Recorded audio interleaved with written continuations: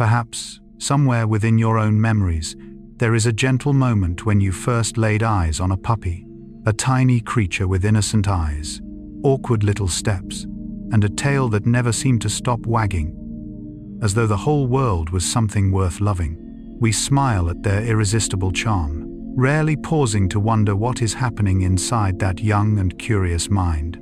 How does such a fragile little animal, almost completely helpless at birth, gradually become one of humanity's most loyal companions? And why can something as simple as a clear, trusting gaze, or the soft touch of a cool, wet nose, bring such an unexpected sense of peace to our hearts? Tonight, as the sounds of the outside world slowly fade into silence, we will set off on a calm and unhurried journey to explore the remarkable science hidden within the life of a puppy. Together, we will follow those very first days, when a newborn puppy can find its mother only through scent. We will discover the extraordinary growth of the developing brain, the long hours of sleep that quietly shape the nervous system, the surprising ability to read expressions on a human face, and the profound emotional bond that has evolved over tens of thousands of years alongside our own species. Each chapter will become another small piece of a much larger story, revealing that behind every playful wag of the tail lies an astonishing world of biology, evolution, learning, and adaptation. Carl Gustav Jung often explored the psychological roots of instinct, archetypes, and the deep patterns that shape the human psyche. He was not writing about canine biology, animal behavior, or evolutionary science, yet, viewed symbolically through the lens of Jungian psychology, a puppy can gently remind us of something timeless within ourselves. When we look into the eyes of a young dog, perhaps we are not seeing only the present moment. Perhaps we are also glimpsing a long evolutionary journey, one in which the instincts of wild wolves gradually became intertwined with trust, companionship, and cooperation with human beings. And perhaps, in the joyful innocence of a puppy, we also recognize something ancient within our own hearts, a quiet longing to belong, to feel safe, and to give and receive love without conditions. If you enjoy peaceful stories that blend science to nature and thoughtful reflections on the human mind through the psychological perspective of Carl Gustav Jung, then you are in exactly the right place. Welcome to our channel, where every video is a slow and relaxing journey designed to help you unwind, discover something new, and bring your day to a peaceful close. If you would like to join us for many more gentle explorations like this one, we warmly invite you to subscribe to the channel and turn on notifications so you won't miss our future journeys together. And now, find a comfortable position. Allow your breathing to become slower and softer. Let the worries of today quietly dissolve into the night. And when you are ready, we will begin exploring the wonderful world of puppies, a small world filled with remarkable lessons about life, growth, and the extraordinary friendship between human beings and one of nature's most faithful companions. The science behind puppies. When we watch a puppy taking its first wobbly steps across the grass, very few of us realize that we are looking at one of nature's most intricate wonders. What we usually notice is simply a tiny body, soft ears that have not yet fully stood upright, a nose that is almost always cool and damp, and bright, curious eyes that seem to reflect the entire world. But if nature could invite us to slow down, to look a little more closely, and to quietly observe what is happening inside that small body, we would discover a story far more extraordinary than appearances alone could ever reveal. For every puppy is much more than an adorable little animal. It is a living biological masterpiece, developing at an astonishing pace. Inside, billions of neurons are constantly forming new connections. Each sense is gradually awakening, and an evolutionary journey spanning tens of thousands of years is quietly writing its next chapter. The first weeks of life are a time when almost every part of a puppy's body changes from one day to the next. Its brain develops at a speed that continues to amaze neuroscientists. Every gentle touch, every unfamiliar scent, every new sound reaching those tiny ears, and every peaceful nap beside its mother helps build new neural connections. It is a silent process, continuous, yet incredibly powerful. The brain does not simply grow larger. It is learning how to understand the world, how to remember, how to adapt, and how to prepare for countless experiences still waiting in the future. If we could somehow peer inside that developing brain with a remarkable microscope, perhaps we would see something resembling a clear night sky filled with stars. Millions of tiny electrical signals travel constantly between neurons. Each new connection shines like another distant star coming to life. Day after day, that inner sky grows brighter. Even more remarkable is the fact that no two brains ever develop in exactly the same way. Early experiences help shape each puppy's personality, its ability to learn, and the unique way it comes to understand the world. Carl Gustav Jung often emphasized that the earliest years of life leave profound psychological impressions upon the developing human mind. He was discussing human psychology, not canine neuroscience, developmental biology, or animal behavior. Yet, viewed symbolically through the perspective of Jungian psychology, his reflection gently reminds us of something universal.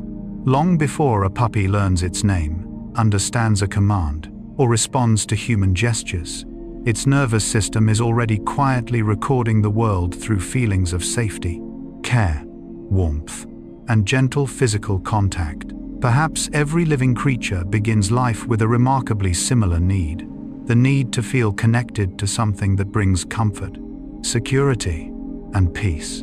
The brain is not the only part of a puppy developing with astonishing speed. Its senses are awakening as well. The world a puppy experiences today is different from the one it experienced yesterday. Tomorrow, it will become even larger. A new scent drifting through the air, the first warm sunlight shining through a doorway, the familiar footsteps of a caregiver, or the soft feeling of grass beneath tiny paws, all become early lessons about life. For a puppy, the world does not appear all at once. Instead, it opens gradually, like the pages of a beautiful book, revealing something new each day. Perhaps even more remarkable is that puppies continue learning even when we think they are simply playing. A falling leaf, a small stick, a rolling ball, even a shoelace. Each becomes another lesson about movement, distance, cause, and effect. The young brain constantly asks silent questions. What happens if I touch this? What happens if I run a little faster? What happens if I look into a human face? Will they respond? A puppy needs no classroom, no blackboard, no textbooks. Nature has transformed the entire world into its school, and every single day becomes another lesson. Perhaps that is why watching a puppy often moves us so deeply. It experiences life with a kind of pure curiosity that many adults gradually lose. Everything deserves exploration. Every sound deserves listening. Every scent deserves investigation. Jung often wrote about the symbolic image of the inner child, the part of the human psyche that remains capable of wonder and openness toward the world. He was describing human psychological development, not the behavior of young dogs.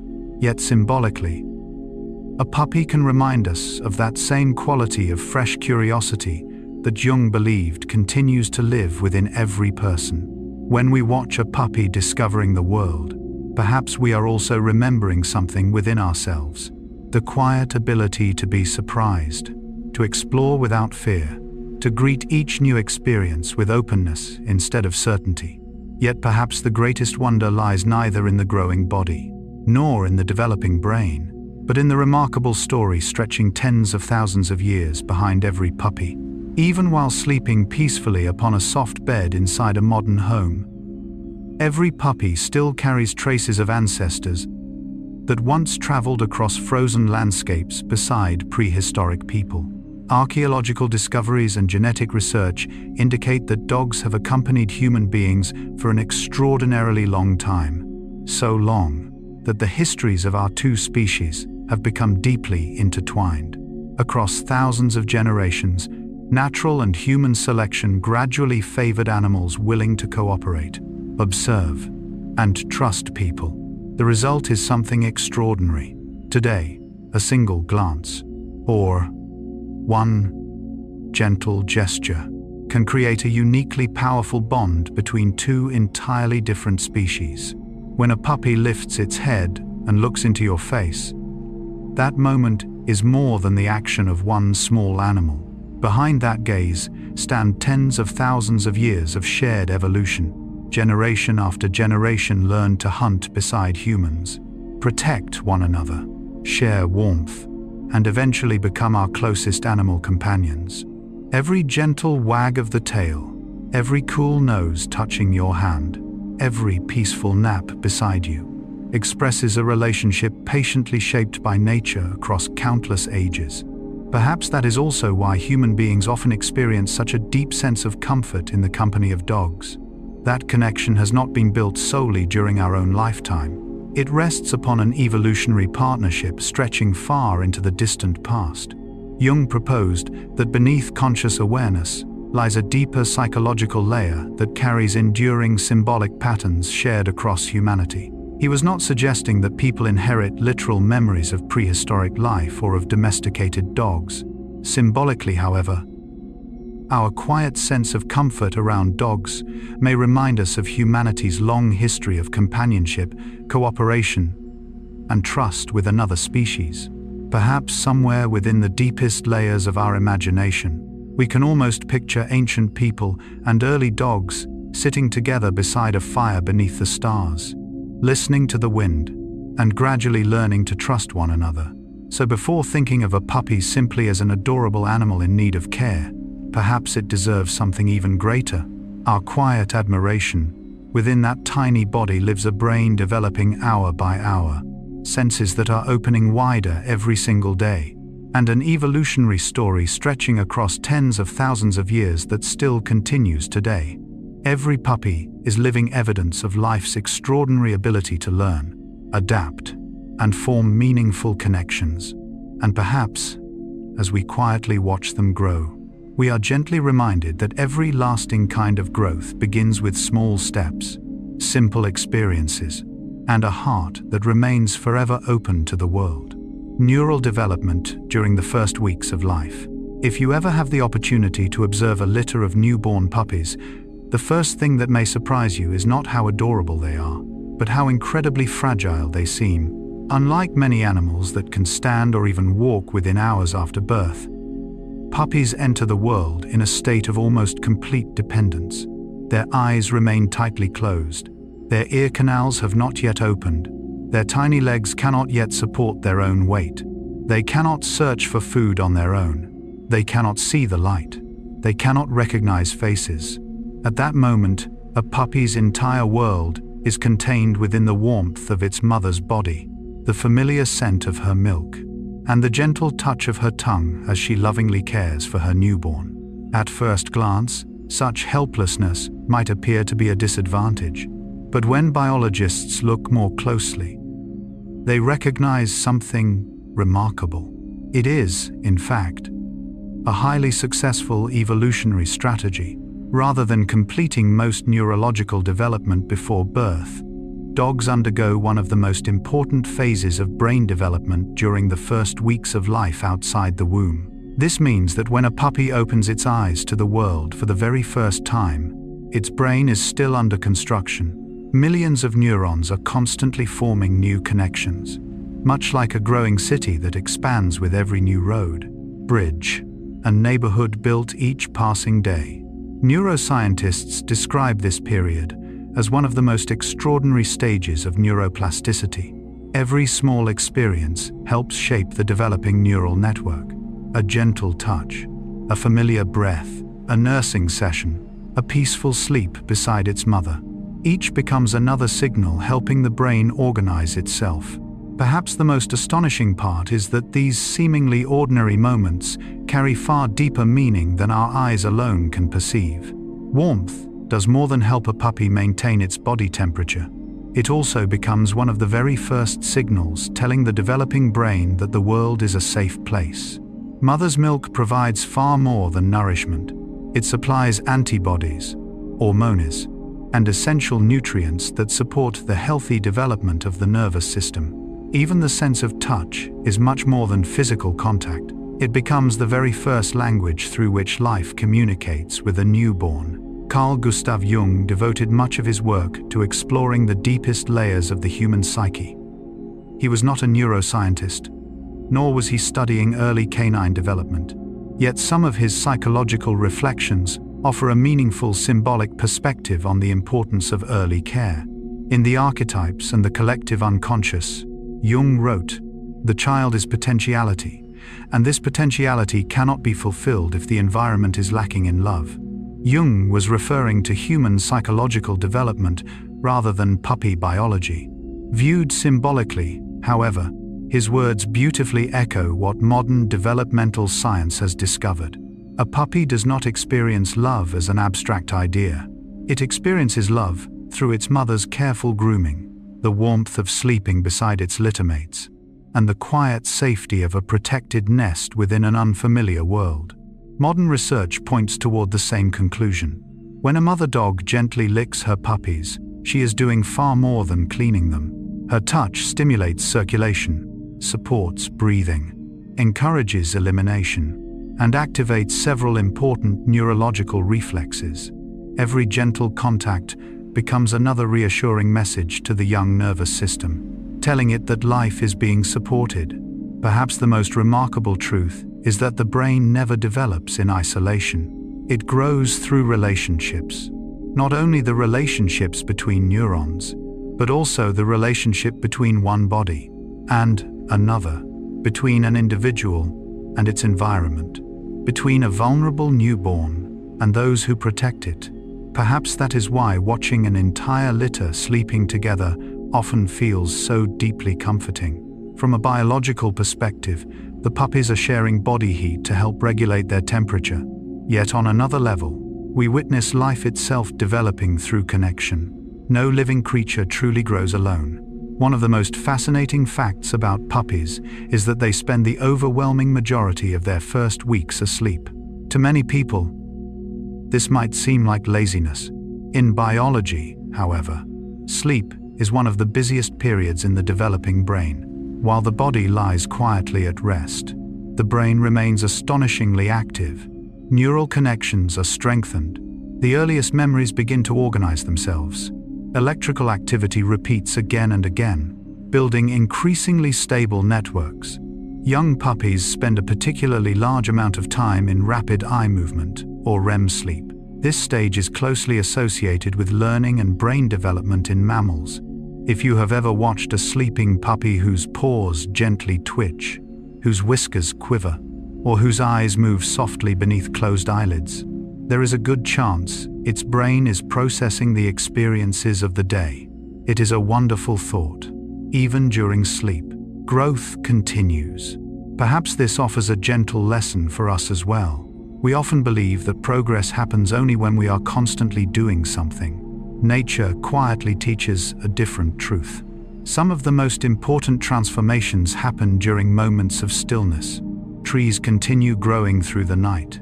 A chrysalis transforms within darkness, and the brain of a young puppy patiently builds itself while the rest of the world sleeps.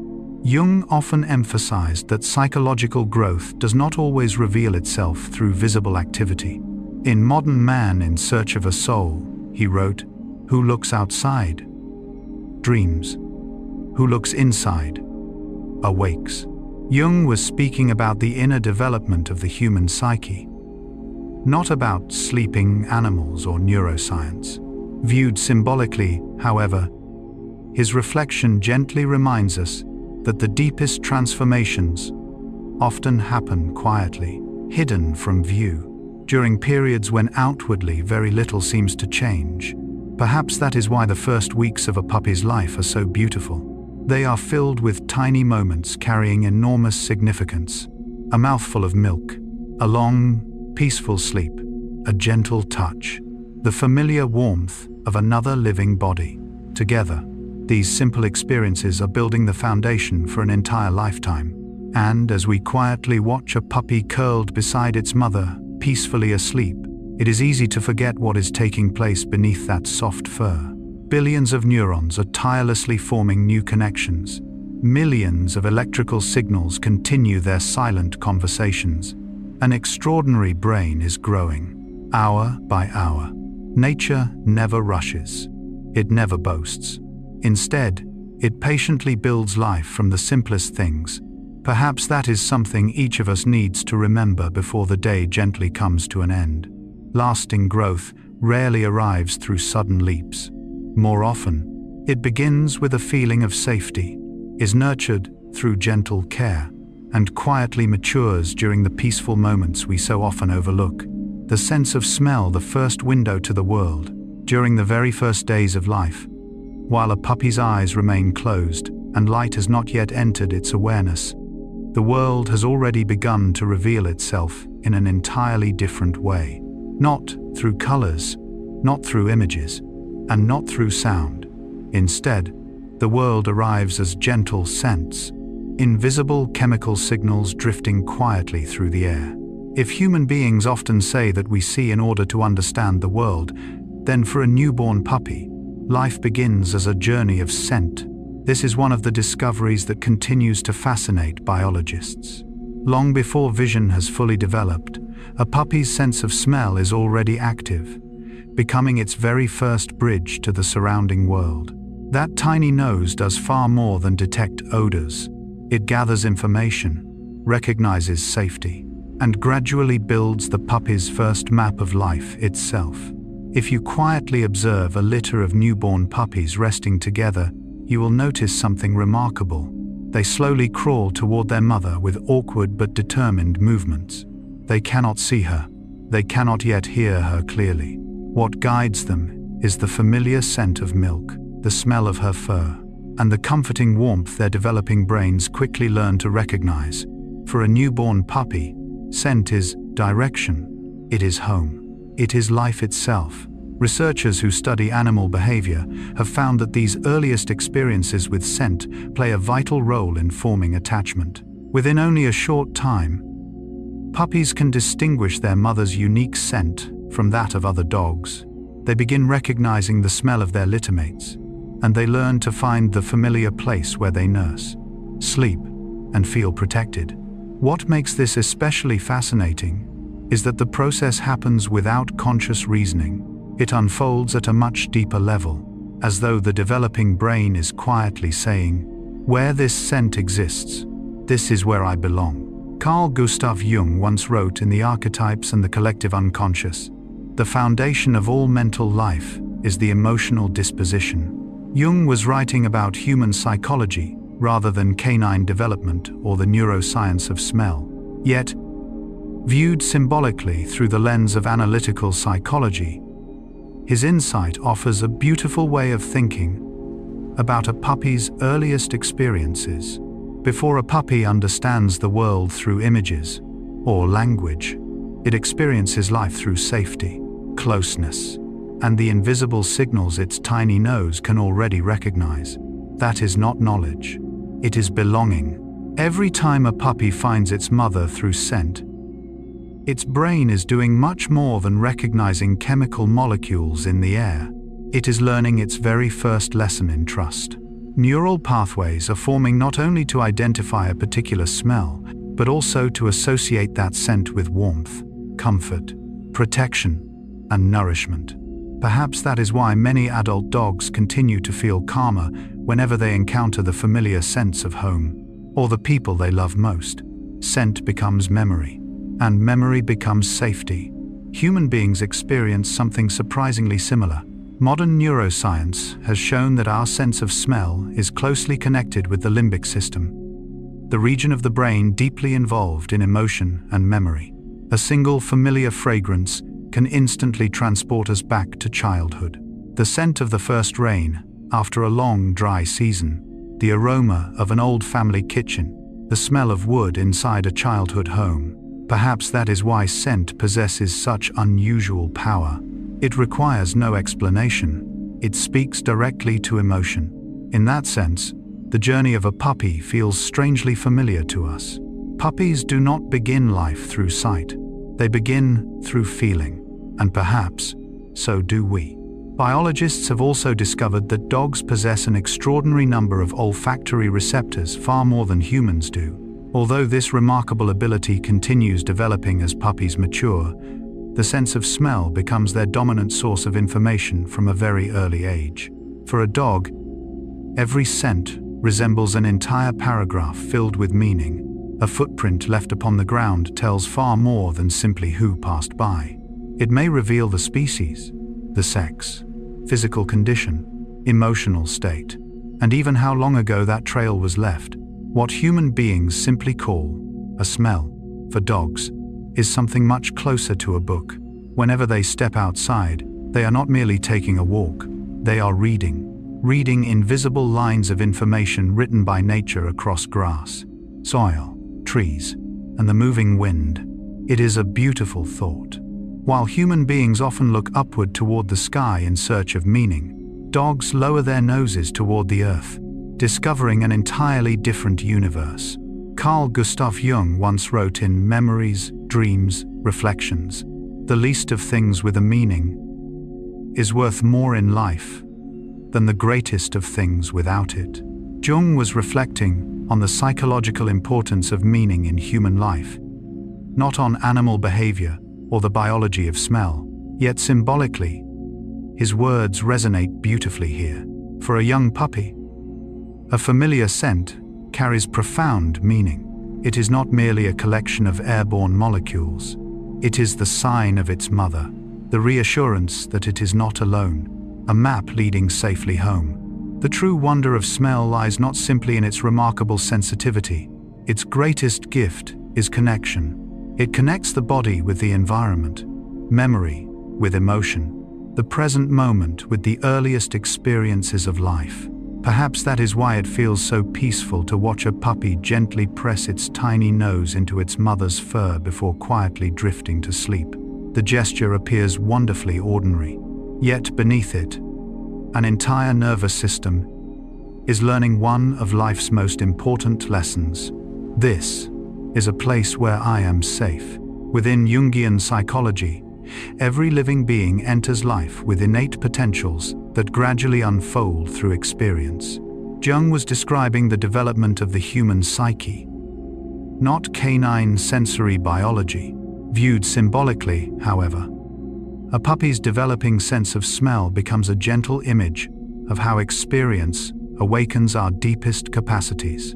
For the puppy, smell is the first doorway into the world, not through light, but through presence, not through images, but through the feeling of belonging. And perhaps that offers each of us a quiet reminder before another day comes to its close. Modern life often teaches us to search for certainty in things we can clearly see. Yet sometimes, the deepest peace arrives through things that cannot be seen at all. The familiar scent of an old room, the aroma of warm tea in the evening, the pages of a well-loved book, or simply the unmistakable fragrance of home, waiting patiently for us to return. Perhaps, like the tiny puppy quietly following its mother's scent during those first precious days of life, there remains within every one of us an invisible compass, one that guides us not through logic alone, but through memory, through safety, and through those quiet moments when the heart gently recognizes, "I have finally come home." How puppies learn to read human faces. If a puppy's sense of smell is the first doorway through which it enters the world, then the human face may be the next doorway opening a relationship that has been shaped through tens of thousands of years of evolution. Dogs possess a remarkable ability that very few other animals share. They do not simply see us, they seem to learn how to read what lies behind our eyes. Even a very young puppy may spend several quiet minutes gazing attentively at the person sitting in front of it. It is not merely being curious. Its developing brain is quietly learning a language that has no words, no grammar, and yet is astonishingly powerful. The language of eye contact, facial expression, and silent communication. During the first weeks of life, as vision gradually matures, puppies begin exploring the world, not only through scent, but also through faces. What is especially fascinating is that the first face carrying deep meaning is not always another dog's. For puppies raised by people from a very early age, the face of their caregiver quickly becomes one of the most important signals in everyday life. They watch our eyes when we feed them. They study our expressions when we stroke them. Little by little, they begin distinguishing gentleness, tension, joy, or seriousness through tiny changes in our faces, changes that we ourselves often do not even realize we are making. Research in animal cognition has shown that dogs can distinguish a variety of human facial expressions. They respond differently to a smiling face than to an angry one.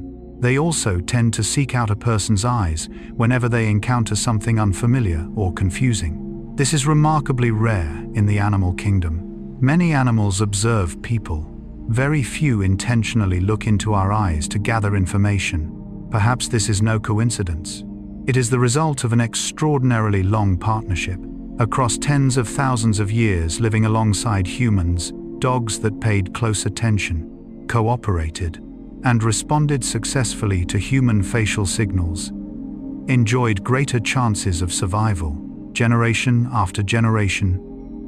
These abilities became deeply woven into canine behavior. So today, when a puppy looks up at you with clear, trusting eyes, behind that simple gaze lies an evolutionary story patiently written across countless generations.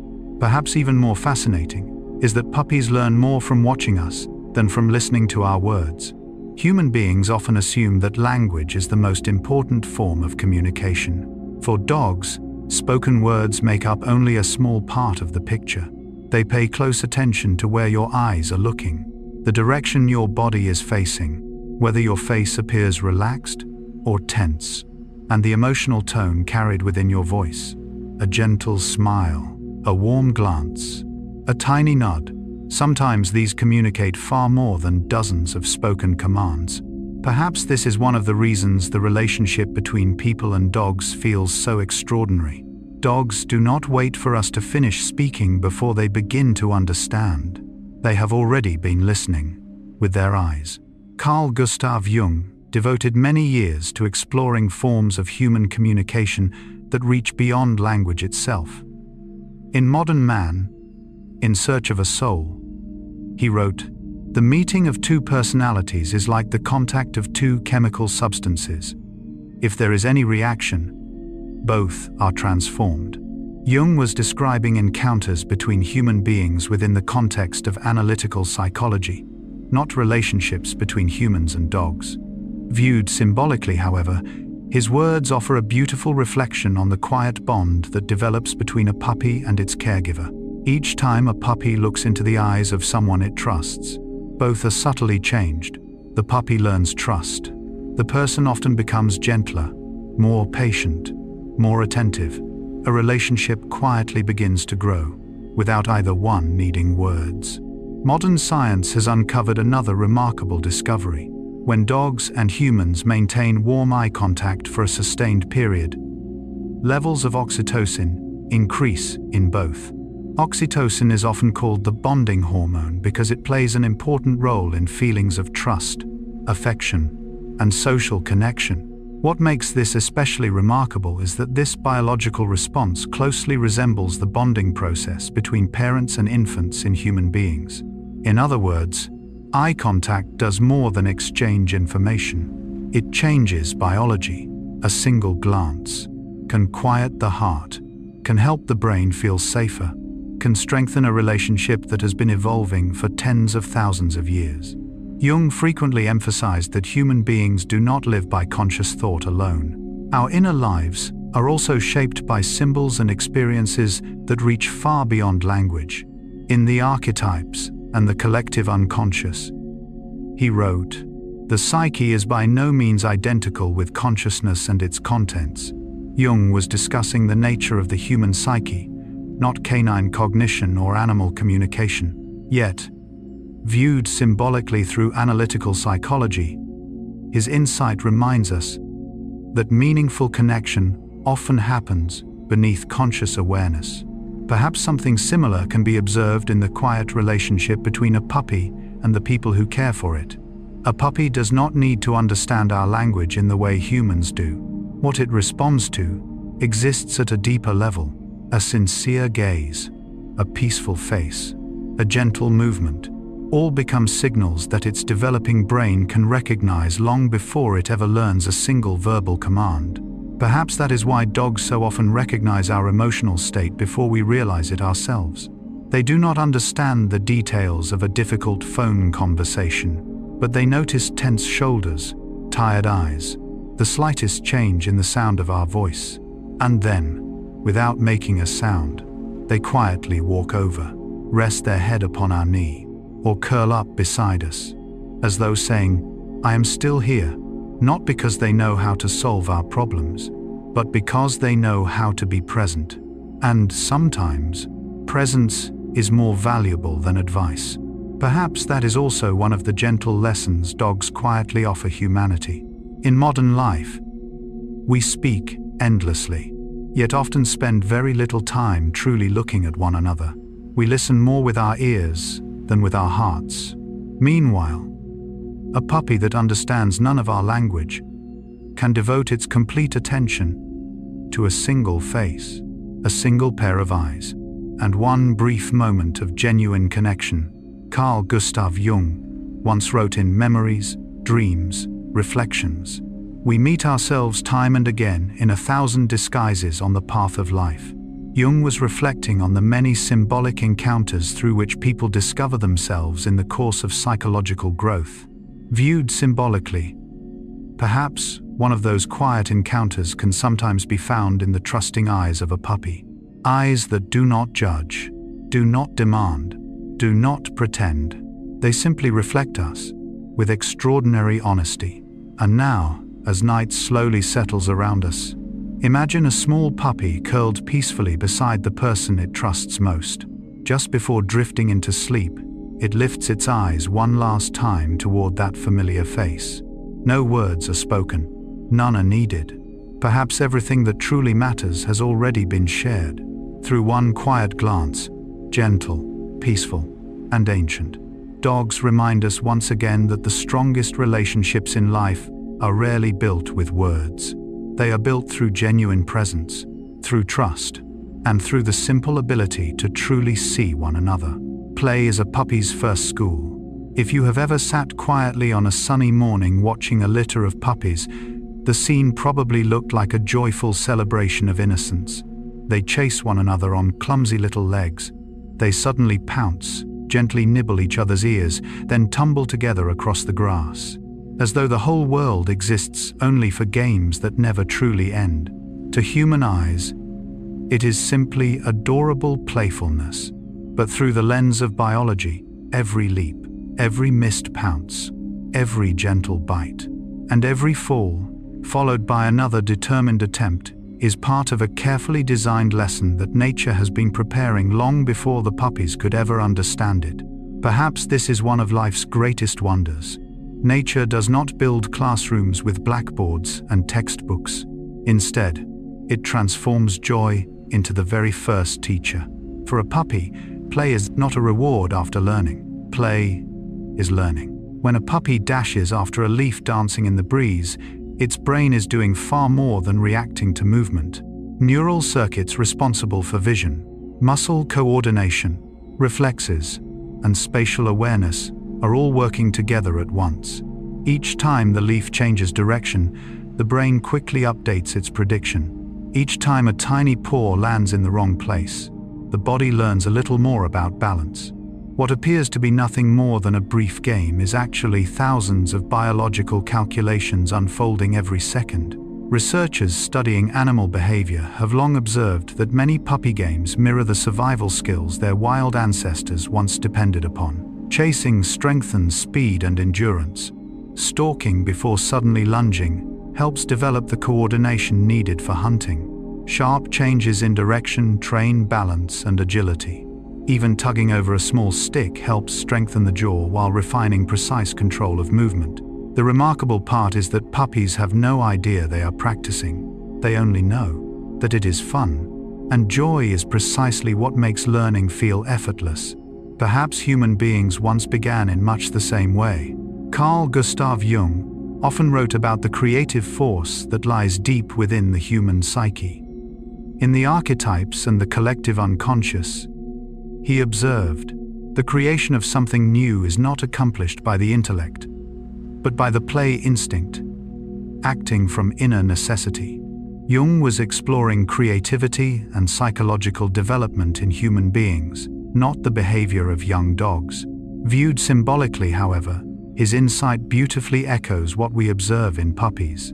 Jung did not see play as the opposite of maturity.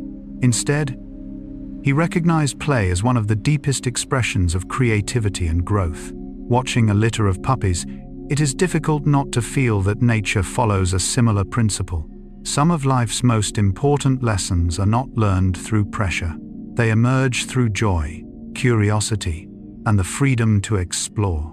One of the most important lessons puppies learn through play is something scientists call bite inhibition. If you watch them closely, you will notice that puppies spend much of their playtime gently biting one another, yet they rarely cause real injury. This is no accident. At first, a puppy has little understanding of how much force it should use. Sometimes it bites too hard. A littermate yelps, or immediately stops playing. In that instant, one of life's first social lessons quietly unfolds. If I bite too hard, the fun ends. If I control my bite, the game continues. No one explains the rule. There is no punishment, no examination, only the quiet feedback of life itself. And perhaps that is the greatest teacher of all. After hundreds, then thousands, of playful interactions, puppies gradually master what behaviorists call bite inhibition, the ability to control the strength of their bite. This skill becomes essential not only for hunting later in life, but also for living peacefully with other dogs, and eventually, with human beings. It is a beautiful thought. Kindness sometimes begins by learning how to control one's own strength. Perhaps this reflects a familiar truth about human life as well. Growing stronger is not the same as growing wiser. True maturity lies in knowing when and how to use one's strength. Carl Gustav Jung wrote in Ion, researches into the phenomenology of the self. One does not become enlightened by imagining figures of light, but by making the darkness conscious. Jung was speaking about confronting the hidden aspects of the human psyche within analytical psychology, not about instinctive behavior in animals. Viewed symbolically, however, his reflection offers a meaningful parallel. A puppy does not become gentle by denying its instinct to bite. It becomes gentle by recognizing, modulating, and appropriately channeling that instinct. Nature does not erase instinct. Nature teaches balance. Yet perhaps the greatest gift that play offers has little to do with muscles or hunting skills. Its greatest gift is trust. When two puppies chase one another, roll together across the ground, then immediately begin playing again, they are quietly building something priceless. The confidence that the other will not cause real harm. Each time they take turns chasing. Each time one rolls onto its back, exposing its soft belly. Each gentle bite followed by release. All become simple expressions of the same message. I trust you. Researchers studying social behavior believe that these early games help build the abilities required for cooperation, reading social signals, and resolving conflicts later in life. Dogs that grow up without opportunities to play with their littermates often experience greater difficulty communicating with other dogs as adults. The same process naturally extends to their relationship with people. When a puppy invites you to play by lowering its front legs, lifting its hind quarters, and gently wagging its little tail, it is doing far more than asking for entertainment. It is inviting you into its world of trust. Every time you throw a ball, gently tug a rope, or smile at its awkward little run, its developing brain quietly records something profoundly important. This human is safe. This human can be trusted. This human belongs with me. Carl Gustav Jung wrote in Modern Man, In Search of a Soul, The meeting of two personalities is like the contact of two chemical substances. If there is any reaction, both are transformed. Jung was describing the psychological encounter between two people, not the bond between humans and dogs. Viewed symbolically, however, his words beautifully illuminate what often happens during play between a puppy and its caregiver. The puppy learns trust.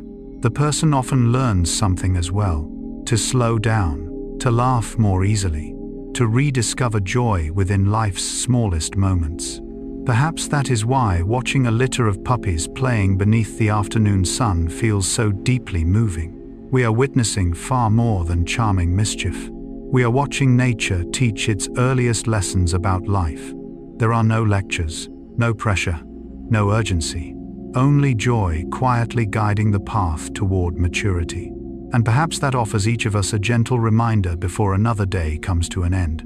Some of life's most important lessons cannot be forced. They grow through curiosity, through the courage to try, to make mistakes, and to smile before trying once more. Just like a little puppy chasing a leaf dancing in the wind, never realizing that every tiny step it takes today is quietly preparing it for the whole of tomorrow. Puppies learn long before they understand language. There is something quietly remarkable that many people never notice while living with a young puppy.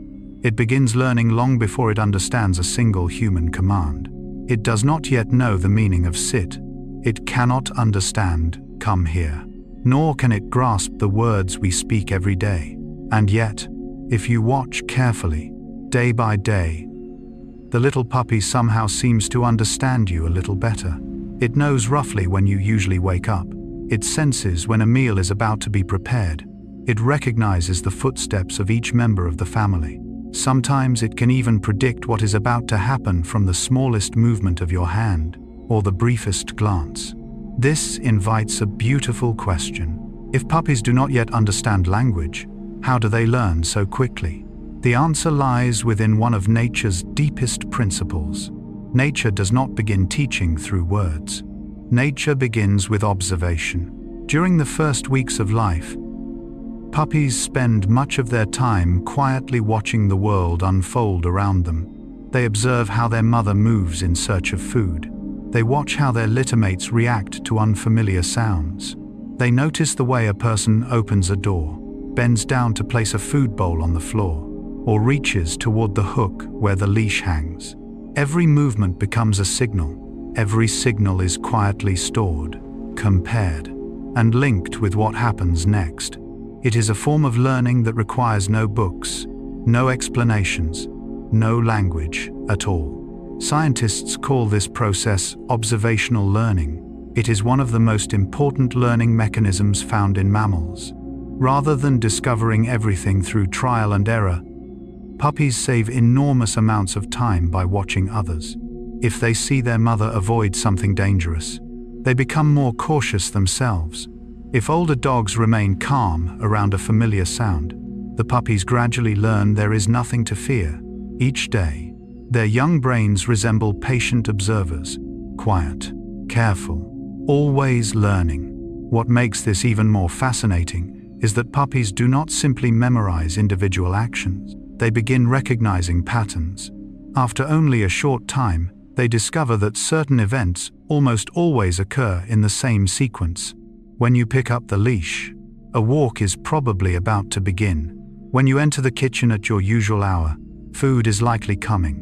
When darkness settles outside and the lights throughout the house gradually switch off, it is time for everyone to rest. No one teaches them the concept of time. No one explains daily routines. Yet their brains quietly detect these repeating patterns. The ability to recognize patterns forms one of the foundations of intelligence. For dogs, life does not remain a collection of unrelated events. Little by little, experiences become connected into a meaningful network. Nature has shaped a brain that constantly asks one remarkably simple, yet profoundly important question: what usually happens next? Carl Gustav Jung believed that the human mind does not simply receive information passively. Within analytical psychology, He proposed that the psyche naturally seeks patterns and symbolic structures through which experience becomes meaningful. In Symbols of Transformation, he wrote, "The psyche consists essentially of images." Jung was describing the symbolic functioning of the human psyche, not the cognition of dogs. Viewed symbolically, however, his observation offers an intriguing parallel. Puppies do not begin with language. They begin with recurring images, familiar movements, and experiences that gradually organize themselves into recognizable patterns. Perhaps that is why they understand actions more quickly than words. A gesture, a posture, a glance. Sometimes these communicate more clearly than an entire sentence. As puppies continue observing, they also begin discovering that their own actions produce predictable outcomes. If they run toward you when called, they often receive affection or a small treat. If they sit patiently before the food bowl, their meal arrives sooner. If they bite too hard during play, the game may suddenly stop. Each consequence quietly becomes another lesson. Behavioral psychologists refer to this process as learning through consequences. Behaviors leading to positive experiences become more likely to occur again. Behaviors leading to unpleasant outcomes gradually become less frequent. Perhaps the most interesting part is that a puppy's brain is not making moral judgments. It is not asking what is right or wrong. It is simply learning. What creates connection? What creates safety? What makes life better? For this reason, many modern dog trainers emphasize positive reinforcement rather than punishment. A word of praise, a gentle stroke, a small reward. These do more than make a puppy happy. They encourage the brain to release dopamine, a neurotransmitter closely involved in motivation and learning. When positive behavior becomes associated with positive emotion, the corresponding neural pathways grow stronger. It is remarkable to think that a single word of encouragement can influence the way a brain develops. Perhaps this is not true only for dogs. Human beings often grow in remarkably similar ways. Our earliest encouragement, the trusting eyes of those who believed in us. The moments when our efforts were recognized, each quietly helps build confidence in ourselves. Carl Gustav Jung wrote in Modern Man in Search of a Soul, "Children are educated by what the grown-up is, and not by his talk." Jung was reflecting on the psychological development of children within human relationships, not on the training of animals.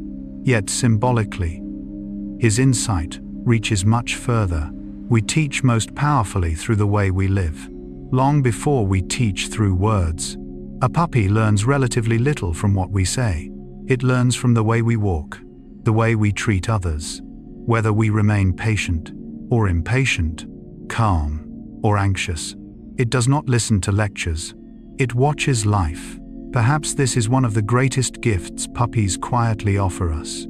They remind us that true influence begins not with speech, but with presence.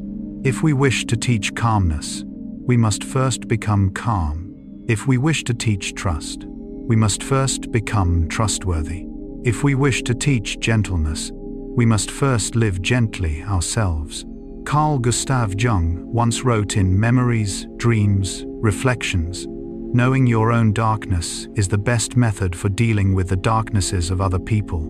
Jung was speaking about self-knowledge and the exploration of the human unconscious within analytical psychology, not about raising dogs. Viewed symbolically, however, his words offer a gentle reminder. To become a trustworthy companion for any living creature, we must first understand ourselves. For puppies quietly reflect much of the emotional world surrounding them. A peaceful environment nurtures a peaceful mind. A stressful environment leaves equally quiet traces upon behavior. And now, as another evening gently comes to a close, imagine a small puppy resting quietly at its person's feet. It does not understand the conversations taking place around the room. It knows nothing of the complex ideas people discuss. Yet through attentive observation, through remembering familiar patterns, and through countless tiny experiences gathered one day at a time, it has already learned the lesson that matters most. Who is the person whose presence makes the world feel safe enough to close its eyes and peacefully fall asleep? Perhaps that is also how every heart, whether human or canine, begins its own journey toward maturity. Not through language, but through experience, through quiet observation, and through bonds patiently nurtured by trust, hearing a world of sound far beyond our own. There is a familiar moment that almost anyone who has lived with a dog has experienced. You are sitting quietly in a peaceful room, convinced that everything around you is perfectly still. Then, without warning, the little puppy beside you lifts its head. Its ears gently swivel toward some unseen direction. Its eyes fix upon the doorway, as though it has noticed something entirely beyond your awareness. A few seconds later, the footsteps of a neighbor finally become audible, or the familiar sound of a family member's car turns into the street. Moments like these remind us that dogs inhabit an acoustic world very different from our own. A world that is broader, more detailed, and far more sensitive. For a young puppy, hearing is much more than the ability to detect sound. It becomes one of the most important bridges connecting it with the surrounding world. As its ear canals gradually open during the first weeks of life, an invisible universe begins to unfold. The steady heartbeat of its mother lying nearby, the gentle breathing of its littermates, leaves softly rustling beyond the doorway, the footsteps of a familiar caregiver approaching. Each sound becomes another piece of the mental map its developing brain is quietly constructing. One of the greatest marvels is that a dog's hearing extends far beyond the limits of our own. Human hearing generally ranges from about 20 Hz to 20,000 Hz. Studies suggest that many dogs can detect frequencies reaching approximately 45,000 to 65,000 Hz, depending upon the breed and the individual. This means that countless sounds, entirely absent from our own experience, are simply part of everyday life for a dog. Perhaps that is why puppies sometimes react before we realize anything has happened. Not because they possess mysterious powers, but because they are listening to a world we cannot hear. The faint movement of an insect hidden among the grass, the slightest sound behind a distant wall, the tiny metallic vibration of keys being lifted from a table. To those small ears, every one of these sounds carries information. Yet what impresses scientists even more than a dog's remarkable hearing range is its extraordinary ability to locate where sounds come from. The structure of a dog's ears allows them to rotate independently through the action of highly developed muscles. When a sound appears, the ears do much more than receive it. Working together, they determine its direction, its approximate distance, and whether it is approaching or moving away. If you have ever watched a puppy tilt its head from one side to the other while listening, you have witnessed something far more sophisticated than a charming habit. Its brain is gathering additional information to construct a three-dimensional map of the surrounding space using sound alone. Tiny differences in the timing, or intensity, with which a sound reaches each ear help pinpoint its exact location. It is an ability patiently preserved through tens of thousands of years of evolution, because in the wild, hearing accurately often meant surviving. For the ancestors of today's dogs, detecting the faintest movement hidden within tall grass could lead them to prey. Recognizing the distant footsteps of a predator might mean the difference between life and death.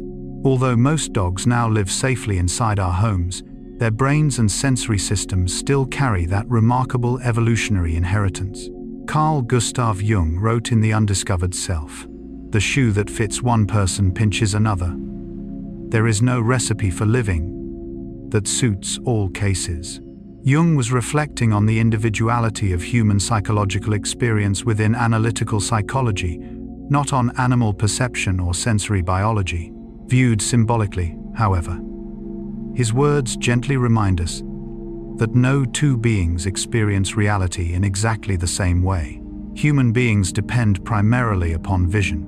Dogs construct much of their understanding through scent and sound. Neither perspective is more complete than the other. They are simply different ways of inhabiting the same world. This also helps explain why loud noises often affect puppies far more deeply than many people realize. A brilliant fireworks display may seem exciting to us. For a young puppy, whose nervous system is still developing, the same event can become overwhelmingly intense. A sudden clap of thunder, the sharp blast of a car horn, the constant noise of nearby construction, each may immediately trigger a state of heightened alertness. The heart begins beating faster, breathing becomes quicker, stress hormones are released. The brain starts searching for safety, not because the puppy is timid, but because its senses receive far more information than ours do. Researchers studying animal behavior have found that early experiences with sound may have lasting effects on a dog's confidence later in life. Puppies gradually introduced to many different sounds within a safe environment usually become more adaptable as adults. By contrast, extremely loud or unexpected noises during sensitive developmental periods may leave lasting impressions upon the developing nervous system. Perhaps this feels familiar to us as well. Human beings often remember sounds connected with powerful emotions for many years. A mother's lullaby, rain falling upon the roof, the ringing of a school bell, or a familiar piece of music that instantly returns us to childhood. Sound does not merely pass through our ears. It enters memory and remains within emotion. Carl Gustav Jung wrote in Modern Man in Search of a Soul, "Who looks outside, dreams. Who looks inside, awakes." Jung was describing the inward journey of the human psyche, not the sensory experience of animals. Viewed symbolically, however, his reflection invites another thought. Perhaps truly listening is also a journey inward. A puppy does not simply react to sound. It listens with its entire body. Its ears gently rotate. Its eyes become focused. Its breathing subtly changes. Every part of its nervous system joins in the act of receiving the world.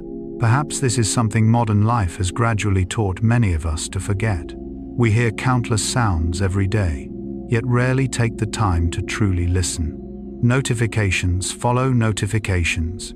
Voices follow voices. Noise follows noise. And amid all that activity, we sometimes lose the simple experience of sitting quietly, listening to the wind, the leaves, or even our own breathing. A puppy does this naturally. It does not listen in order to answer. It listens in order to understand its surroundings, to sense safety, to know where it belongs within the world. And now, as night slowly settles around us, imagine a small puppy curled comfortably inside its bed. Its ears twitch softly at every gentle sound within the house. The wind brushing past the window, the quiet ticking of a clock, the familiar footsteps of someone it trusts, gradually fading into silence. When everything grows peaceful, those little ears slowly relax. Its brain recognizes that no danger is nearby. Its body gently surrenders to sleep. Perhaps that is one more quiet lesson dogs offer us. Peace does not come from absolute silence. Peace arrives when the mind recognizes that, amid the countless sounds of life, there are still familiar voices, gentle rhythms, and comforting sounds that quietly tell us we are safe, protected, and free to close our eyes before another beautiful day begins. A world rich with scent. Every morning, when a dog steps quietly outside for its familiar walk, the first thing it usually does is not run as fast as it can, nor lift its head toward the sky. Instead, its small nose slowly lowers to the ground. It pauses beside the trunk of a tree, takes a long, careful breath, then wanders a few more steps before discovering another fascinating scent. To many people, this simply looks like an odd and rather slow habit. We often give the leash a gentle tug, hoping the walk will move along a little faster. But if we were to see the world through the eyes of a biologist, or through the quiet curiosity with which Carl Gustav Jung explored the hidden depths of experience, we might realize that the dog is not wasting time at all. It is reading, not with its eyes, but with its nose, not reading words printed on paper, but reading invisible traces that life has quietly left behind. For a dog, every scent tells a story. What human beings experience merely as the smell of grass of earth, or of a passing breeze, contains countless layers of information that a dog's nose can patiently decode. A footprint upon the path says far more than simply, "Someone passed this way." It may reveal the species, the sex, the approximate age, health, emotional state, and even how long ago that trail was made. Where our eyes perceive an empty path, a dog's nose enters an immense library filled with invisible stories. Scientists estimate that a dog's sense of smell surpasses our own by an astonishing margin. Dogs possess tens of times more olfactory receptors than humans. The regions of their brains devoted to processing scent are also dramatically more developed. This means that their world is organized not primarily through vision, but through smell. If vision is the language of human beings, then scent is the language of dogs. Perhaps that is why a walk has never been merely exercise for them. It is a conversation, a journey of discovery, a book that can never be read twice in exactly the same way. Every tree, every patch of grass, every passing breeze carries another chapter of the world. Perhaps this invites us to pause and ask an interesting question. Have human beings become too dependent upon our eyes?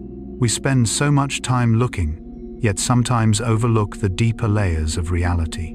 We hurry past landscapes at the speed of modern life, while a dog may spend several quiet minutes exploring what appears to us to be an ordinary scent. Not because it moves more slowly, but because the world it experiences is vastly richer than we often imagine. Carl Gustav Jung wrote in Modern Man in Search of a Soul, "The least of things with a meaning is worth more in life than the greatest of things without it." Jung was reflecting on the psychological importance of meaning in human life, not on canine olfaction or sensory biology. Viewed symbolically through analytical psychology, however, his words beautifully echo the way a dog encounters the world. For a dog, a faint scent beside the roadside is never insignificant. It carries meaning. It contains information. It connects the present moment with everything that came before. Within the world of dogs, no scent is entirely without significance. Even more remarkable is that a dog's brain does not simply record individual smells. It weaves them together into a complete picture of its surroundings. A dog can distinguish the smell of damp earth after rainfall from dry soil beneath the summer sun. It notices subtle differences between familiar people and strangers. It remembers the scent of home, its favorite blanket, the hand that has lovingly stroked its fur countless times, and the unique scent belonging to every member of the family. For dogs, scent is far more than information. It is memory, emotion, and the feeling of belonging. Here we find another beautiful meeting point between neuroscience and psychology. In human beings, the sense of smell is directly connected to the limbic system, the region of the brain deeply involved in memory and emotion. That is why one familiar fragrance can suddenly transport us back to childhood.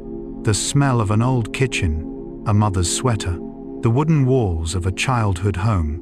We do not consciously summon those memories. The scent quietly opens the door. Carl Gustav Jung devoted much of his work to exploring memories, symbols, and unconscious psychological processes. In The Archetypes and the Collective Unconscious, he wrote, "The unconscious is not a mere receptacle of the past, but is full of germs of future psychic situations and ideas." Jung was discussing the dynamics of the human unconscious within analytical psychology, not memory in dogs or the neuroscience of smell.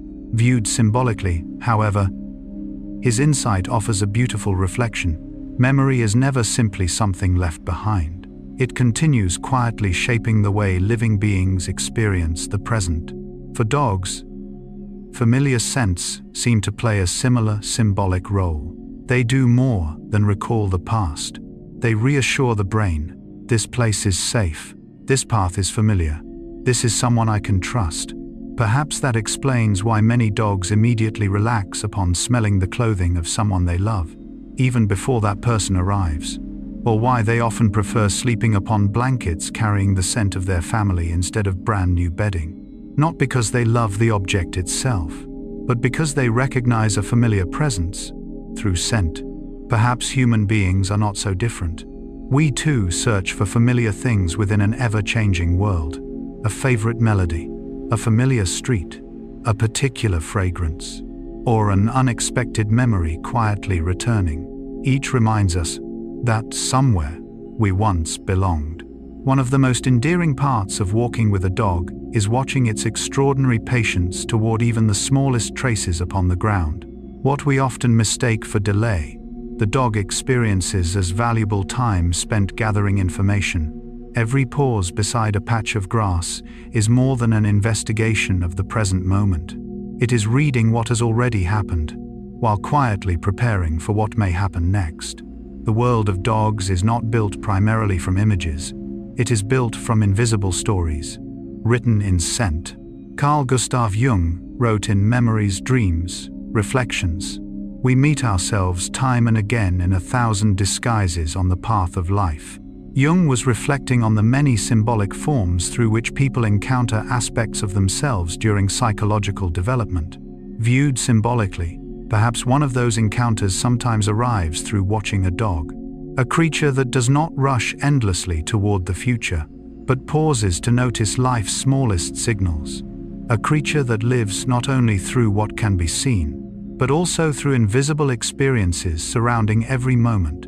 And now, as evening quietly settles over the world, imagine a dog peacefully curled asleep after a long day of exploration. Within its brain remain countless remembered scents. The cool morning breeze, the familiar neighborhood path, the comforting smell of its person's hand, and the unmistakable fragrance of the home waiting for its return. Perhaps, just as human beings carry memories within the heart, dogs carry an entire world woven from scent, an invisible world, astonishingly rich, where every breath tells a story, and every lingering fragrance gently reminds us that life is always far deeper than anything our eyes alone can ever see.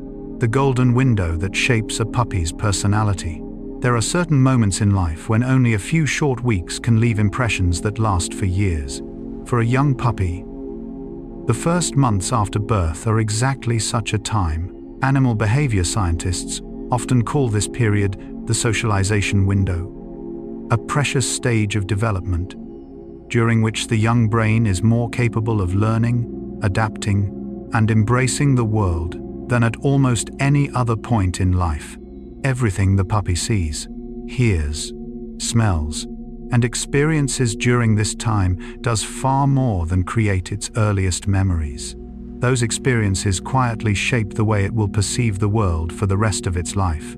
If a puppy grows up in a peaceful environment, is touched by gentle hands, meets people who are patient and kind, and explores the world little by little while feeling safe, its brain gradually learns one beautifully simple lesson. The world is a place that can be trusted, but if those earliest experiences are filled with threats, overwhelming noises, isolation, or harsh treatment, its nervous system quietly learns a very different message. The world is a place that demands constant vigilance. What is truly remarkable is that neither lesson requires language. They are written directly into the nervous system, through experience, through emotion, through moments that seem almost too small to matter.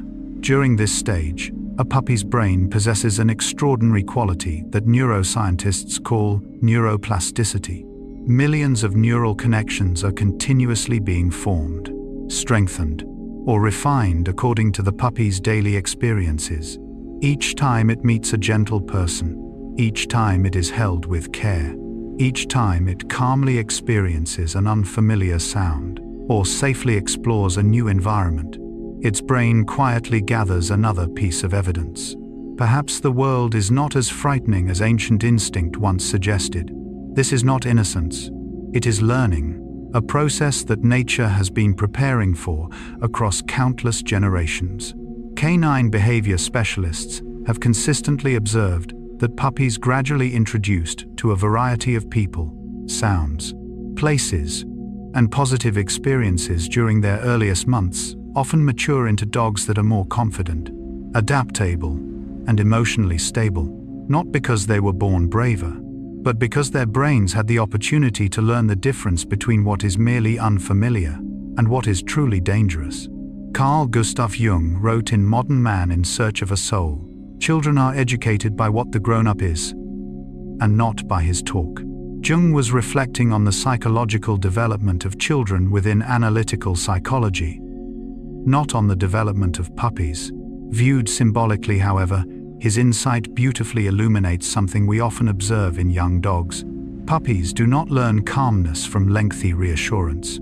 They learn it from the emotional state of the person beside them. A caregiver who is calm, patient, and consistent becomes an anchor that gradually helps stabilize the puppy's developing nervous system. Before puppies understand commands, they understand emotion. Before they understand words, they understand atmosphere. Perhaps this is also true for human beings more often than we realize. A baby, a puppy, even an adult, all tend to feel safety, long before they can explain it with reason. One of the most beautiful discoveries of modern science is that gentle physical contact creates measurable biological changes.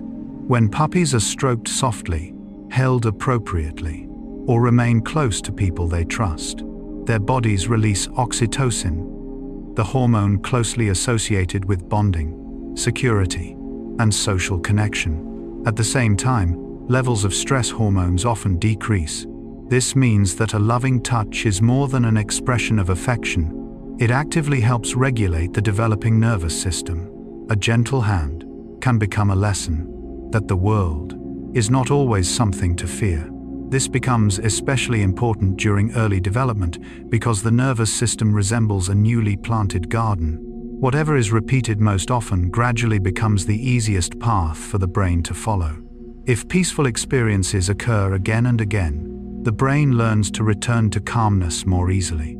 If fear is repeatedly reinforced, the nervous system likewise becomes quicker to respond with anxiety, even when no real danger exists. Carl Gustav Jung spent many years exploring how early psychological experiences continue influencing later life. In The Archetypes and the Collective Unconscious, he wrote, "Until you make the unconscious conscious, it will direct your life, and you will call it fate." Jung was describing the human unconscious and the process of psychological awareness within analytical psychology, not animal behavior or neuroscience. Viewed symbolically, however, his words offer a profound reflection. Early experiences do not simply disappear. They quietly become part of the way we respond to the world. A puppy raised in safety often approaches unfamiliar situations with curiosity. A puppy raised in fear is more likely to respond with caution or defensiveness. The difference is not rooted in its essential nature. It lies in the experiences that have quietly shaped its nervous system. This is why these early months are often called the golden window, not because learning ends afterward. The brain continues learning throughout life, but those first experiences resemble the foundation of a house. When the foundation is strong, everything built upon it stands more securely. Every positive experience is another brick. Every feeling of safety, another layer of support.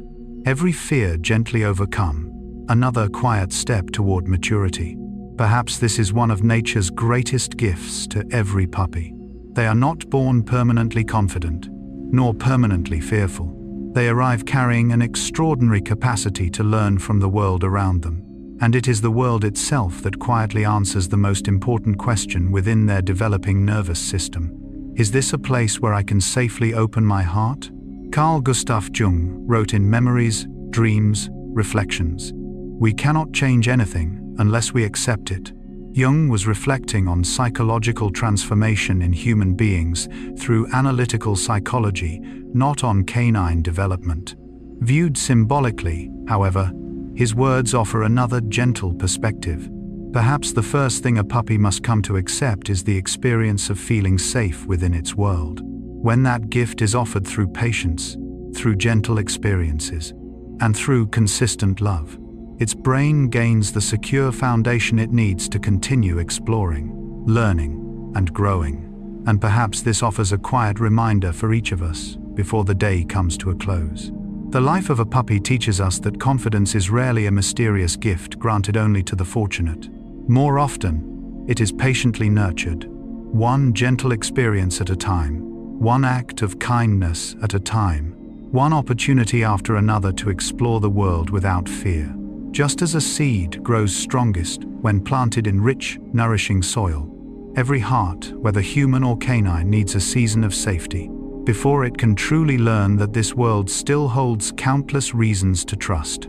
The legacy of the wolf. When we watch a puppy curled peacefully beside the sofa, or joyfully chasing a ball across a sunny garden, it is difficult to imagine that deep within every cell of its tiny body lives a history stretching back tens of thousands of years. Behind that constantly wagging tail, those gentle eyes, and its remarkable closeness to human beings, lie the traces of ancestors that once crossed snow-covered forests, tracked prey beneath the moonlight, and survived within wolf packs bound together by extraordinary cooperation. The dogs we know today are not entirely new creatures created by domestication. They are the result of a remarkable evolutionary journey, one in which ancient instincts and an extraordinary ability to live alongside humans gradually blended, adapted, and transformed across countless generations. Modern genetic research has shown that domestic dogs and grey wolves share a very recent common ancestor.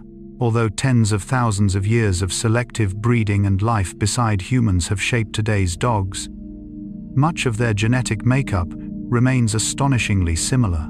That means when we watch a puppy quietly stalking a leaf drifting through the wind, suddenly lunging forward, then freezing in complete concentration, we are witnessing far more than playful curiosity. We are seeing a distant echo of instincts that once helped its ancestors survive within an unforgiving wilderness. The hunting instinct remains one of the clearest examples of that ancient inheritance. A tiny movement, something suddenly passing by, the faintest sound emerging from nearby grass.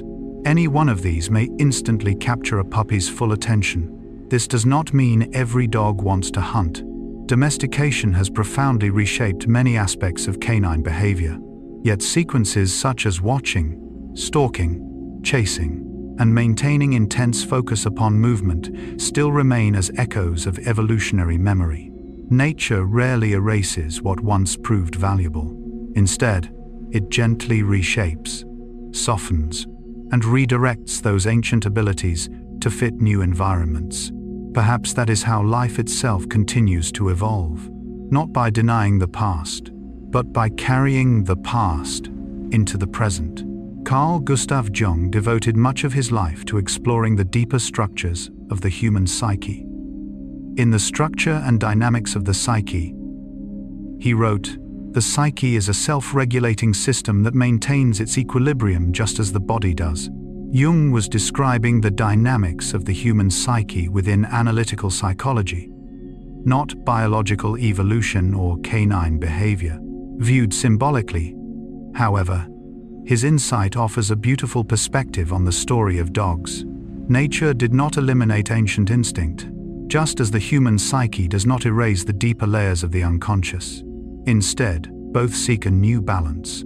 Perhaps it is precisely this balance that has allowed dogs to preserve the alertness of their wolf ancestors, while becoming humanity's closest animal companions. If there is one inheritance even more powerful than the hunting instinct, it is the instinct to live within a social group.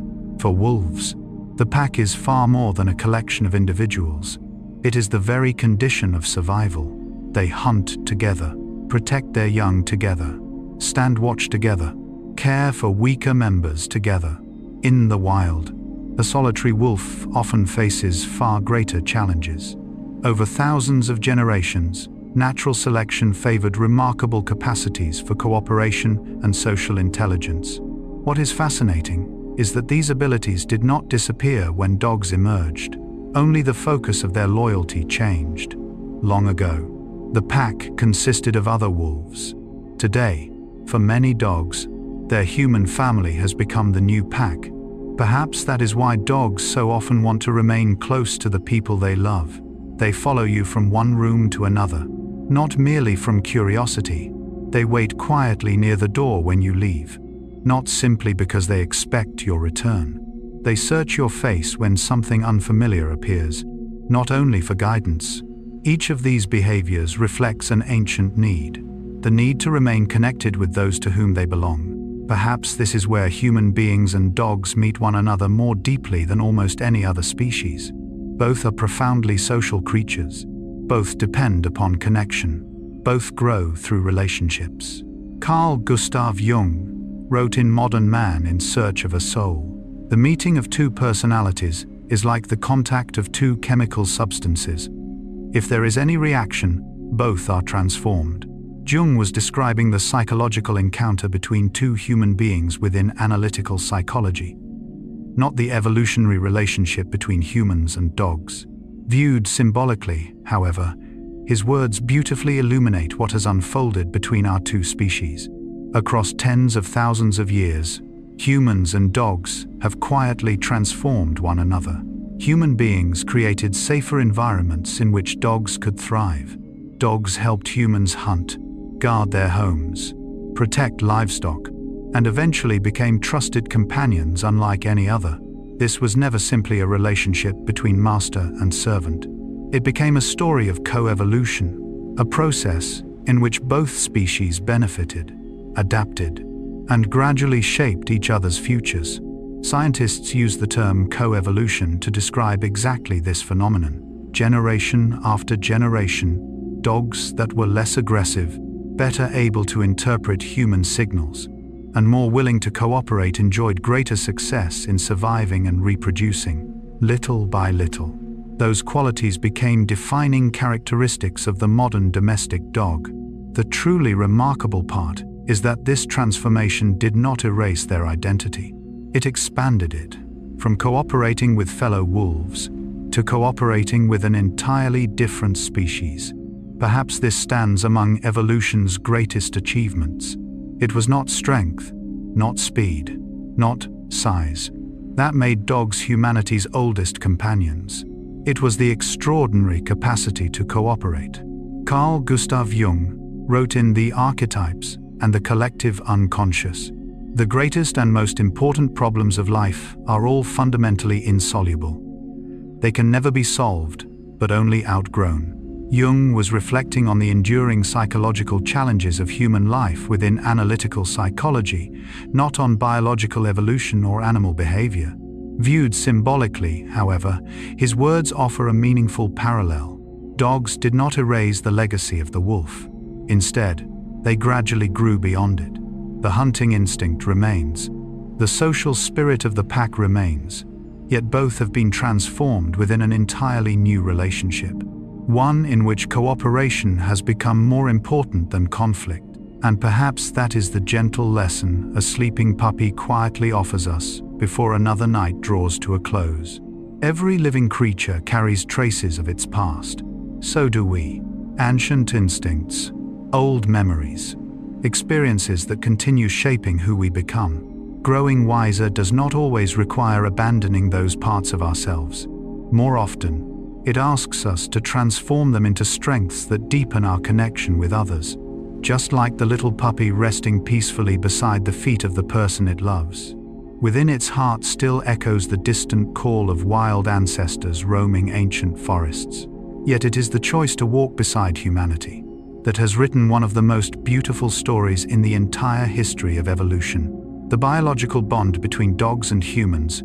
Perhaps anyone who has ever shared life with a dog has experienced a very special moment.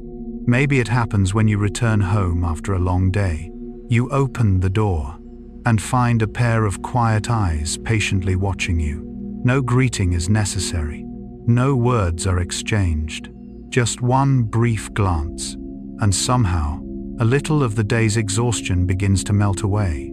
Your dog gently wags its tail, walks toward you, then softly rests its head against your leg, as though saying, "You're home."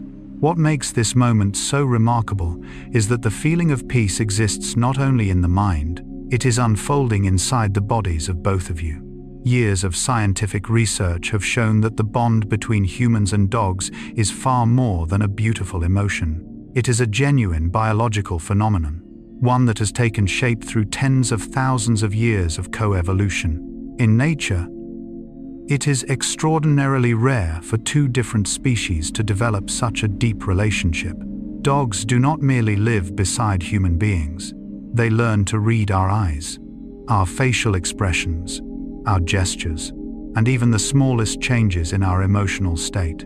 At the same time, human beings gradually develop an equally remarkable sensitivity toward dogs. We recognize happiness in a wagging tail, anxiety in lowered ears, trust in the quiet gaze that looks gently back at us.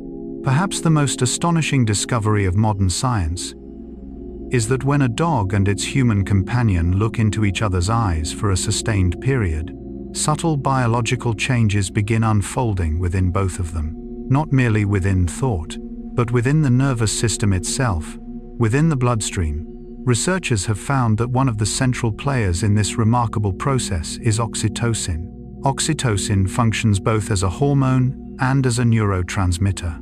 It is often called the bonding hormone. In human beings, oxytocin plays an essential role in the bond between mother and infant, between people who love one another, and in the feeling of trust that supports healthy social relationships. What surprised scientists is that this same biological mechanism also appears between people and dogs. A single glance, a quiet shared moment, a genuine presence can be enough to increase oxytocin levels in both. This is no longer simply a subjective feeling. It is a measurable biological response. Perhaps this stands among the most beautiful discoveries in behavioral science during recent decades. It suggests that the affection shared between humans and dogs is not merely a product of culture. Part of that bond has been written directly into biology through thousands of years of evolution. Across countless generations living side by side, dogs that cooperated with humans, sought eye contact, and built trust were more likely to survive and reproduce. Meanwhile, human beings benefited from dogs that helped with hunting, guarding, herding livestock, and eventually providing emotional companionship unlike any other animal. Two species, quietly changing one another, not through domination, but through companionship. Carl Gustav Jung wrote in Modern Man in Search of a Soul, "The meeting of two personalities is like the contact of two chemical substances. If there is any reaction, both are transformed." Jung was describing the psychological encounter between two human beings within analytical psychology, not the biological relationship between humans and dogs. Viewed symbolically, however, his words beautifully reflect what often happens between a puppy and the person who cares for it. Each time a puppy looks up with trusting eyes, both are quietly transformed. The puppy learns there is a place in the world where it belongs. The human being rediscovers something that busy lives often cause us to forget: the quiet value of unconditional presence. Perhaps one of the most extraordinary qualities of dogs is that they do not love us because of what we own. They do not care about status. They do not measure success. They do not compare us with others. What they respond to is emotion, the way we show up, the consistency of our affection. Neuroscientists believe that oxytocin does more than create pleasant feelings. It also helps reduce activity within the body's stress response systems. The heartbeat may gradually slow. Anxiety may soften. Trust becomes easier. For this reason, numerous studies have found that positive interactions with dogs can reduce levels of cortisol, one of the body's primary stress hormones. A gentle touch, a quiet gaze, one small paw resting upon your hand. Sometimes these offer more comfort than the longest words of reassurance. Perhaps that is why, during life's most difficult seasons, so many people discover healing simply by sitting quietly beside their dog. Not because dogs solve every problem, but because they offer something even more precious: presence, without judgment, without pressure, without demands. Carl Gustav Jung wrote in The Archetypes and the Collective Unconscious, "The foundation of all mental life is the emotional disposition Jung was discussing the emotional foundations of the human psyche within analytical psychology, not hormones, neuroscience, or canine biology. Viewed symbolically, however, his observation resonates beautifully alongside modern discoveries about oxytocin. Before reason, before language, before complex explanations, the foundation of every lasting relationship is emotional safety. A puppy does not begin loving a person because it understands human speech. It begins because, in that person's presence, it feels protected. And from that feeling, attachment quietly grows. Perhaps that is also why the strongest relationships are built from the smallest moments. A glance that truly listens, a gentle touch, the familiar habit of waiting for one another each evening, a trust renewed, day after day. Nothing extraordinary is required, only presence, offered consistently over time. Carl Gustav Jung wrote in Memories, Dreams, Reflections, "We meet ourselves time and again, in 1,000 disguises, on the path of life." Jung was reflecting on the many symbolic encounters through which people discover themselves during psychological growth. Viewed symbolically, perhaps one of those gentle encounters sometimes appears in the form of a small dog quietly waiting beside a window, listening for the familiar footsteps of someone it loves. Within those patient eyes, we see more than the affection of one species toward another. We glimpse one of the oldest longings shared by all living creatures: to be connected, to be trusted, to belong.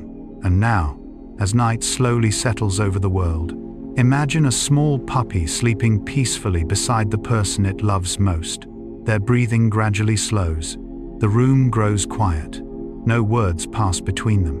Yet deep within their biology, millions of living cells continue responding to one another's presence. Perhaps that is the greatest miracle of the bond between humans and dogs. It is not only the heart that recognizes companionship, the body recognizes it as well. And in that quiet moment, both become gentler, calmer, and a little more at peace than they were before. The newborn stage. If we could travel back in time to witness the very first cry of a newborn puppy, perhaps the greatest surprise would not be how tiny it is, but how astonishingly fragile. Unlike many animals that can stand and walk only hours after birth, puppies enter the world almost completely dependent upon their mother. Their eyes remain closed. Their ear canals have not yet opened. Their nervous system is still developing. They cannot yet see the light. They cannot yet hear the sounds of the world. And they are unable to regulate their own body temperature. Viewed only through logic, this might seem like a weakness of nature. But if we look a little deeper, we discover that nature has chosen a different path. Rather than being born fully developed, puppies are given the opportunity to continue growing within the safety of connection. During those first precious days, a puppy's world is not built from colors or images. Its world is a gentle darkness, guided by only 3 simple things: scent, warmth, and touch. Its tiny nose becomes the very first compass. Its mother's warmth becomes its first home. Gentle physical contact becomes its first language. No words are spoken. No lessons are taught.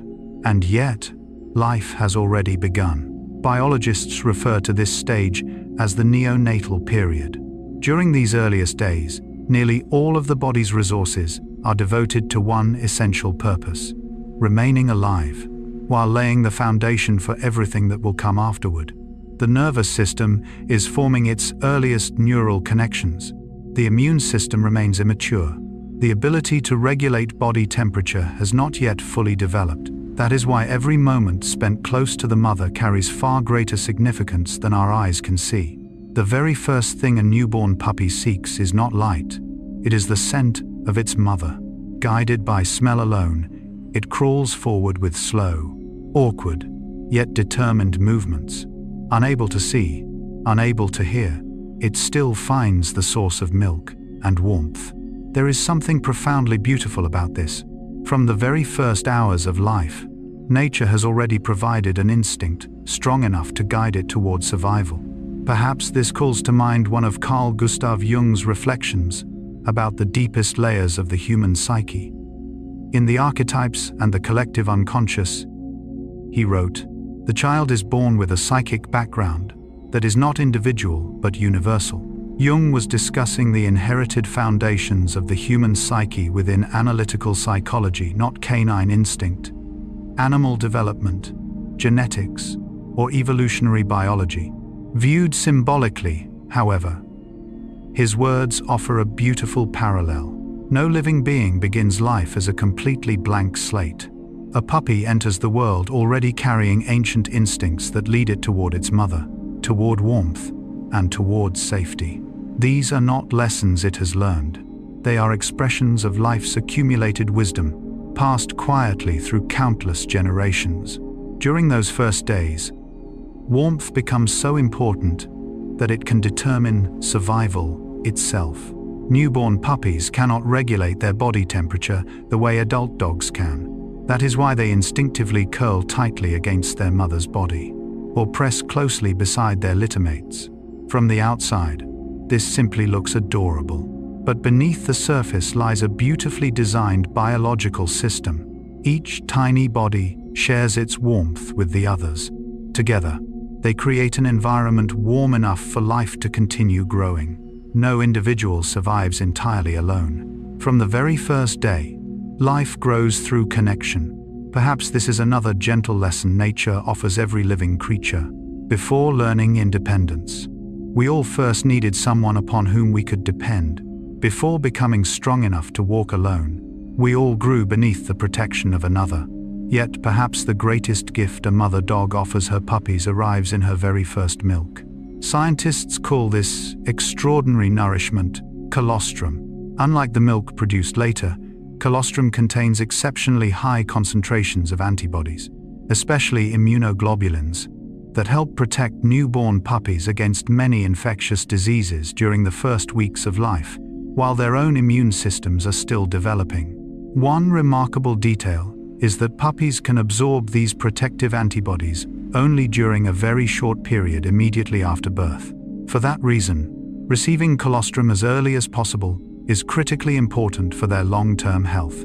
Only a few tiny drops of milk, yet within them, an entire protective system, prepared long before life truly begins. It is difficult not to feel moved by the careful wisdom of nature. Before a puppy can defend itself, its mother's body quietly sends its very first guardians. Carl Gustav Jung wrote in Modern Man in Search of a Soul, "Life has always seemed to me like a plant that lives on its rhizome. Its true life is invisible, hidden in the rhizome." Jung was using the image of a rhizome to describe the hidden foundations of the human psyche within analytical psychology. Not the biology of puppies, immunology, or developmental physiology. Viewed symbolically, however, his words beautifully echo what science reveals. The most important work of life often happens quietly, out of sight. No one sees the immune system taking shape. No one sees millions of neurons forming new connections. No one sees antibodies silently protecting a tiny body. Yet these invisible processes become the foundation upon which an entire lifetime is built. Perhaps this is something modern life often encourages us to forget. We tend to celebrate only what can be seen: visible achievements, visible progress, visible success. Nature, however, patiently builds everything from silent foundations: a gentle touch, a warm body, a few drops of milk, the steady rhythm of a mother's heartbeat. Sometimes, the smallest things become the beginning of an entire life. Carl Gustav Jung wrote in Memories, Dreams, Reflections, "In all chaos there is a cosmos. In all disorder, a secret order." Jung was reflecting on the symbolic order underlying human psychological experience within analytical psychology, not on neonatal biology or animal development. Viewed symbolically, however, his words beautifully fit the scene before us. A litter of newborn puppies may appear clumsy, fragile, even chaotic. Yet beneath that gentle disorder lies an extraordinary order patiently shaped through millions of years of evolution. Every instinct has its purpose. Every reflex has its meaning. Every drop of milk, every loving touch, every quiet moment resting beside the mother, all are helping write the very first chapter of a new life. And now, as night gently settles around us, imagine one tiny puppy sleeping peacefully within the warmth of its mother's embrace. It has never seen the color of the sky. It has never watched the sunrise. It has never looked into the face of the person who may one day love it. Yet nothing is missing, because before it ever learned to see with its eyes, it learned to feel through presence. Before it ever listened with its ears, it listened to the steady rhythm of its mother's heartbeat. And perhaps, just like that little puppy, every one of us began our own journey. Not with knowledge, but with something far simpler, the quiet experience of being loved and being safe. Sleep, where growth quietly begins. If you have ever quietly watched a litter of puppies during their first weeks of life, you may have noticed something fascinating. They wake for only a short while. They nurse from their mother, squirm gently for a few moments, and then, almost immediately, they drift back to sleep. On some days, a young puppy may spend 18, 20, or even more than 20 hours asleep. To many people, this simply looks like laziness, or perhaps the natural behavior of a very young animal. But through the lens of neuroscience, those long hours of sleep are anything but inactive. In fact, this is when the developing brain becomes busier than ever, quietly laying the foundations for an entire lifetime. We often imagine that growth happens while the body is moving, while learning, while exploring. But for a young puppy, some of the most profound development happens during peaceful sleep. When the eyes close, billions of neurons inside the immature brain continue communicating with one another. New neural connections are formed. Recent experiences are organized, strengthened, and stored. Every time the puppy smells its mother's scent, feels the warmth of the litter, or hears a new sound in the surrounding world, tiny traces are left within its nervous system. And while it sleeps, the brain begins transforming those traces into the foundations of memory, learning, and future adaptation. Neuroscientists have long compared the developing brain to a forest where countless new pathways are constantly emerging. During the day, experience opens those pathways. During the night, sleep makes them stronger, clearer, and more permanent. Connections that are frequently used become reinforced. Those that are unnecessary are gradually pruned away.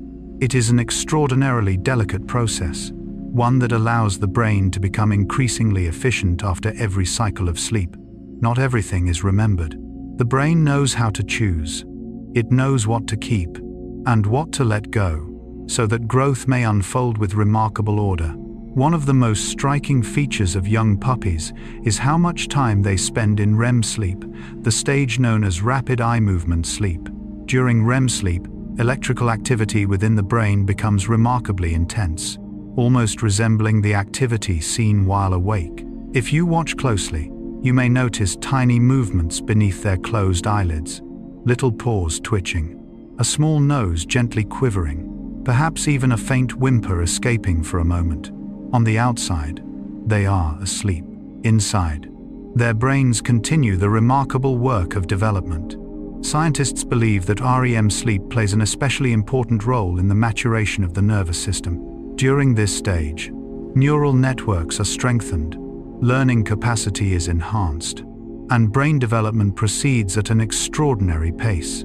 That is why very young mammals, including puppies and human infants, spend a much larger proportion of their sleep in REM than adults do.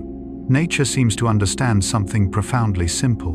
Before we can truly grow, we must first sleep deeply. Carl Gustav Jung devoted his life to exploring the hidden depths of the human psyche. In Memories, Dreams, Reflections, he wrote, "The dream is a little hidden door in the innermost and most secret recesses of the soul." Jung was referring to human dreams, and their symbolic meaning within analytical psychology, not to canine dreaming, neuroscience, sleep physiology, or animal cognition, viewed symbolically. However, his words invite a gentle reflection. We cannot know exactly what a puppy experiences during REM sleep, but science tells us that its brain remains remarkably active, perhaps in its own entirely different way.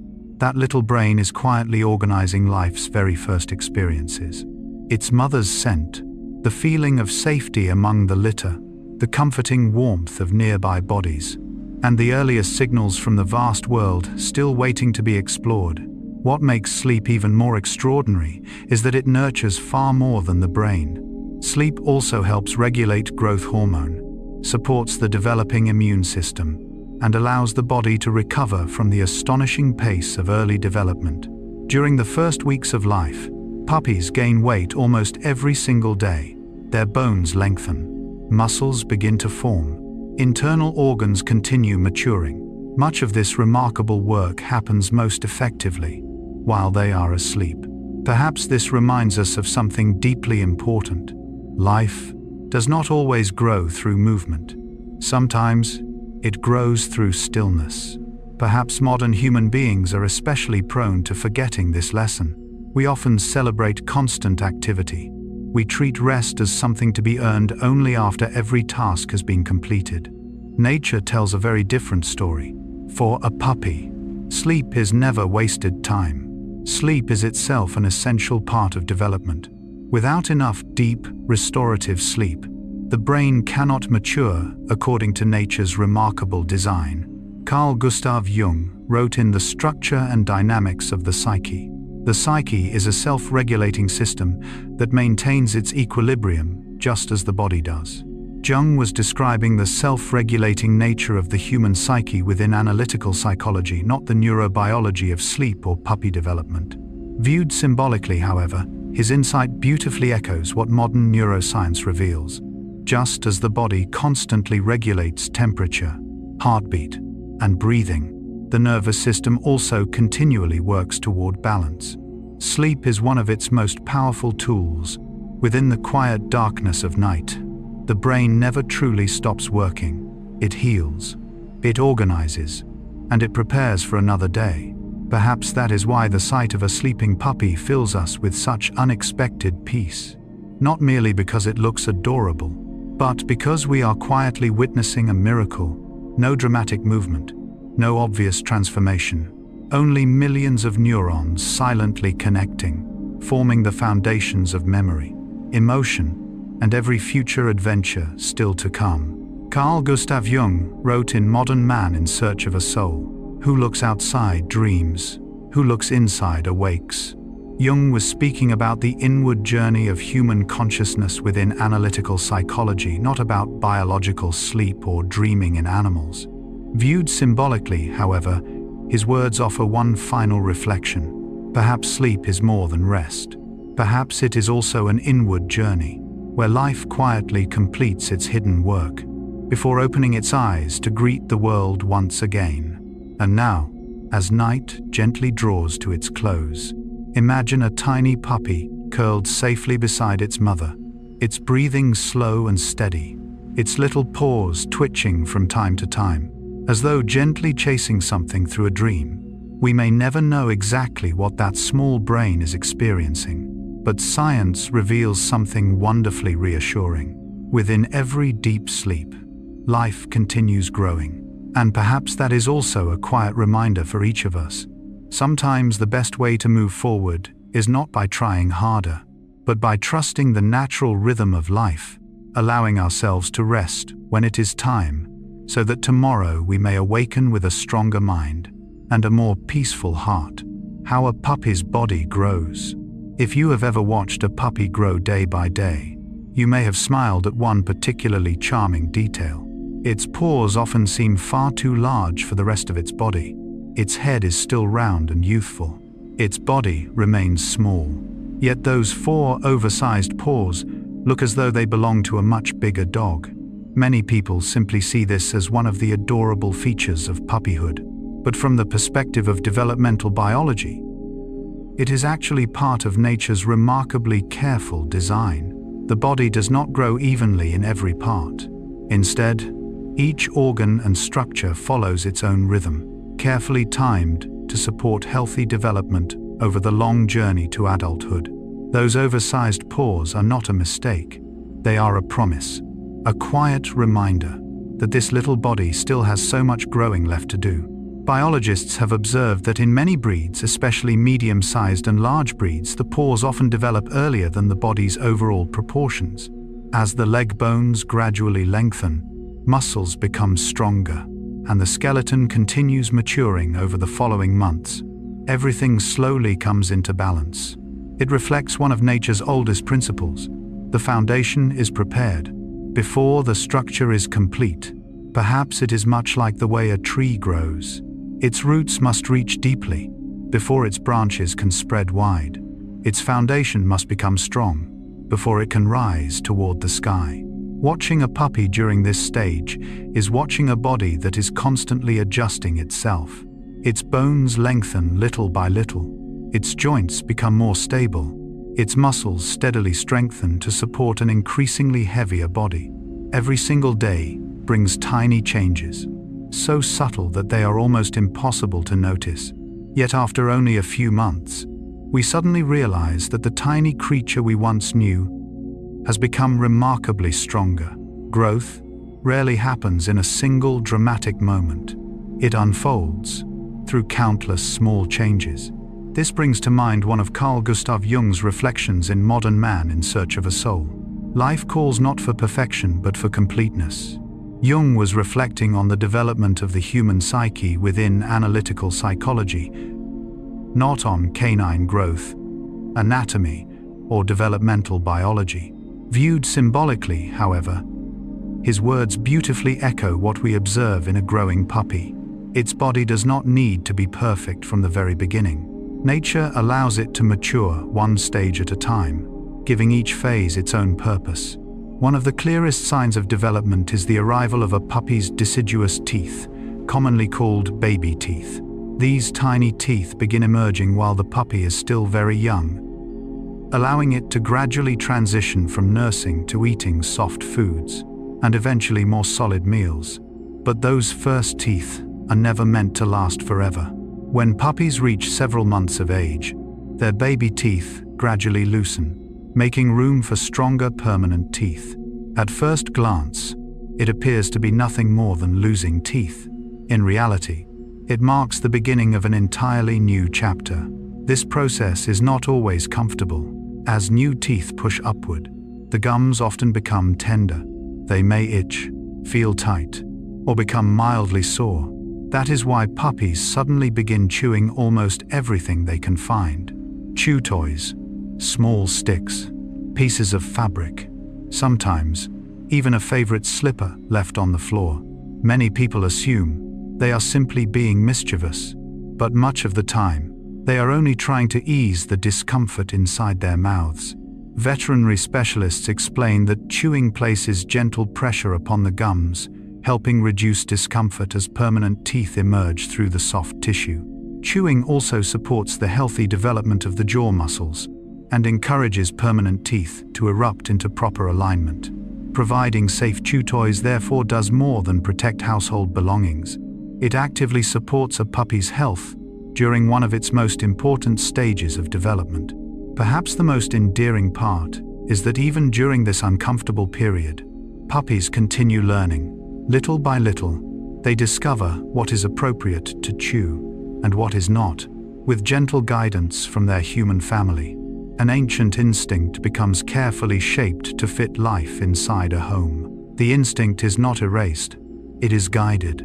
Nature is not denied, it is gently refined through companionship. Carl Gustav Jung wrote in The Archetypes and the Collective Unconscious, "There is no coming to consciousness without pain." Jung was referring to the psychological process of human self-awareness within analytical psychology, not to teething animal physiology or canine development. Viewed symbolically, however, his words offer a gentle parallel. Sometimes growth requires passing through small moments of discomfort. Old teeth must make room for new ones. An older structure must give way, so that something stronger may emerge. Nature quietly reminds us that development is not made only of joy. Sometimes, it also includes gentle challenges. One particularly fascinating aspect of puppyhood is that physical development always unfolds alongside the development of the nervous system. As puppies learn to coordinate their increasingly long legs, adapt to their new teeth, and regulate the pressure of their bite during play, their brains are constantly updating new motor skills. Body and mind do not develop separately. They grow together, supporting one another every step of the way. Perhaps human beings are not so different. Every outward change reflects an inward one. Every stage of maturity is a harmony between body and mind. Carl Gustav Jung wrote in Memories, Dreams, Reflections, "We cannot live the afternoon of life according to the program of life's morning." Jung was reflecting on the changing psychological tasks of human life within analytical psychology, not on biological growth or animal development. Viewed symbolically, however, his insight reminds us that every stage of life carries its own purpose. A puppy cannot keep its baby teeth forever. Neither can it remain forever the tiny creature it once was. To enter a new stage, the body must accept change, and through that change, growth becomes possible. When we watch a puppy patiently chewing its favorite toy, we may think we are witnessing nothing remarkable. Yet beneath the surface, an extraordinary process is quietly unfolding. Its bones continue lengthening, its muscles steadily strengthen. New teeth gradually replace the old ones. Everything proceeds without hurry, without noise, following a rhythm of astonishing precision. And now, as night slowly settles over the world, imagine that little puppy curled peacefully asleep after another day of discovery. Its paws are still just a little too large for its tiny body. Its new teeth are still emerging. Tomorrow, it may stand a little taller, grow a little stronger, understand the world a little more deeply. Perhaps that is nature's gentle reminder to all of us. Growing up is never one great leap. It is the quiet accumulation of countless small changes, unfolding with patience, through time, and with the quiet trust that everything arrives exactly when it is meant to. The first lessons of social life. When we watch a litter of growing puppies, our attention is often drawn to their playful chases, their clumsy tumbles, or the tiny growls that quickly dissolve into cheerful wagging tails. From the outside, it all seems like nothing more than carefree play. But through the eyes of behavioral science, this is a puppy's very first classroom. There are no blackboards, no teachers in the usual sense, only littermates, a remarkably patient mother, and countless lessons quietly passed along through play, through touch, and through natural responses. Within these seemingly ordinary moments, a puppy begins learning how to live alongside others. One of the most important lessons puppies learn is how to control the force of their bite. When they are very young, they frequently bite one another during play. Their tiny baby teeth are sharp, and they have not yet learned how much pressure is too much. Sometimes, one bite becomes a little too hard. Immediately, the bitten puppy yelps, pulls away, or simply stops playing. It is an incredibly simple response. Yet for a developing brain, it carries enormous significance. No one explains it with words. No one announces a rule. And yet, the lesson has already been learned. If you bite too hard, the game ends. Through hundreds, even thousands, of these tiny interactions, puppies gradually develop what animal behaviorists call bite inhibition, the ability to control the strength of their bite. They discover that strength is not always the answer. Sometimes, if they wish to keep playing, maintain friendships, and remain accepted by others, they must learn gentleness. It is a very small lesson, yet it becomes the foundation of every relationship that follows. Without this important period of learning, adult dogs may struggle to regulate the force of their bite during moments of excitement or stress. That is why many animal behavior specialists emphasize that separating puppies from their mother and littermates too early may deprive them of one of the most essential stages of natural social development. The next teacher is not another puppy, it is their mother.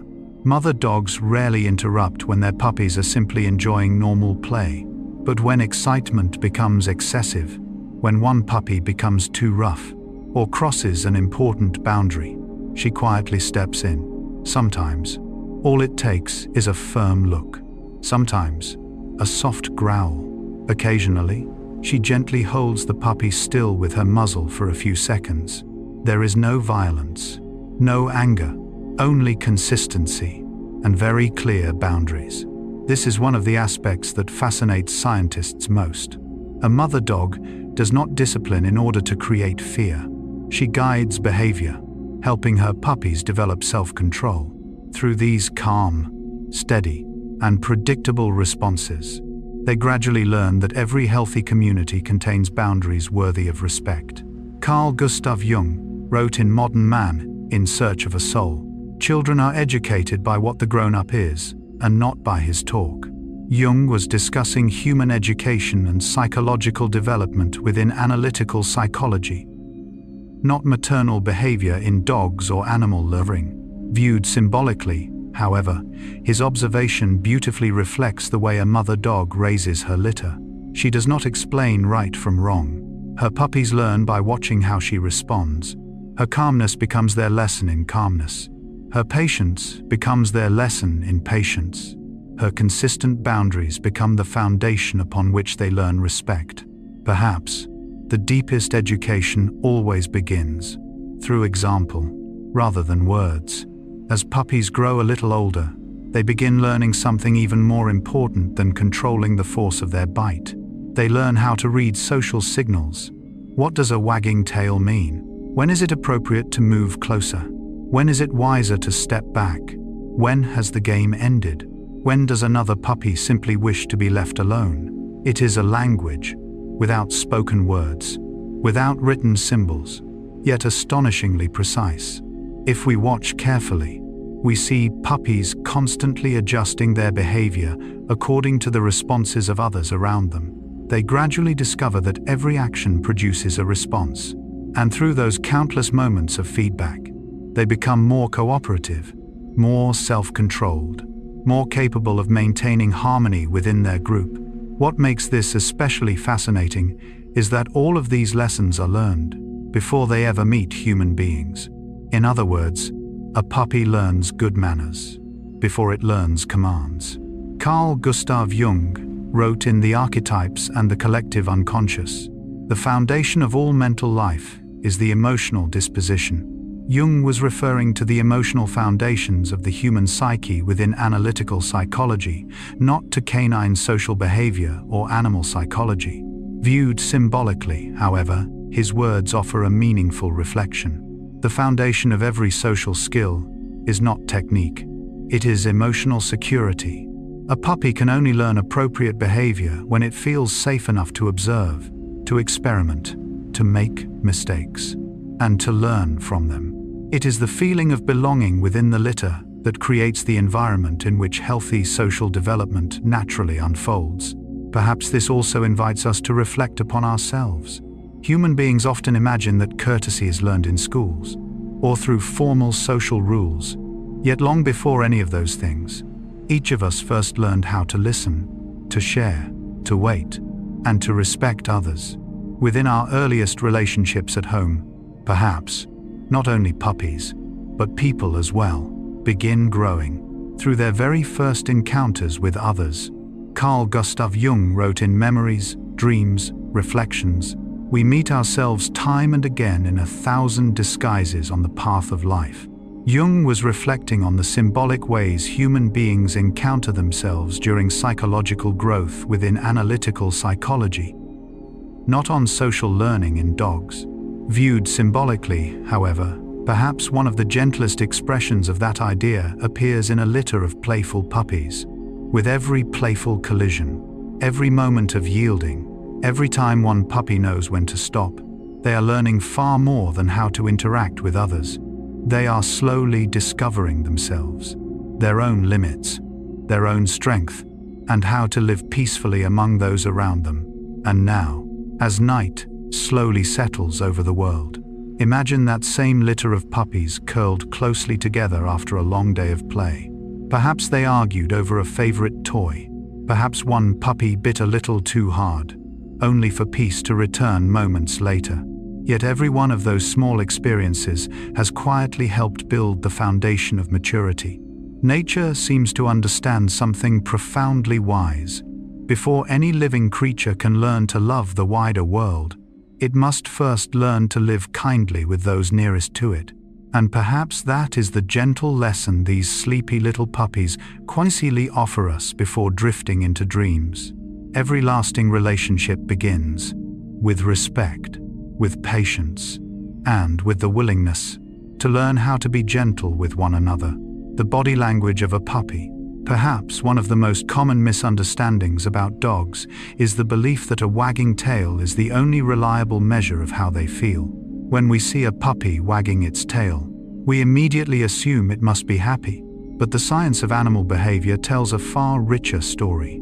The tail is only one part of an extraordinarily sophisticated communication system. To truly understand what a puppy is feeling, we must also observe its ears, its eyes, its posture, the rhythm of its movements, and even the distance it chooses to keep from those around it. In other words, dogs do not communicate with a single body part. They communicate with their entire body. It is a language, without an alphabet, without grammar, yet it rarely tells a lie. From a very young age, puppies begin learning to read these signals from their mother and their littermates. When one puppy lowers its head, slightly turns its body, and slowly approaches another, it may be sending a peaceful message. I mean no harm. When another suddenly freezes, becomes completely still, and stares intently ahead, the entire litter often becomes alert. No barking is necessary, no growling. Sometimes, the smallest change in posture conveys an enormous amount of information. What is truly remarkable is that most of these signals are processed almost instantly by the brain, not through conscious reasoning, but through instinct, shaped by millions of years of evolution. The tail offers perhaps the clearest example of this remarkable subtlety. A tail that wags with relaxed movements extending through the hips usually reflects friendliness, comfort, and joyful excitement. But if the tail is wagging rapidly while the body remains stiff, the head held high, and the gaze intensely focused, the puppy may actually be highly aroused or on alert, rather than simply happy. Likewise, a tail held low, or tucked tightly beneath the body, often signals anxiety, uncertainty, or fear. So, a wagging tail does not always mean happiness. What matters is the whole picture. The ears tell their own story. Ears pointed forward often reveal curiosity, attention, or focused interest. Ears resting gently to the sides may indicate relaxation. Ears pressed tightly backward often appear when a dog feels uncertain, submissive, or wishes to avoid conflict. Every tiny movement becomes another sentence in the silent conversation dogs hold with the world. Then there are the eyes.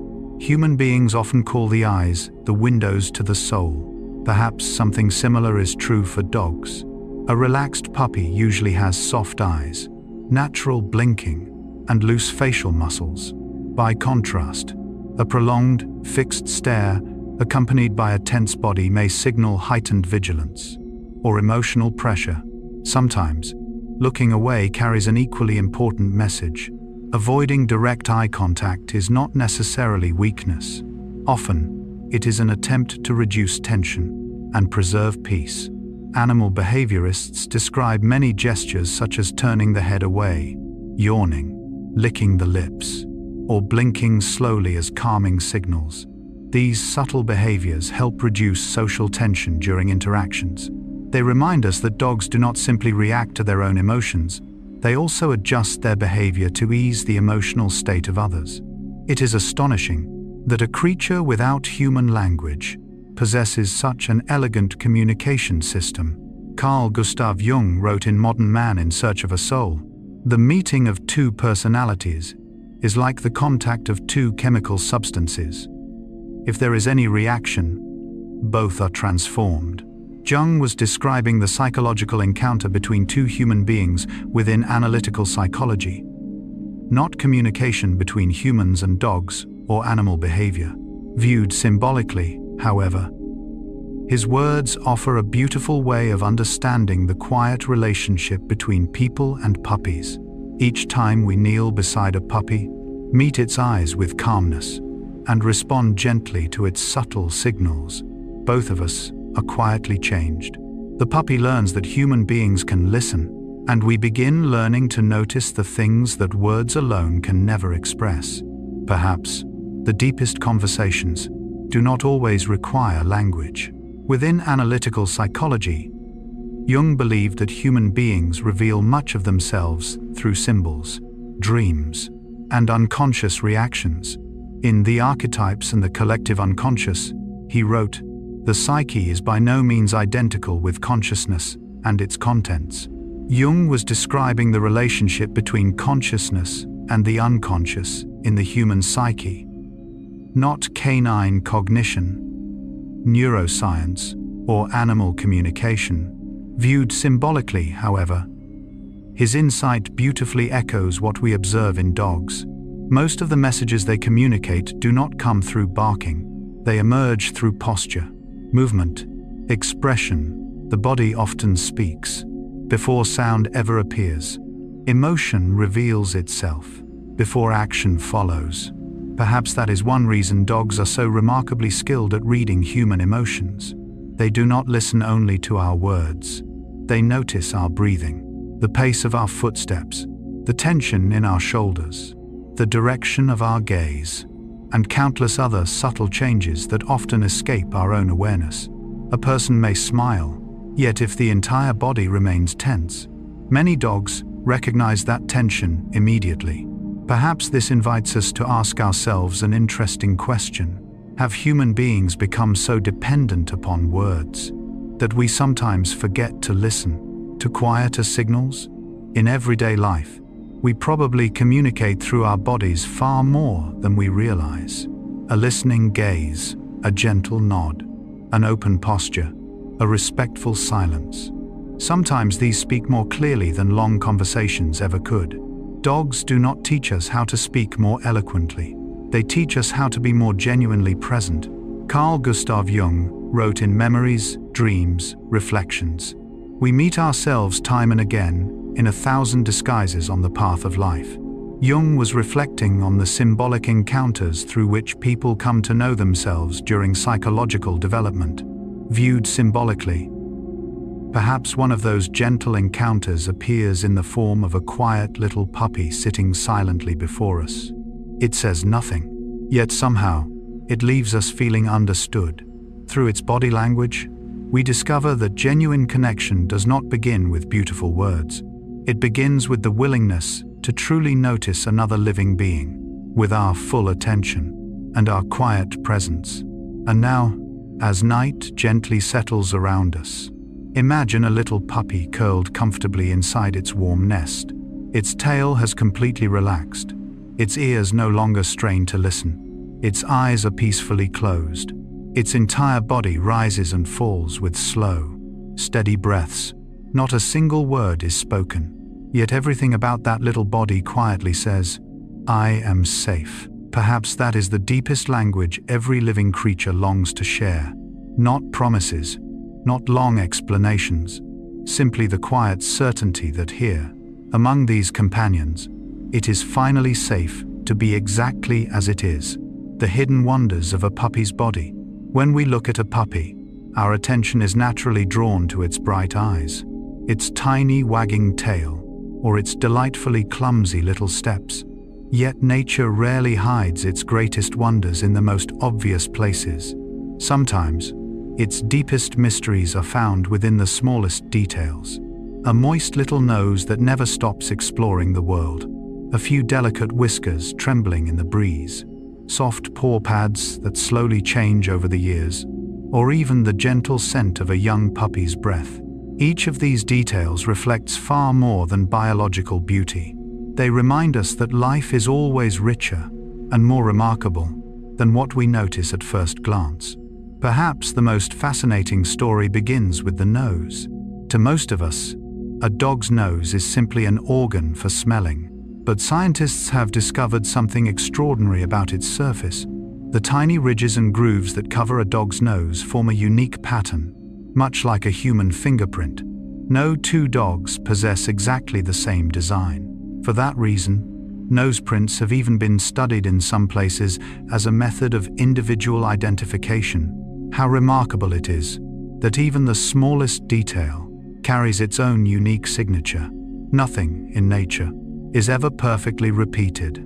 This brings to mind the way Carl Gustav Jung viewed every human being as a unique individual on the lifelong journey of becoming themselves. In The Development of Personality, he wrote, "The privilege of a lifetime is to become who you truly are." Jung was speaking about the development of the human personality within analytical psychology, not about canine anatomy, genetics, or biological individuality. Viewed symbolically, however, his words offer a beautiful reflection. Nature does not create identical copies. Even within something as small as a puppy's nose, each living creature bears its own unique identity. Perhaps this reflects one of life's deepest principles. The value of life lies not in sameness, but in individuality. Leaving the nose behind, we come to another feature that many people overlook: the delicate whiskers. At first glance, they appear to be nothing more than unusually long hairs. In reality, they are vibrissae, specialized sensory hairs, richly connected to the nervous system through highly sensitive nerve endings. They are far more than ordinary fur. They function as sophisticated sensors, helping dogs detect tiny changes in air movement, judge the distance to nearby objects, and perceive subtle movements within their surroundings. Even in darkness, when the eyes can no longer see clearly, those tiny whiskers continue listening to the world. For puppies, this ability is especially valuable, while their vision is still developing and their experience of the world remains limited.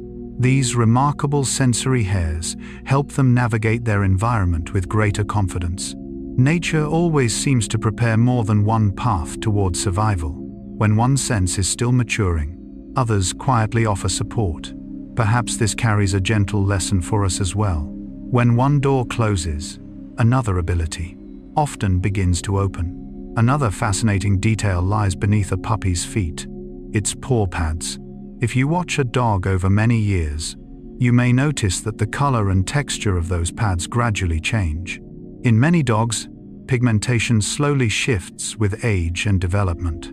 The soft pads of early puppyhood gradually become thicker, stronger, and more resilient as they experience countless runs, adventures, and different kinds of ground. Every step leaves its mark, not only upon the earth, but upon the body itself. Nature does not create maturity through time alone. Time must meet experience. It is through contact with the world that paws become stronger, just as our own experiences deepen the human spirit. Carl Gustav Jung wrote in Modern Man in Search of a Soul, "Life really does begin at 40. Up until then, you are just doing research." Jung was speaking symbolically about stages of human psychological development within analytical psychology, not about physical growth or canine biology. Viewed symbolically, however, his words gently remind us that every stage of life leaves its own mark. Those changes are not signs of loss. They are evidence that life has truly been lived. Then there is one detail that almost every person who has raised a puppy remembers with a smile: the unmistakable scent of puppy breath. Some people describe it as smelling faintly of milk. Others simply call it warm, gentle, and impossible to describe. Science suggests that this distinctive scent is related to a milk-based diet, the unique oral microbiome found in very young puppies, and the characteristic metabolism of early life. As puppies mature, their diet changes. The bacteria living inside the mouth also change. Little by little, that unforgettable scent quietly disappears. What is remarkable is how many people remember it decades later, not because it was strong, but because it became woven into memory. Perhaps this is where science quietly meets Jung's psychology. Jung believed that memories are not simply collections of events, they become deeply connected with emotion, and with impressions that conscious thought often struggles to explain. In memories, dreams, reflections, he wrote, "The least of things with a meaning is worth more in life than the greatest of things without it." Jung was reflecting on the psychological meaning that gives depth to human experience within analytical psychology, not on canine biology or sensory memory. Viewed symbolically, however, his words seem wonderfully fitting: a faint scent, a tiny nose, a whisker gently trembling, a small paw print pressed into the earth. At first, these seem like insignificant details, but once they become filled with meaning, they transform into memories that rarely fade. Perhaps nature's greatest miracle is not found in grand spectacles. It is found in its ability to create countless tiny details, each with its own purpose. No whisker exists without reason. No pattern upon a puppy's nose is entirely random. No change within a growing paw happens without reflecting the journey of development. Every detail quietly tells one small chapter of the great story called life. Carl Gustav Jung wrote in The Archetypes and the Collective Unconscious, "The psyche consists essentially of images." Jung was describing the symbolic imagery of the human psyche within analytical psychology, not physical images of animals or biological structures. Viewed symbolically, however, his words invite one final reflection. Perhaps our own minds preserve images like these, not dramatic events, but quiet moments. A cool little nose touching the palm of your hand, the gentle milk-scented breath of a sleeping puppy, the soft patter of tiny paws across a wooden floor, the delicate feeling of those little feet resting in your lap for the very first time. These ordinary images gradually become symbols, symbols of peace, of affection, and of a season in life when the heart learned how to be wonderfully gentle. And now, as night slowly draws to a close, imagine a little puppy curled peacefully asleep. Its tiny nose twitches softly, perhaps following an invisible scent through a dream. Its delicate whiskers gently quiver, its quiet breathing, still carrying that unmistakable fragrance of early puppyhood, fills the silent room. Each detail is so small that it could easily go unnoticed. Yet perhaps, from those tiny details, nature has written one of its most beautiful stories, that no living creature is ever ordinary, and no detail is ever meaningless. When we choose to see with the careful eyes of science, and the quiet listening of the heart, how puppies change as they grow. Perhaps one of the greatest joys of watching a puppy is seeing how it changes from one day to the next. Every morning, it seems to look just a little different than it did yesterday. Its soft coat grows thicker, its legs become slightly longer, its face slowly begins to lose the roundness of early puppyhood. But what surprises many people most is that, in numerous breeds, a puppy's appearance at birth can be astonishingly different from the way it will look as an adult. A puppy that seems quite ordinary today may become almost unrecognizable months, or even years later. This transformation is not random. It is the result of a remarkably precise blueprint, written together by genetics and time. Nature never rushes. It allows beauty to unfold one layer at a time, just as a flower does not bloom completely in a single night. A puppy's body also develops in carefully timed stages. Many breeds display coat colors as puppies that differ dramatically from those they will have as adults. The pigment melanin, which determines the color of the hair, skin, and eyes, continues to change as the body develops. As a result, the pale gray coat of a young puppy may gradually become silver, golden, cream, brown, or a much deeper black. In some breeds, lighter areas slowly darken. In others, the coat gradually becomes lighter with age. At first glance, it appears to be nothing more than a change in color. Yet, beneath the surface, It is a sign that the body is continuing to mature. One of the best-known examples is the Dalmatian. Many people assume that its famous black spots are already present at birth. In reality, the story is quite different. Most newborn Dalmatians are born with coats that are almost completely white. Only after about 2 to 3 weeks do the first tiny spots begin to appear. Over the following months, those markings continue developing until the familiar pattern gradually emerges. It is impossible not to smile at the thought. One of the breed's most famous features is not there. At the very beginning, nature seems wonderfully patient. It does not reveal every beautiful detail on the first day. Instead, it invites time to become part of the creative process. Each new spot appears, like another brushstroke from an artist, slowly completing a masterpiece. Perhaps this brings to mind one of Carl Gustav Jung's reflections in the development of personality. The privilege of a lifetime is to become who you truly are. Jung was speaking about the lifelong development of the human personality within analytical psychology, not about canine genetics, pigmentation, or physical development. Viewed symbolically, however, his words offer a beautiful reflection. A Dalmatian's spots are already written within its genes, yet they need time before they can be seen. Perhaps many of our finest human qualities are much the same. Not everything precious reveals itself at the beginning. Another remarkable transformation can be seen in Siberian Huskies. Many husky puppies are born with gentle blue eyes. As they mature, the eye color of some individuals gradually changes. Their eyes may become amber, brown, or, in some dogs, each eye develops a different color, a condition known as heterochromia. These beautiful variations are determined by the development of pigment within the iris. Eyes are a little like the sky. They, too, can change with time. What makes this especially fascinating is that these changes never diminish a dog's identity. Instead, they make every individual even more unique. No two huskies are exactly alike. No two puppies follow precisely the same path of development.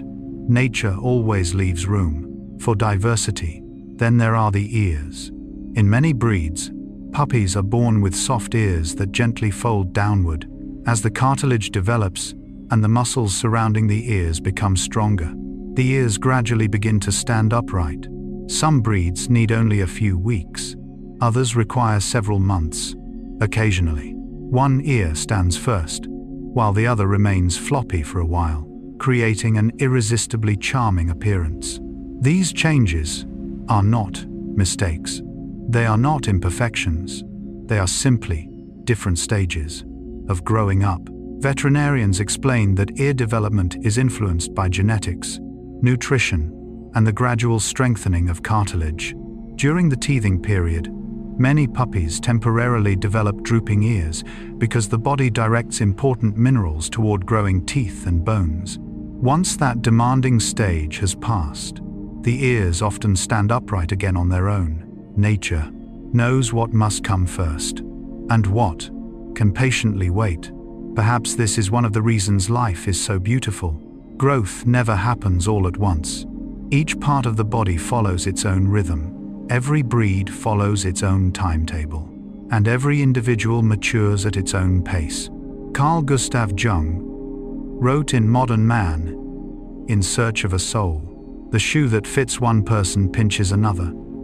There is no recipe for living that suits all cases." Jung was reflecting on the uniqueness of human psychological development within analytical psychology, not on canine growth, genetics, or breed differences. Viewed symbolically, however, his words beautifully echo a truth we observe throughout nature. There is no single pattern of development that applies to everyone. One puppy's coat may change very early, another's may take many months. One pair of ears may stand at 8 weeks, another may need twice as long, and all of these paths can be perfectly normal. Perhaps nature has never compared one life with another. It is human beings who often rush to compare themselves. worrying when their own progress seems slower than someone else's. Dogs simply grow according to the rhythm written within their bodies, without hurry, without impatience, without doubting themselves. Carl Gustav Jung wrote in Memories, Dreams, Reflections, "We cannot live the afternoon of life according to the program of life's morning." Jung was reflecting on the changing stages of human psychological life within analytical psychology, not on the physical growth of animals. Viewed symbolically, however, his words remind us that every stage carries its own beauty and cannot be rushed. A puppy cannot wear the appearance of an adult dog after only a few days, just as human beings cannot expect themselves to become complete at the very beginning of life. Growth always requires time, and time has never been the enemy of life. When we look back across the entire journey, we begin to see that every small change in a puppy's body carries a quiet message. Its coat changes color in preparation for the future. A Dalmatian's spots appear only when the moment is right. A husky's eyes evolve according to the quiet rhythm of genetics. Its ears gradually rise. Only when the body is ready. Nothing arrives too early. Nothing happens without purpose. And now, as night gently comes to a close, imagine a little puppy sleeping peacefully. It has not yet become everything it will one day be. Its coat is still changing. Its ears continue their silent development. Its eyes still hold possibilities waiting to unfold. Perhaps, like that little puppy, each of us is also living in the middle of an unfinished journey. The most beautiful part of life is not becoming perfect all at once. It is having the patience to grow a little every day, allowing time to quietly complete the final brushstrokes of the masterpiece that nature began long ago. Every breed grows at its own pace. If we observe different breeds of dogs from the day they are born, we quickly discover that nature does not follow a single blueprint for every living creature. Some tiny puppies look almost fully grown after only a few months. Others, especially the giant breeds, require nearly 2 years, or even longer, before their bodies are fully mature. From the perspective of science, this is the result of genetics, hormones, and the gradual development of the skeleton. But if we look a little more slowly, it also offers a gentle reminder. Maturity has never been a race. Every living creature carries its own rhythm. Some seeds sprout very quickly. Some mighty trees need many seasons of sun and rain before they reach their full height. Nature has never considered that unfair. Small breeds such as the Chihuahua, Yorkshire Terrier, and Pomeranian generally mature quite rapidly. Within about 8 to 12 months, most have already reached their adult size. Their growth plates close earlier. Their muscles stabilize quickly, and many of their physical features become fully developed at a relatively young age. This allows them to adapt to adult life much sooner. Giant breeds, such as the Great Dane, St. Bernard, and Irish Wolfhound, follow a completely different path. Although they grow remarkably fast during their first year, their skeleton, joints, muscles, and connective tissues require many additional months to mature together. The growth plates at the ends of their bones do not fully close until they are approaching the final stages of adulthood, which means that a larger body simply needs more time to become truly strong. For this reason, veterinarians often recommend that large breed puppies avoid excessive physical exercise while they are still growing. It is not because they are weaker, quite the opposite. Their bones are simply still developing. If too much stress is placed upon those growing joints, the risk of long-term orthopedic problems becomes significantly greater. Nature seems to whisper a timeless truth. The largest structures always require deeper foundations. Not every kind of rapid growth is beneficial. Sometimes, moving slowly is the very thing that allows us to go the farthest. Perhaps no two breeds illustrate this contrast more dramatically than the Great Dane and the Chihuahua. One is among the tallest dog breeds in the world, often standing as tall as, or even taller than, many adult people. The other is so tiny at birth that it can rest comfortably in the palm of a human hand. The difference in adult size between these two breeds is among the greatest found in any mammal. And yet, the remarkable truth is this: both begin life as very small puppies. A newborn Great Dane weighs only slightly more than a newborn Chihuahua, but within just a few months, their paths of development begin moving in completely different directions. During its first year, a Great Dane may increase its body weight dozens of times over. Its bones lengthen rapidly. Its heart works harder to supply an ever-growing body. Its entire musculoskeletal system must continually adapt to its increasing size. That is why giant breeds require nutrition, exercise, and care that differ greatly from those needed by smaller dogs. All of this reminds us of something deeply beautiful. Nature does not simply create diversity, it also creates different rhythms of growth. Carl Gustav Jung wrote in Modern Man in Search of a Soul, "The shoe that fits one person pinches another. There is no recipe for living that suits all cases." Jung was reflecting on the uniqueness of human psychological development within analytical psychology, not on canine breeds, growth rates, or veterinary science. Viewed symbolically, however, his words beautifully echo what we observe throughout the natural world. What is appropriate for a Chihuahua may not be appropriate for a Great Dane. Their exercise requirements differ, their nutritional needs differ, their growth schedules differ, even the age at which they reach maturity differs. There is no single formula that fits every life. Perhaps this is also one of the lessons human beings most easily forget. We often look at someone else and wonder why we have not yet arrived where they are. We compare our education, our careers, our families, our milestones. Yet nature has never expected an oak to grow like bamboo, nor has it ever expected a Great Dane to mature according to the timetable of a Chihuahua. Every living creature carries its own clock. What makes this especially beautiful is that different rates of growth say nothing about a breed's worth. A Chihuahua is not somehow less complete because it is small. A Great Dane is not more successful because it grows enormous. Each breed has evolved to fulfill its own role, within its own environment, following its own unique developmental schedule. Carl Gustav Jung wrote in The Development of Personality, "The privilege of a lifetime is to become who you truly are." Jung was speaking about the lifelong development of the human personality within analytical psychology, not about dog breeds or biological development. Viewed symbolically, however, perhaps no words better reflect the diversity we see throughout nature. A Chihuahua does not need to become a Great Dane in order to have value, nor must a Great Dane become smaller to justify its existence. What truly matters is not becoming someone else. It is becoming fully what one was always meant to be. Developmental biology tells us something remarkably similar. Genes determine far more than appearance.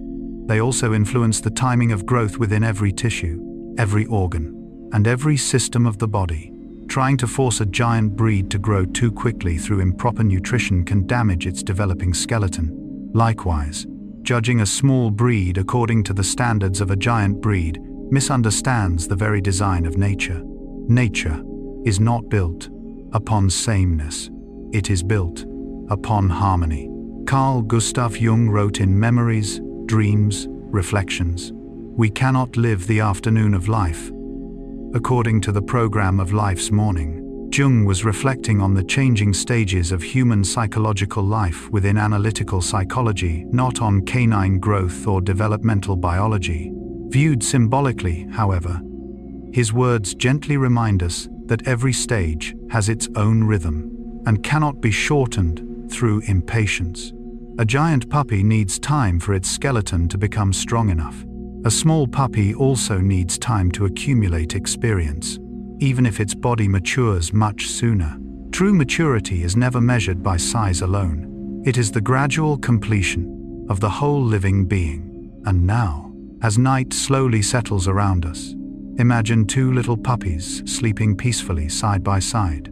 One day, one of them will become a gentle giant, walking the world with powerful, graceful steps. The other will remain small enough to fit comfortably within a person's arms. Yet tonight, both are growing according to the rhythm that nature quietly prepared for them long before they were born. Perhaps that is also nature's gentle message to each of us before we drift into sleep. Life does not ask us to mature faster than anyone else.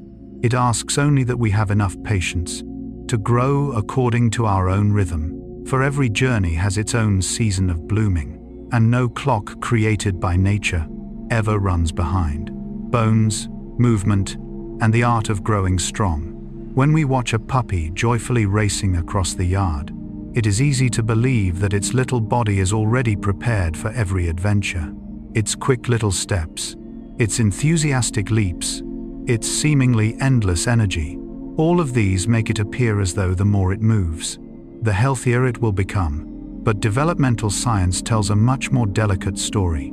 Beneath that soft coat and those playful movements, its skeleton is still quietly growing. Inside every long bone, there remain fragile regions where nature is patiently building the foundation for an entire lifetime. Veterinarians call these regions growth plates. They are layers of soft cartilage located near the ends of many long bones. Within these plates, cells continually divide, allowing the bones to lengthen as the puppy grows. Only later, when the dog approaches maturity, do these cartilage plates gradually harden into solid bone. Until then, they remain much softer and far more vulnerable than fully developed bone, which means a puppy may appear wonderfully strong, yet inside, it is still remarkably delicate. Because of this, young dogs, especially those belonging to large and giant breeds, can be injured if their growing skeleton is subjected to excessive stress. Repeated jumps from high places, long runs across hard surfaces, pulling heavy loads, or intense physical training, all of these can place more pressure on the growth plates than they are ready to bear. If one of these delicate areas becomes injured before it closes, normal bone development may be disrupted, sometimes leading to uneven growth or lifelong orthopedic problems. Nature has created an extraordinary system, but it also asks for our patience and our respect. Interestingly, puppies themselves seem to carry an instinctive understanding of this balance. If you watch them closely, they rarely stay active for long, uninterrupted periods. They run, play enthusiastically, explore with endless curiosity. Then, quite naturally, they stop.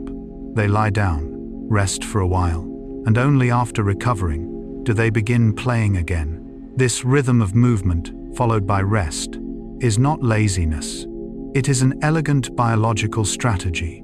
It gives the muscles, the nervous system, and the developing skeleton time to recover and adapt. Sometimes, growth does not happen while we are running. It happens while we are resting. Research in physiology shows that much of the body's repair and tissue regeneration takes place during periods of rest. During sleep, growth hormone is released in greater amounts, supporting the development of bones, muscles, and many other organs. Movement, therefore, is only one part of growing up.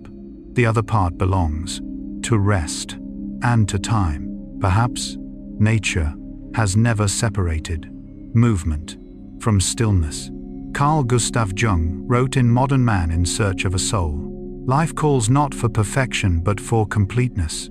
Jung was reflecting on the psychological development of human beings within analytical psychology, not on canine growth, skeletal biology, or veterinary medicine. Viewed symbolically, however, his words beautifully echo what we observe in a growing puppy. Nature's goal is not to create the fastest growing body, nor the strongest body in the shortest possible time. Its purpose is something deeper, a body that develops fully, balanced, resilient, and built upon a solid foundation. A complete foundation will always matter more than rapid results. That is why veterinarians encourage puppies to enjoy gentle, age-appropriate exercise. rather than demanding physical training. Short walks, playful exploration, climbing over small grassy mounds, running freely across safe, natural ground. These activities provide enormous benefits. Not only do they strengthen developing muscles, they also stimulate the growing nervous system. Every little step does more than strengthen muscles. It also builds new pathways inside the brain. As puppies walk across grass, soil, sand, or wooden floors, millions of sensory signals travel from their paws to the brain. The brain gradually learns how to combine vision, the vestibular system responsible for balance, and proprioception, the body's awareness of its own position and movement. Together, these systems help the puppy maintain balance, coordinate movement, and respond gracefully to an ever-changing world. What appears to be ordinary exploration is actually helping shape the developing nervous system during the earliest months of life. Perhaps the most remarkable truth is this: the body and the brain do not grow separately. They mature together. Within every movement, within every discovery, Carl Gustav Jung wrote in The Structure and Dynamics of the Psyche. The psyche is a self-regulating system that maintains its equilibrium just as the body does.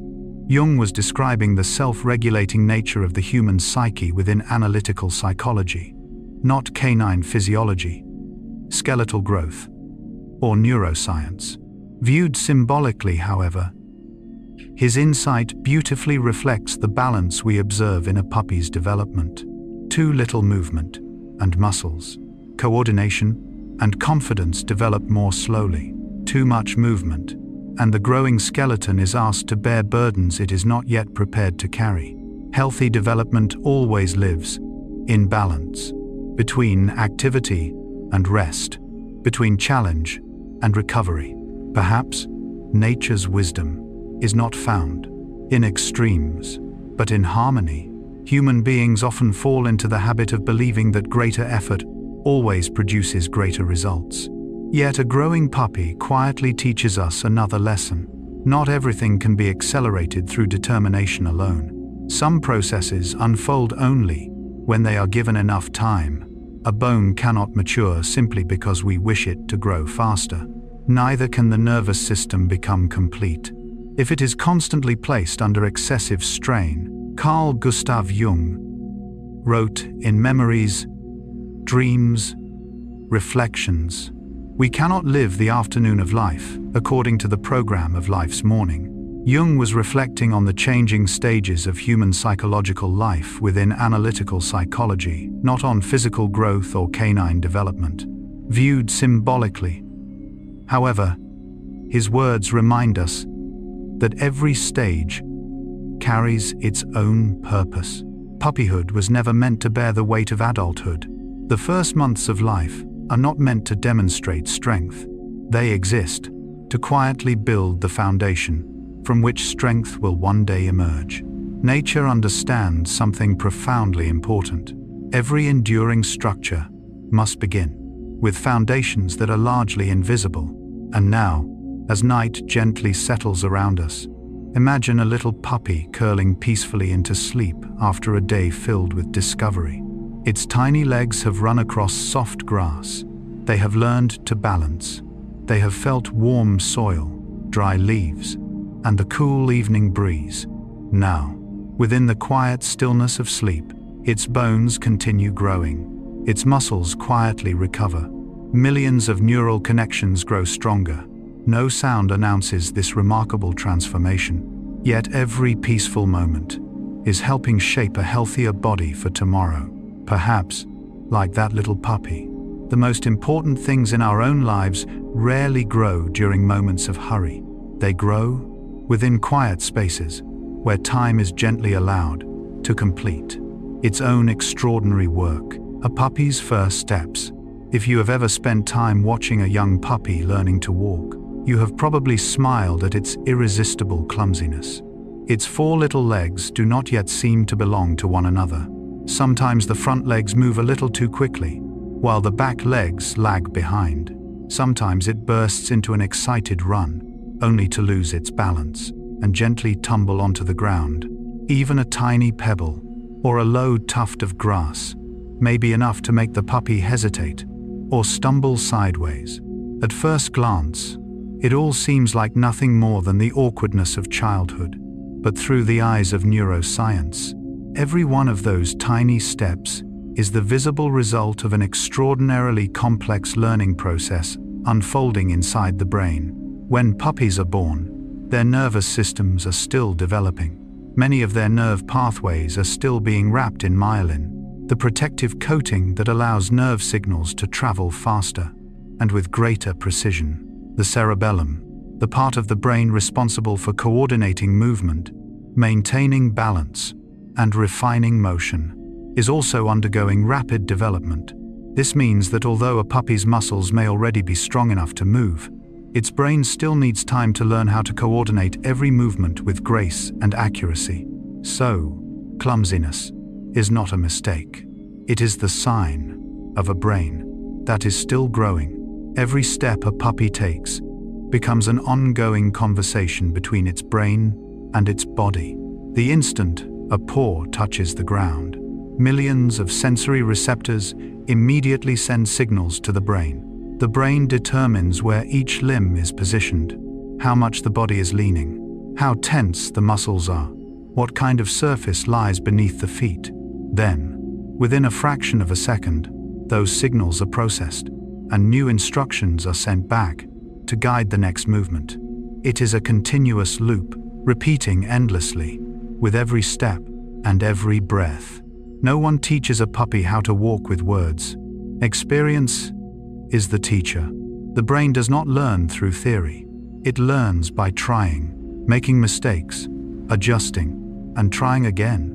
One of the most fascinating challenges for a young puppy is climbing stairs.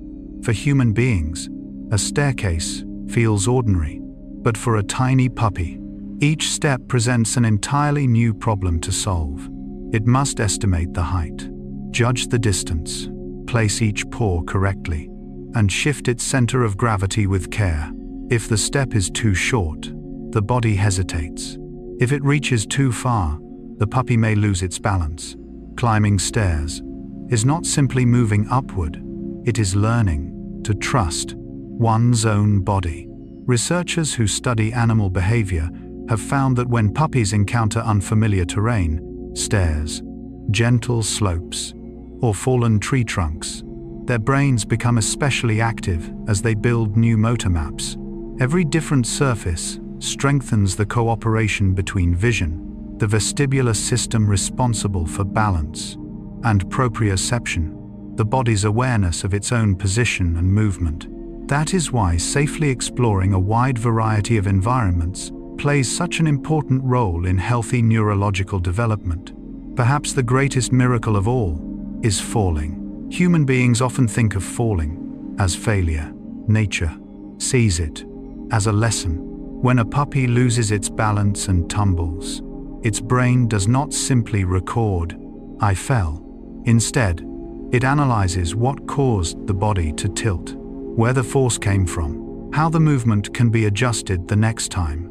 These tiny errors gradually allow the nervous system to become more accurate. In neuroscience, this is known as the continual updating of motor patterns through sensory feedback from real experience. No fall is ever completely wasted. If it helps, the next step becomes steadier. Carl Gustav Jung wrote in Modern Man in Search of a Soul, "Life calls not for perfection but for completeness." Jung was reflecting on the psychological development of human beings within analytical psychology, not on canine movement, neuroscience, or motor development. Viewed symbolically, however, his words beautifully reflect the way a puppy grows. Nature does not expect perfection from the very first step. Its goal is something far deeper: wholeness. Every experience, whether successful or unsuccessful, quietly contributes to the development of both body and mind. Perhaps no one ever learns to stand steadily without first staggering. No one learns to move forward without first taking a wrong step. Watching a puppy patiently rise after every tumble we may catch a familiar glimpse of ourselves. Human beings learn to speak through countless imperfect sounds. We learn to write through shaky first letters. We learn to love through moments of heartbreak. And we mature through mistakes that no book could ever fully teach us to avoid. Carl Gustav Jung wrote in The Archetypes and the Collective Unconscious, "There is no coming to consciousness without pain." Jung was describing the difficult journey of human psychological growth within analytical psychology, not the physical experiences of puppies or animal learning. Viewed symbolically, however, his insight gently echoes what we witness in a growing puppy. A puppy's little tumble is not the same as the emotional struggles of human life. Yet it reminds us of a timeless truth. Growth always involves meeting resistance, not to harm us, but to teach us how to adapt. Nature does not remove every difficulty. It simply transforms each difficulty into an opportunity to learn. Jung also wrote, in Memories, Dreams, Reflections, "We cannot change anything unless we accept it." Jung was reflecting on the acceptance required for human psychological transformation within analytical psychology, not on canine behavior or animal learning. Viewed symbolically, however, his words offer one final reflection. Perhaps the first thing a puppy quietly accepts is that it cannot run perfectly just yet. It does not become discouraged by its own awkwardness. It simply stands up and tries again, without comparing itself to yesterday, without worrying about tomorrow, giving its full attention only to the next step. Perhaps that is one of the quietest forms of wisdom nature has hidden within the childhood of every living creature. And now, as night gently settles around us, imagine a little puppy curled peacefully asleep after a long day of discovery. Its tiny legs have run, slipped, climbed their very first stairs, and tumbled more than once. Yet within the quiet stillness of sleep, its brain continues working, strengthening the new neural connections formed throughout the day, preserving the lessons hidden inside every tiny step, preparing for movements that will be steadier tomorrow. Perhaps life is gentle in much the same way. We do not grow because we never fall. We grow because every time we rise again, our brain, our heart, and our spirit have quietly learned something new. And perhaps that is the most beautiful gift a puppy's very first steps can offer us. Before we peacefully drift into sleep, the sounds of communication. If you listen carefully to a litter of puppies during their first weeks of life, you soon discover that their world is anything but silent. There are soft little whimpers as they search for their mother, tiny squeaks that escape while they dream, short, uncertain barks as they begin exploring their surroundings, and excited little sounds shared during their very first games with their littermates. Every one of these sounds serves a clear biological purpose. They are not merely noises. They are the very first messages that a tiny living creature sends into the world. One fascinating detail is that a puppy's bark sounds very different from the bark of an adult dog. During the earliest weeks, its vocalizations are short, high-pitched, and often unsteady. The larynx, the respiratory muscles, and the nervous system responsible for producing sound are all still developing. As the puppy grows and its nervous system becomes more mature, its bark gradually becomes stronger, clearer, and far more varied. An adult dog can produce different kinds of barks depending on the situation. An alarm bark, a joyful greeting, an invitation to play, or a warning of danger. Sound grows alongside the body itself. It matures, just like every other part of a living creature. Yet before barking, there is another sound that is even more important to a puppy's survival: the whimper. A newborn puppy cannot search for food on its own. It cannot regulate its own body temperature, nor can it protect itself. When it feels cold, hungry, hurt, or separated from its mother, it produces a distinctive whimper. This is not a sign of weakness. It is a survival signal, shaped by millions of years of evolution. A whimper is the very first call of life. Research in animal behavior has shown that mother dogs respond remarkably quickly to even subtle changes in the sounds made by their puppies. A slight difference in pitch or rhythm may be enough for a mother to recognize that one of her puppies needs help. Her brain appears to be exquisitely tuned to detect these signals almost instantly. No words are necessary, no explanations. A single tiny sound is enough to awaken the instinct to nurture. This reminds us that communication does not begin with language.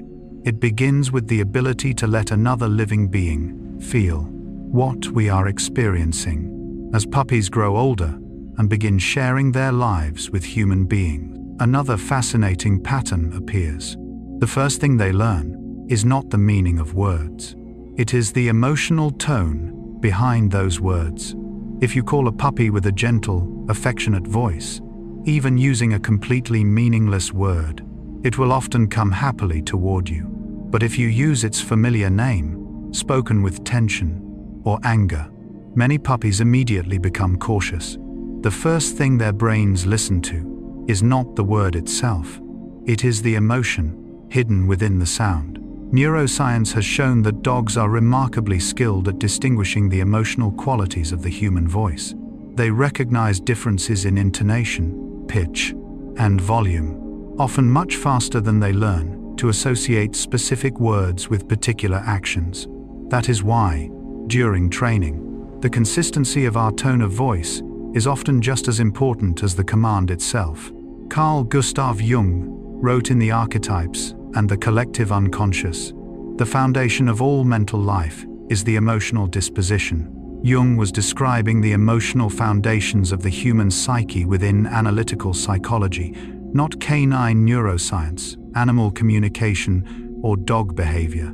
Viewed symbolically, however, his words beautifully illuminate the way puppies first enter the world of communication. Before the brain understands the meaning of a signal, it first responds to the emotional state carried within it. A calm voice creates safety. A gentle tone builds trust. A harsh shout can cause the entire body to tense, long before the brain has fully interpreted the words. Perhaps, emotion always arrives before language. This also invites us to reflect upon ourselves. Human beings spend so much time searching for the perfect words, yet often, what others remember is not what we said. They remember how they felt while they were with us. Words may be forgotten. A feeling often remains for much longer. Carl Gustav Jung wrote in Modern Man, "In Search of a Soul, the meeting of two personalities is like the contact of two chemical substances. If there is any reaction, both are transformed." Jung was describing the psychological encounter between two human beings within analytical psychology, not communication between people and dogs or the biology of animal behavior. Viewed symbolically, however, his words offer a beautiful way of understanding the bond between humans and dogs. A dog does not simply hear our voice. It senses the rhythm of our breathing, the pace of our speech, the tension or relaxation within our tone. Together, these subtle qualities form a message, one that we ourselves may not even realize we are sending.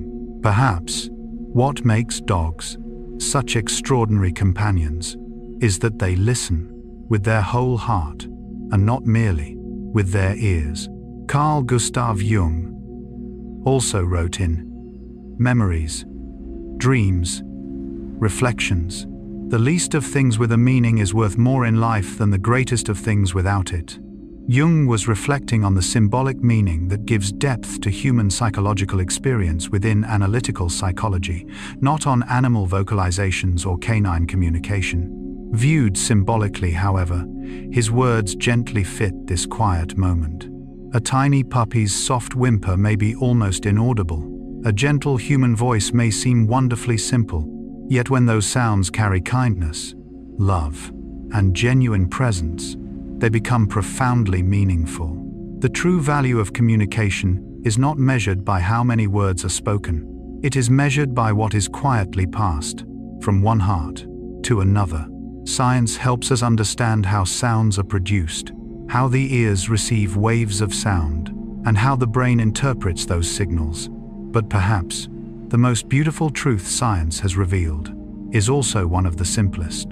Before any living creature learns language, it first learns how to feel another living being. And it is that ability to truly feel one another that becomes the very first foundation of every meaningful relationship. And now, as night gently settles around us, imagine a tiny puppy sleeping peacefully beside its mother.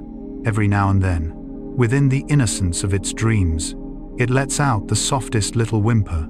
Its mother stirs ever so slightly, moves a little closer, and once again, the entire family drifts back into quiet stillness.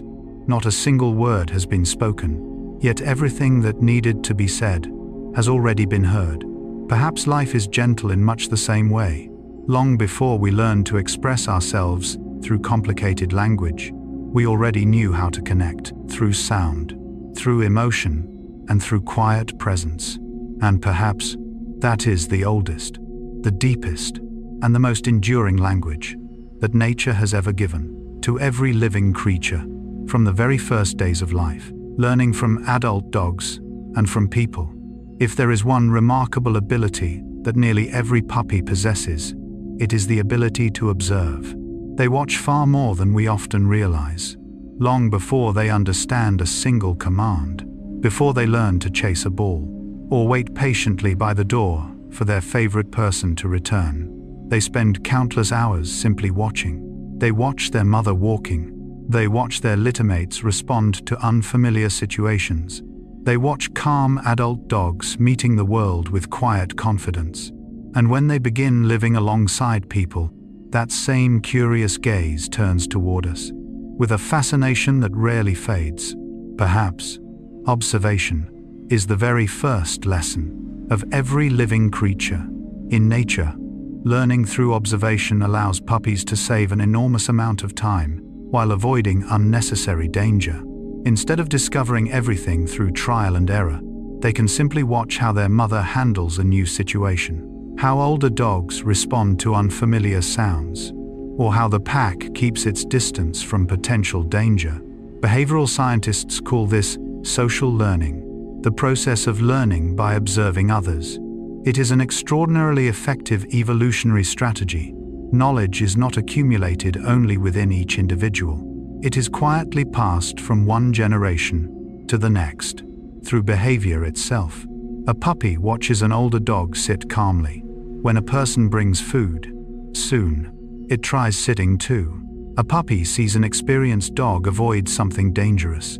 It also learns to keep its distance. No lecture is given, yet the lesson has already been learned. What makes this especially remarkable is that puppies do not imitate everything mechanically. Their brains gradually select the behaviors that lead to successful outcomes, and quietly weave those behaviors into their own growing experience. This remarkable ability allows dogs not only to adapt to the natural world, but also to live so successfully beside human beings. Perhaps our first teachers are not those who know how to speak. They are those who know how to lead by example. Carl Gustav Jung wrote in Modern Man in Search of a Soul, "Children are educated by what the grown-up is, and not by his talk." Jung was describing human psychological development and education within analytical psychology, not canine behavior, animal learning, or domestication, viewed symbolically, however. His words beautifully reflect what we observe in puppies. A puppy learns calmness. From a calm adult dog, it learns confidence. By watching a trusted companion face the world without fear. The deepest education rarely comes from repeated instruction. It comes from the quiet example, lived every single day. When puppies begin living with people, their learning expands in an even more extraordinary direction. Dogs are among the very few animal species that naturally understand the human pointing gesture. If you point toward a toy, many puppies will look toward the object, rather than focusing only on your hand. For us, this seems perfectly ordinary. But within the animal kingdom, it is an exceptionally rare ability. Many studies have shown that even some of our closest primate relatives do not consistently understand human pointing as successfully as dogs do. This has led scientists to believe that thousands of years of domestication have shaped an extraordinary sensitivity to human social communication. Dogs do not merely observe the world. They also learn to observe what human beings are paying attention to. That represents a remarkable step forward. Not simply seeing, but understanding what another mind is looking toward. This ability creates the foundation for cooperation. When a dog follows our gaze or responds to a pointing finger, it is doing far more than reacting to movement. It is attempting to share our focus of attention. In developmental psychology, this shared attention is considered one of the essential foundations of social communication. Yet what makes dogs such extraordinary companions extends beyond understanding gestures. They are also remarkably skilled at reading human facial expressions and vocal emotion. A relaxed face, a gentle smile, sad eyes, a warm voice. All of these become quiet signals that a puppy carefully remembers.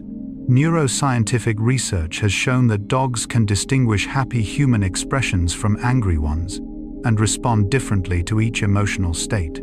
They also process emotional tone within the human voice with remarkable efficiency.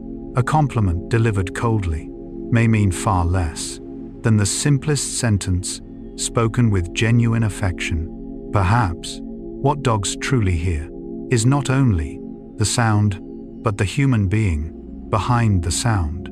Carl Gustav Jung wrote in The Archetypes and the Collective Unconscious, "The foundation of all mental life is the emotional disposition."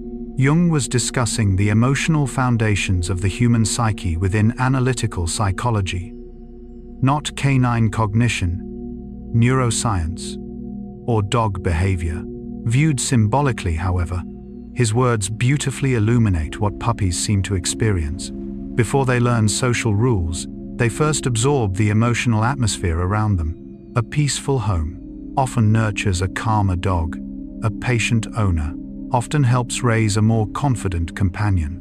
Emotion travels before words. Perhaps the most powerful thing we ever give to one another is not knowledge, but the condition of our own hearts. Carl Gustav Jung also wrote in Modern Man in Search of a Soul, "The meeting of two personalities is like the contact of two chemical substances. If there is any reaction, both are transformed." Jung was describing the psychological encounter between two human beings within analytical psychology, not interactions between people and dogs or the science of animal behavior. Viewed symbolically, however, his words beautifully reflect the relationship between a puppy and the people who care for it. Every time a puppy gazes into a human face, something more than learning takes place. The puppy changes, but so do we. We begin speaking more gently. We become more patient. We pay closer attention to our tone of voice, our expressions, and our own behavior. That relationship does not merely teach the dog to understand people. It quietly teaches people to better understand themselves.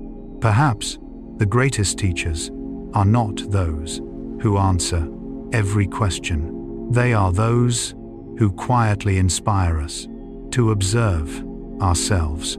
Carl Gustav Jung wrote in Memories, Dreams, Reflections, "We meet ourselves time and again in 1,000 disguises on the path of life." Jung was reflecting on the symbolic encounters through which people come to know themselves within analytical psychology, not on dogs or animal companionship. Viewed symbolically, perhaps one of those gentle encounters arrives in the form of a little puppy quietly watching our every movement. There is no judgment within those clear young eyes, only attention, trust, and the simple desire to learn how to live beside the one it loves. Perhaps that quiet presence also makes us more mindful of our own actions, because we begin to realize that some of life's most important lessons are never spoken. They are always taught by the way we choose to live. And now, as night gently draws to a close, imagine a little puppy resting peacefully beside its favorite person. It says nothing. It simply looks up at a familiar face, listens to a warm and comforting voice, and quietly observes every small gesture. Within that peaceful silence, its young brain continues learning. Every glance, every smile, every pointing finger, every quiet pause becomes another tiny stone, helping build the foundation of the dog it will one day become. Perhaps that is one of the most beautiful gifts nature has created within the friendship between dogs and human beings. We do not simply teach them how to live, they are quietly teaching us to become gentler, more patient, and more genuinely present than we were before, learning through kind training. When most people think about training a young puppy, they imagine clear commands, tasty treats, or clever techniques that teach a dog to obey more quickly. But from the perspective of neuroscience, training is much more than teaching a new behavior. It is the process through which the brain builds new connections between experience, emotion, and memory. Every time a puppy learns something new, millions of neurons begin forming fresh pathways. And perhaps the most remarkable discovery is this: a young brain does not learn best when it is pressured. It learns best when it feels safe, curious, and encouraged. Perhaps learning does not begin with pressure.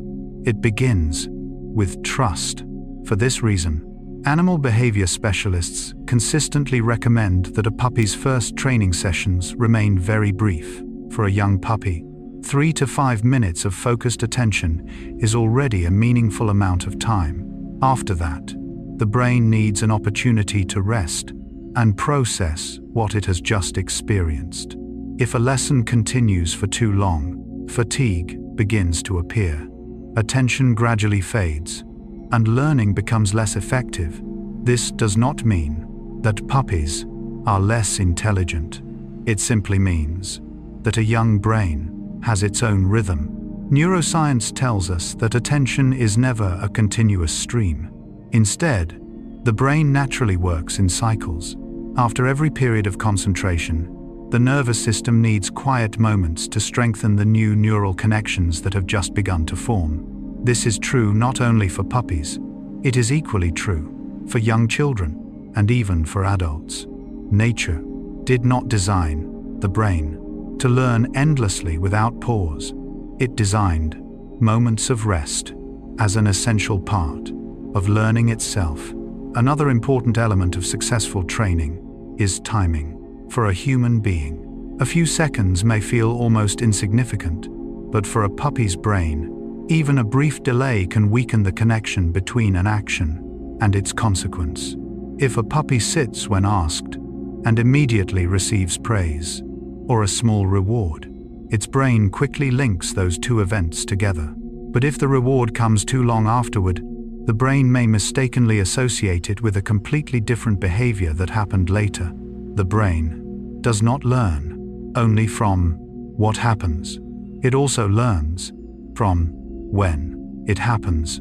That is why researchers consistently emphasize the importance of precise feedback. Praise delivered at exactly the right moment is far more powerful than praise that comes too late. Not because dogs are motivated only by food or rewards, but because the nervous system depends upon clarity to build strong, lasting neural connections. Carl Gustav Jung wrote in The Archetypes and the Collective Unconscious, "The foundation of all mental life is the emotional disposition." Jung was describing the emotional foundations of the human psyche within analytical psychology, not canine learning, animal training, neuroscience, or behavior. Viewed symbolically, however, his words beautifully illuminate the way a puppy learns. The most meaningful reward is not always food. What a puppy remembers most deeply is the emotions surrounding the experience. A gentle voice, a joyful expression, a well-timed touch, each quietly tells the developing brain, this is something worth repeating. Perhaps what allows a memory to remain is not merely the reward itself, but the feeling that accompanies the reward. One of the very first lessons many puppies learn is their own name. Interestingly, dogs do not understand names in quite the same way people understand personal identity. At first, a name is simply another sound, repeated again and again. But when that sound is consistently paired with pleasant experiences, being gently stroked, playing together, receiving food, or hearing a warm and affectionate voice, the brain gradually builds a powerful association. Little by little, the name is no longer just a sound. It becomes an invitation, a signal of connection. That is why trainers generally advise against repeatedly using a dog's name during moments of anger or punishment. If a name becomes consistently associated with tension or fear, the brain begins forming unwanted emotional associations. On the other hand, when the name is almost always connected with safety, kindness, and positive experiences, the puppy naturally turns its attention toward the person calling. Perhaps the most beautiful name is one spoken with love. This reminds us very much of how young children first learn language. Long before they understand individual words, they recognize the emotional warmth in a parent's voice. Long before they understand sentence structure, they learn that certain sounds mean safety. In many ways, puppies travel along a remarkably similar path. Carl Gustav Jung wrote in Modern Man in Search of a Soul, "Children are educated by what the grown-up is, and not by his talk." Jung was discussing the psychological development and education of human children within analytical psychology, not dog training or animal learning. Viewed symbolically, however, his words beautifully reflect the essence of training a puppy. Commands alone do not teach. The character of the guide teaches as well. A calm person often raises a calmer dog. A consistent person helps the world feel more predictable. A patient person creates the conditions in which confidence quietly grows. Training is not about control. It is about building a relationship grounded in trust. Carl Gustav Jung also wrote in Memories, Dreams, Reflections, "We cannot change anything unless we accept it." Jung was reflecting on acceptance as a necessary step in human psychological transformation within analytical psychology, not on canine development or learning. Viewed symbolically, however, his words offer one final lesson. Perhaps the first thing every trainer must accept is the natural pace of each individual puppy. Some learn very quickly, others need more repetition. Neither tells us anything about intelligence or worth. It simply reflects the wonderfully natural differences in how every brain learns. Nature has never required two brains to be identical. Perhaps human beings should not expect that either. When we look more closely, we begin to realize that training a puppy does not change only the puppy. It changes us as well. Every time we slow down and patiently wait for understanding, every time we calmly repeat a signal, every time we celebrate the smallest success, we are quietly strengthening our own patience, our powers of observation, and our capacity for compassion.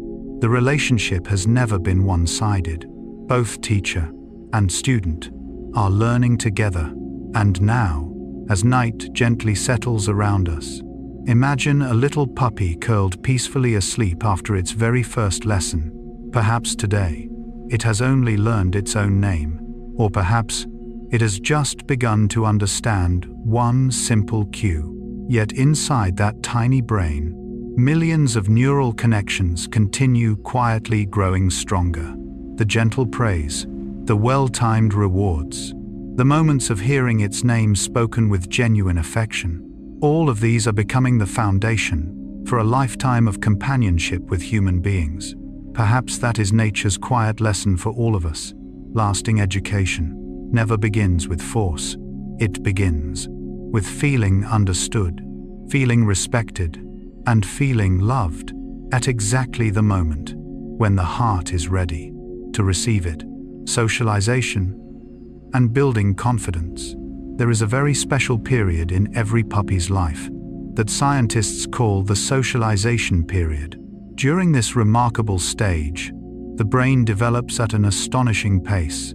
Every new experience has the potential to leave a lasting impression. Throughout those first weeks and months, a puppy is not simply learning to recognize people, other animals, or the world around it. Something even more important is happening. It is learning to answer one of the most fundamental questions that every living creature must face from the very beginning of life. Is this world a safe place? Or is it a place I must always fear? What is remarkable is that a puppy's brain is not born with the answer. It is born only with the ability to learn. Every new encounter, every unfamiliar sound, every new scent, every experience becomes another piece of information, helping the brain slowly build its emotional map of the world. If those earliest experiences unfold in an atmosphere of calmness, gentleness, and safety, the nervous system gradually learns that unfamiliar things are not necessarily dangerous. But if early memories become dominated by fear, pain, or overwhelming stress, the brain may begin viewing the world with lasting caution. Perhaps confidence is not the absence of fear. Perhaps it is having discovered again and again that beyond fear, there is still safety. One of the first lessons of socialization is becoming comfortable around unfamiliar people. For a young puppy, every new face represents something unknown. A tall man, a laughing child, someone walking with a cane, an elderly person moving slowly. Each presents a completely different image. When these encounters happen gradually, within positive experiences, the puppy slowly learns that difference does not mean danger. That understanding is not built in a single day. It grows through countless small encounters. The brain does not store only images, it stores the emotions attached to those images. A stranger accompanied by a gentle voice and a kind touch creates an entirely different memory than an encounter filled with pressure or fear. That is why animal behavior specialists encourage allowing puppies to explore new people voluntarily, rather than forcing interactions. Trust cannot be forced. It can only be nurtured. Another especially important experience is becoming familiar with the veterinary clinic. If a puppy's very first visit is associated only with needles, pain, or anxiety, it may develop a fear that lasts for years. But if earlier visits simply involve walking into the clinic, receiving gentle praise, a small treat, or calmly looking around before leaving again, the brain builds an entirely different emotional association.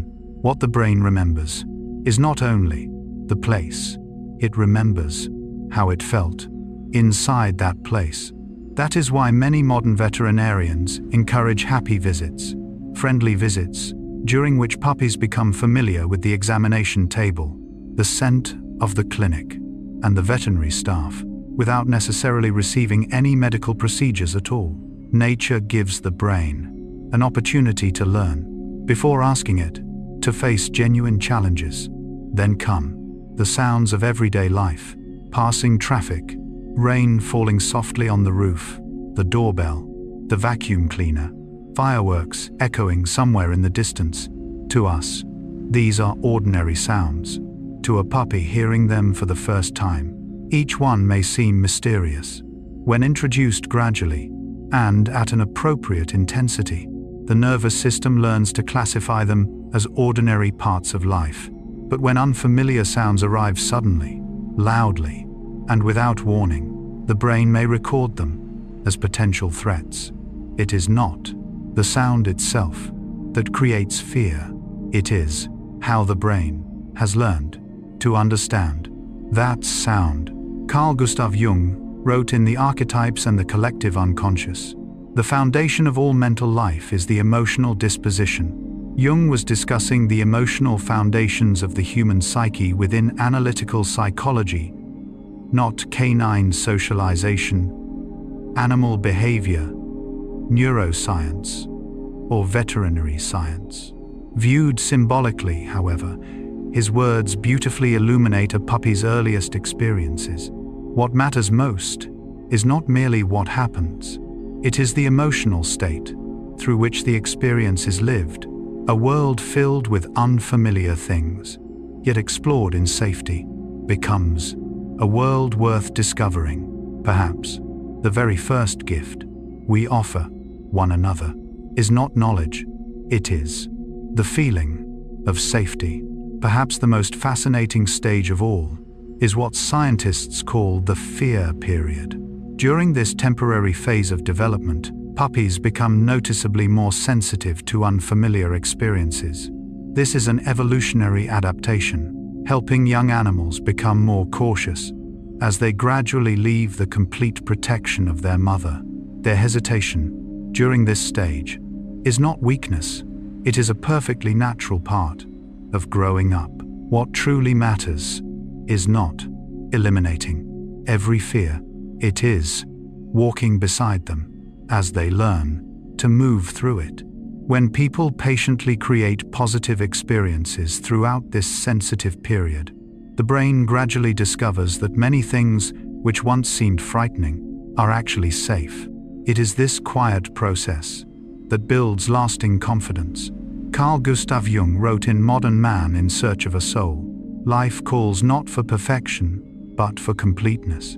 Jung was reflecting on the lifelong psychological development of human beings within analytical psychology, not on puppy behavior, fear responses, or animal development. Viewed symbolically, however, his words beautifully describe genuine confidence.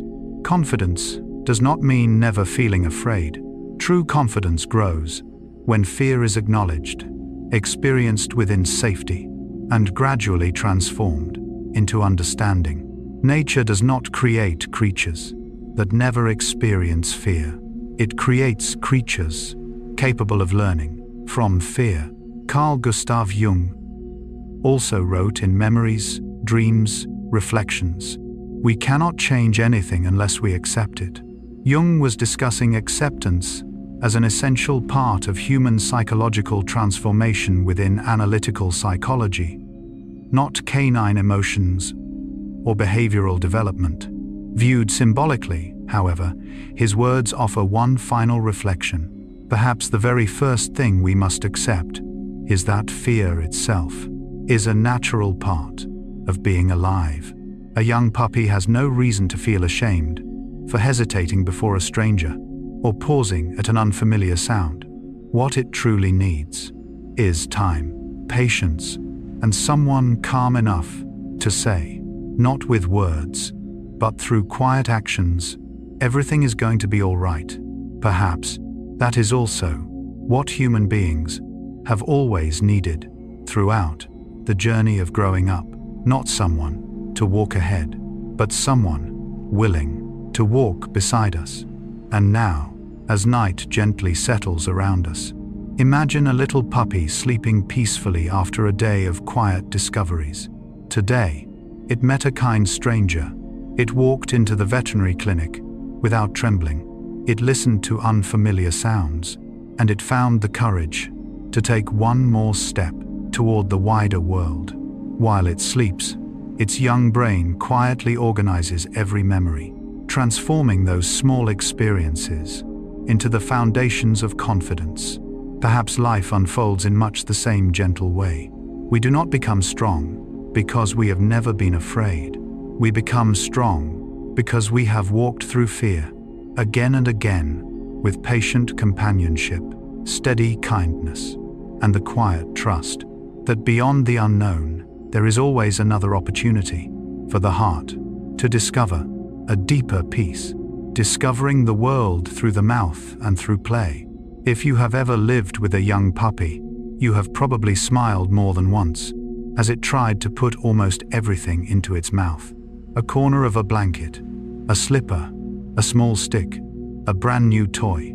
Even a leaf that has just drifted onto the ground may become something to chew, bite, or gently carry. Many people assume this is simply mischievous behavior, but through the lens of behavioral science, it is an essential part of healthy development. For a puppy, the mouth is not used only for eating. It is also a tool for sensing, for exploring, and for understanding the world. Human beings touch with their hands. Puppies touch with their mouths. Much like young children who explore objects by putting them into their mouths, puppies use their lips, tongue, teeth, and the countless sensory receptors inside the mouth to gather information. When a puppy gently bites an object, it is not merely testing whether it is hard or soft. Its brain is also receiving information about texture, temperature, shape, scent, and even the way the object responds. As the pressure of the bite changes, each tiny exploration sends millions of nerve signals back to the brain, helping build an ever richer understanding of the surrounding world.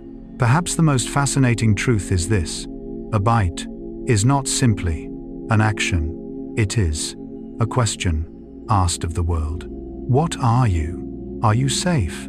Can we play together? That is how curiosity works. During the earliest months of life, nature does not hand puppies an instruction manual explaining the world. Instead, it gives them the instinct to explore, and through that exploration, the unfamiliar gradually becomes familiar. Among all the toys puppies seem to love, there is one that appears wonderfully ordinary, yet carries surprising value: a simple cardboard box. To us, it may seem like something ready to be recycled. To a puppy, it is an entire world. A cardboard box can become a tunnel, something to chew, something to push with its nose, a hiding place, or a mysterious space waiting to be explored. Its very simplicity encourages imagination and problem-solving far more effectively than many complicated toys. Each time the puppy squeezes through a narrow opening, nudges the box across the floor, or turns its body to climb back out, its brain quietly learns about space, distance, and the relationship between its own body and the environment. Scientists describe this as environmental enrichment. A rich, safe, and varied environment helps the brain develop greater flexibility. It reduces stress, and it nurtures natural curiosity. What puppies need is not always expensive toys. Sometimes, the simplest object can inspire hours of learning. Perhaps, nature does not require luxury to create a beautiful childhood. Then there are the games shared between dogs and people. Among the most familiar are tug of war and fetch. Many people see these simply as ways to burn energy, but neuroscience and behavioral science tell a richer story. These games also become important lessons in self-control. During tug of war, a puppy learns to adjust the strength of its bite. It learns when to pull harder, when to relax, and perhaps most importantly, it learns when to stop once the game has ended. When the game is guided kindly and appropriately, the puppy discovers that excitement does not have to mean losing control. It is not the game that makes a puppy more excitable. The game teaches it how to regulate its own excitement.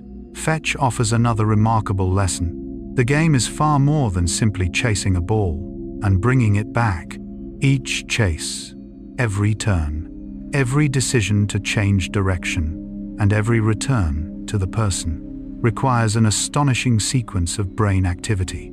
The puppy must maintain attention, remember its goal, coordinate its movements, and finally, choose to return, rather than becoming distracted by everything else happening around it. In that simple game, the puppy is strengthening far more than muscles. It is strengthening its ability to focus. Carl Gustav Jung wrote in The Archetypes and the Collective Unconscious, "The foundation of all mental life is the emotional disposition. Jung was discussing the emotional foundations of the human psyche within analytical psychology, not canine play, animal learning, or neuroscience. Viewed symbolically, however, his words beautifully illuminate the way puppies learn. The ball itself is not what teaches, neither is the tug rope. What matters most is the positive, emotional experience surrounding the activity. When learning is accompanied by joy, the brain remembers more deeply. When exploration is paired with safety, curiosity continues to flourish. Perhaps the opposite of learning is not play. Perhaps play itself is one of the earliest and most natural forms of learning. Carl Gustav Jung also wrote in The Archetypes and the Collective Unconscious, "The creation of something new is not accomplished by the intellect, but by the play instinct, acting from inner necessity." Jung was reflecting on the creative process within human analytical psychology, not on dogs, animal behavior, or biological development. Viewed symbolically, however, his words beautifully echo what we see in a curious puppy, as it enthusiastically explores a cardboard box or races after a bouncing ball. Play is doing far more than providing entertainment. Play is not the reward that comes after learning.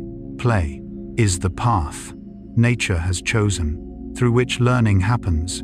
Perhaps the most important things we ever learn are not always learned inside classrooms.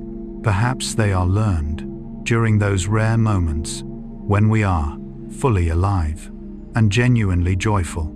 Carl Gustav Jung also wrote in Memories, Dreams, Reflections, "The least of things with a meaning is worth more in life than the greatest of things without it." Jung was reflecting on the symbolic meaning that enriches human psychological life within analytical psychology, not on toys, dogs, or animal play. Viewed symbolically, however, his words gently fit this quiet scene. An old cardboard box, a simple tug rope, a small rubber ball, none appears especially valuable. Yet when they become the places where a puppy's curiosity, confidence, and self-control quietly grow, their true worth reaches far beyond their material value. Nature has always known how to transform the simplest things into the deepest lessons. And now, as night gently settles around us, imagine a little puppy sleeping soundly after a joyful day of play. The cardboard box still rests quietly in the corner of the room. The little ball has rolled beneath a table. The tug rope still carries the familiar scent of happy moments shared together. Within that young sleeping brain, today's adventures are quietly being organized. Every gentle bite, every playful run, every curious discovery is becoming another lasting network of neural connections. Perhaps life unfolds in much the same gentle way. We do not grow only through life's serious lessons. We also grow through moments of freedom, moments of exploration, moments of play, and through holding on to the pure curiosity that nature placed within us from the very first days of life. The quiet language of communication. If you spend enough time living with a young puppy, you begin to notice that some of its most meaningful messages are never spoken through barking. Instead, they are expressed through the smallest of gestures, so subtle that we often overlook them. A gentle lick across your fingers, the quiet way it leans against your leg, or the moment it slowly rolls onto its back, revealing its soft little belly. These are far more than instinctive reactions. They are the language of trust, of attachment, and of the feeling of safety, shaped over millions of years of evolution. Perhaps the deepest things are never spoken aloud. They are quietly given through our actions. One behavior that touches the hearts of many dog lovers is a puppy gently licking a person's hand or face. Many people assume this is simply an expression of affection. In reality, science tells us that licking carries many different meanings, depending on the situation. From the very first days of life, puppies use their tongues to communicate with their mother. They lick around her mouth, as part of an instinctive food-seeking behavior, while also strengthening the social bond within the family. As they grow older, licking continues to serve many purposes. It can be a greeting, a gesture that eases social tension, a request for attention, or simply a way of maintaining connection with someone they trust. A lick does not always carry the same meaning, but very often it quietly says, "I want to come closer to you." Even more fascinating, dogs often lick people when they sense sadness or emotional stress. Researchers believe this may represent a form of social calming behavior, similar to the behaviors dogs use with members of their own social group. This does not necessarily mean dogs fully understand everything happening inside our minds. Rather, they are extraordinarily sensitive to changes in our facial expressions, our scent, and our emotional state. Perhaps the first step toward empathy is not fully understanding. Perhaps it is simply wanting to stay beside someone who needs us. Another behavior that is often misunderstood is rolling over to expose the belly. Many people believe this is always a sign of submission. The truth is far richer than that. Certainly, in some situations, showing the belly can be a calming signal, communicating peaceful intentions and avoiding conflict. But in familiar surroundings, beside people a dog completely trusts, the very same behavior may express something entirely different. Profound relaxation. The belly is one of the most vulnerable parts of a dog's body. To expose it willingly is to communicate that there is no need for defense. It is not weakness that allows someone to become vulnerable. It is the feeling of safety. Sometimes, a puppy simply rolls onto its back because it is happily playing, because it wants its belly rubbed, or because the cool grass simply feels wonderful. These moments remind us that no behavior should ever be interpreted apart from its context. Just like human body language, meaning emerges from many signals working together, not from one isolated movement.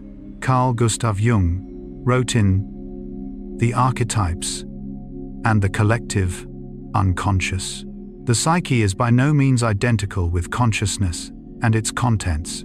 Jung was discussing the depth and complexity of the human psyche within analytical psychology, not dogs, canine behavior, neuroscience, or animal communication. Viewed symbolically, however, his words gently remind us that outward actions rarely reveal the whole story. A simple gesture may carry many layers of meaning. To truly understand another living being, we must observe patiently, rather than rushing to conclusions. Perhaps, understanding another creature does not begin by watching its actions. It begins by understanding the circumstances surrounding those actions. Then there is another quiet behavior, familiar to almost everyone who has lived with a puppy. Its desire to sleep near the people it loves. Sometimes it curls up beside the bed. Sometimes it rests quietly next to a chair. Sometimes it simply lets one tiny paw or the side of its body gently touch your foot. At first glance, this may seem like nothing more than habit, but science tells us it is deeply connected to the feeling of safety. In the wild, dogs evolved as highly social animals. Resting close to trusted companions reduced the risk of danger, while allowing the nervous system to relax more completely. For puppies, that need is even stronger. Their developing brains continue searching for reassuring signals that tell them they are safe. When a puppy sleeps close to someone, it is searching for more than warmth. It is searching for peace. Research on the hormone oxytocin has also shown that quiet closeness between dogs and people strengthens feelings of attachment for both species. Sometimes, simply sharing one another's peaceful presence is enough to produce meaningful biological changes. within both bodies. Carl Gustav Jung wrote in Modern Man, In Search of a Soul, "The meeting of two personalities is like the contact of two chemical substances. If there is any reaction, both are transformed." Jung was describing encounters between human beings within analytical psychology, not the biology or psychology of dogs. Viewed symbolically, however, his words beautifully illuminate the relationship between people and their canine companions. Each time we gently respond to a puppy's quiet lick, stroke its relaxed little belly, or simply allow it to sleep peacefully beside us, both lives are changed. The puppy learns that people can be trusted, and we begin learning that the deepest connections often require no explanations at all. Carl Gustav Jung also wrote in Memories, Dreams, Reflections, "The least of things with a meaning is worth more in life than the greatest of things without it." Jung was reflecting on symbolic meaning within human psychological life through analytical psychology, not on dogs or animal relationships. Viewed symbolically, however, his words seem especially fitting here. A gentle lick, a quiet touch, a peaceful nap, shared side by side. At first, they seem so very small. Yet when they carry the meaning of trust, they become moments that remain in our memories for years. Perhaps the greatest gift dogs offer us is not their remarkable intelligence or their extraordinary abilities.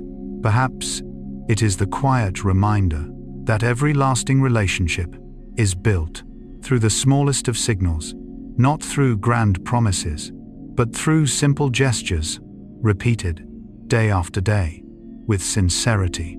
And now, as night gently draws to a close, imagine a little puppy sleeping peacefully beside the person it loves. Only moments earlier, it softly licked a familiar hand, rolled over, revealing its tiny belly for a gentle rub, and then quietly curled itself, just close enough to feel the comforting warmth of another living presence. Not a single word has been spoken, yet everything that needed to be said has already been shared. Perhaps life itself is just this gentle. The deepest connections are never built through perfect words. They are built through countless small acts by which one heart quietly tells another, "You are safe here, and you are not alone." The role of the mother dog.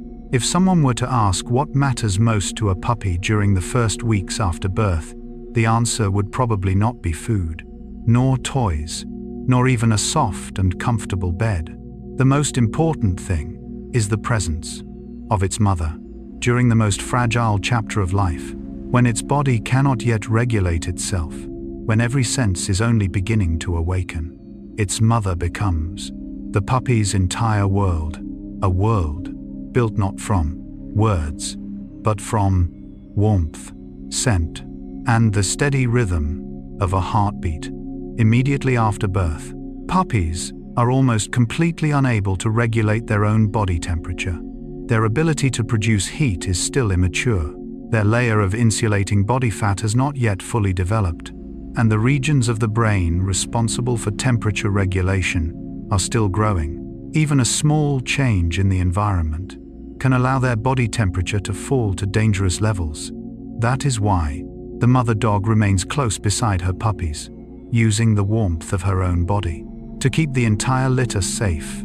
This is not simply a maternal instinct, it is a survival strategy preserved by nature through millions of years of evolution. Perhaps the very first thing a living creature ever feels is not light, but the warmth of another living body.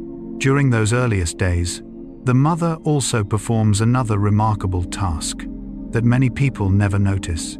Newborn puppies cannot yet urinate or defecate on their own. The nervous system controlling those bodily functions has not fully matured. After each nursing session, the mother gently licks the puppy's abdomen and the area around the anus. These ordinary-looking movements are essential to life. They stimulate the necessary reflexes allowing the puppies to eliminate waste and maintain the balance of their tiny bodies. Nature prepared everything from the very beginning. Even a gentle lick can carry life itself. What makes this even more extraordinary is that no one teaches a mother dog how to do these things. There is no school, no instruction manual, opened beneath a forest canopy or across an open field. These behaviors are passed down through instinct, as though every living creature already carries within itself an ancient wisdom. Carl Gustav Jung wrote in The Archetypes and the Collective Unconscious, "The child is born with a psychic background, that is, with a definite, individual predisposition. Well, sires of rye, well, sires of rye, well, sires of rye, frums of rye, well, sires of rye, well, sires of rye, well, sires of rye, well, sires of rye, well, sires of rye." Jung was discussing the innate psychological foundations of human beings within analytical psychology, not canine instinct, animal behavior, genetics, or maternal care. Viewed symbolically, however, his words beautifully invite reflection upon what we witness in a mother dog. No living being begins life as a completely blank page. Each carries inherited tendencies, shaped by an unimaginably long history of life. Watching a mother care for her puppies with such quiet precision, we glimpse something resembling the ancient inheritance that Jung described within the human psyche. Perhaps the oldest wisdom is not found inside books. It lives within life itself. Yet the mother's role extends far beyond keeping her puppies warm or nourishing their bodies. Once the puppies begin opening their eyes, standing, and taking their first uncertain steps, an entirely new chapter begins. The mother becomes their first teacher. The puppies watch how she responds to unfamiliar sounds, how she approaches food, how she communicates with other dogs. They observe her moments of calm and her moments of caution. So many lessons never need to be explained. They only need to be seen. Through imitation, the puppy's brain gradually learns how to read social signals, how to regulate the force of its bite during play, how to approach unfamiliar situations, and even how to regulate its own emotions. Every action of the mother becomes a living lesson. Carl Gustav Jung wrote in Modern Man in Search of a Soul, "Children are educated by what the grown-up is, and not by his talk." Jung was discussing the psychological education of human children within analytical psychology, not dogs, animal learning, or maternal behavior. Viewed symbolically, however, his words beautifully reflect what unfolds inside a litter of puppies. The mother gives no lectures. She assigns no lessons. She explains nothing through language. What teaches the puppies is simply the way she lives, the way she responds, and the way she meets the world. Perhaps the deepest education never begins with words. It begins with an example, quietly repeated every day. Even more astonishing, throughout the newborn stage, the mother devotes nearly all of her time to her litter. She nurses them, keeps them warm, cleans their tiny bodies, protects them from danger, leaving the nest only briefly when absolutely necessary. This constant care does far more than ensure physical survival. It also helps shape the developing nervous system. Today, scientists understand that experiences during early life have profound effects on how the nervous system responds to stress. Later in life, puppies raised in a stable, secure environment often develop a greater ability to regulate their emotions. As adults, perhaps what nourishes a soul is not only nutrition, but also the feeling that someone is always there to protect it. Carl Gustav Jung wrote in The Structure and Dynamics of the Psyche, "The psyche is a self-regulating system that maintains its equilibrium just as the body does.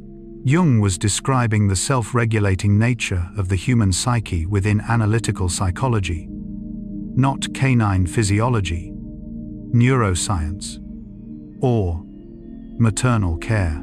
Viewed symbolically, however, his words gently illuminate the importance of a puppy's earliest environment. Before the nervous system can learn to regulate itself, it first needs a place where regulation is gently supported. The mother protects not only her puppy's fragile bodies, she also creates an environment safe enough for the nervous system to discover its own balance before facing the wider world. Perhaps every journey toward maturity begins in a place peaceful enough that we do not need to defend ourselves. Carl Gustav Jung also wrote in Memories, Dreams, Reflections, "The least of things with a meaning is worth more in life than the greatest of things without it." Jung was reflecting on the symbolic meaning that enriches human psychological life within analytical psychology, not on dogs or maternal behavior. Viewed symbolically, however, his words seem especially fitting here. A gentle lick that stimulates a newborn's body, a warm body lying close beside another, a watchful glance, a few careful steps leading the way. At first, they all appear so very small, yet those simple acts carry the greatest meaning. At the beginning of a life, nature rarely creates miracles through grand gestures. More often, it quietly chooses simple actions, repeated day after day, to build life itself. And now, as night gently settles around us, imagine a quiet nest where a little family of puppies has fallen asleep. The tiny puppies lie curled closely beside their mother, listening to the familiar heartbeat that has accompanied them since the very first moments of existence. They know nothing yet of the vast world beyond. They do not understand danger or hardship, but they already know something far more important. There is always a place to return to, a warmth to rest against, a quiet presence that says, without a single word, everything is all right. Perhaps that is the oldest memory every heart carries, whether human or canine, the feeling of being loved long before it ever learned to speak. The unique traits of different dog breeds. If you spend time watching a group of puppies from different breeds, you soon notice something truly fascinating. Long before they receive any formal training, long before they learn their very first commands, each puppy already begins revealing its own natural tendencies. One carefully watches every movement around it. Another cannot resist carrying anything it can fit into its mouth. One tirelessly digs at the ground with its tiny paws. Another needs only the sight of an open field before bursting into an excited run. At first glance, these may seem like individual personalities, but beneath them, lives, history itself, continuing within each individual. For thousands of years, human beings selectively bred dogs for different kinds of work. That process shaped far more than appearance. It gradually molded distinct behavioral tendencies as well. Many instincts we observe today are, in truth, the living memories of countless generations, preserved within the nervous system. Consider the Border Collie, one of the world's most celebrated herding breeds. Even as puppies, many naturally watch the movements of people and other animals with extraordinary attention. They often try to influence the direction of movement, circling behind, quietly attempting to gather moving individuals into a group. No one teaches them to do this. These tendencies are the result of centuries of selective breeding to help shepherds manage flocks of sheep. Perhaps some things never need to be learned because they have already been written within the memory of a breed. The story is quite different for the retriever breeds. The word retrieve means to bring something back. These dogs were developed to gently carry game birds back to hunters without damaging them. That is why many retriever puppies instinctively enjoy carrying slippers, stuffed toys, sticks, or almost anything that comfortably fits inside their mouths. This is not meaningless mischief. It is an instinct, carefully preserved across generations. Each time, a retriever puppy picks something up and proudly carries it back.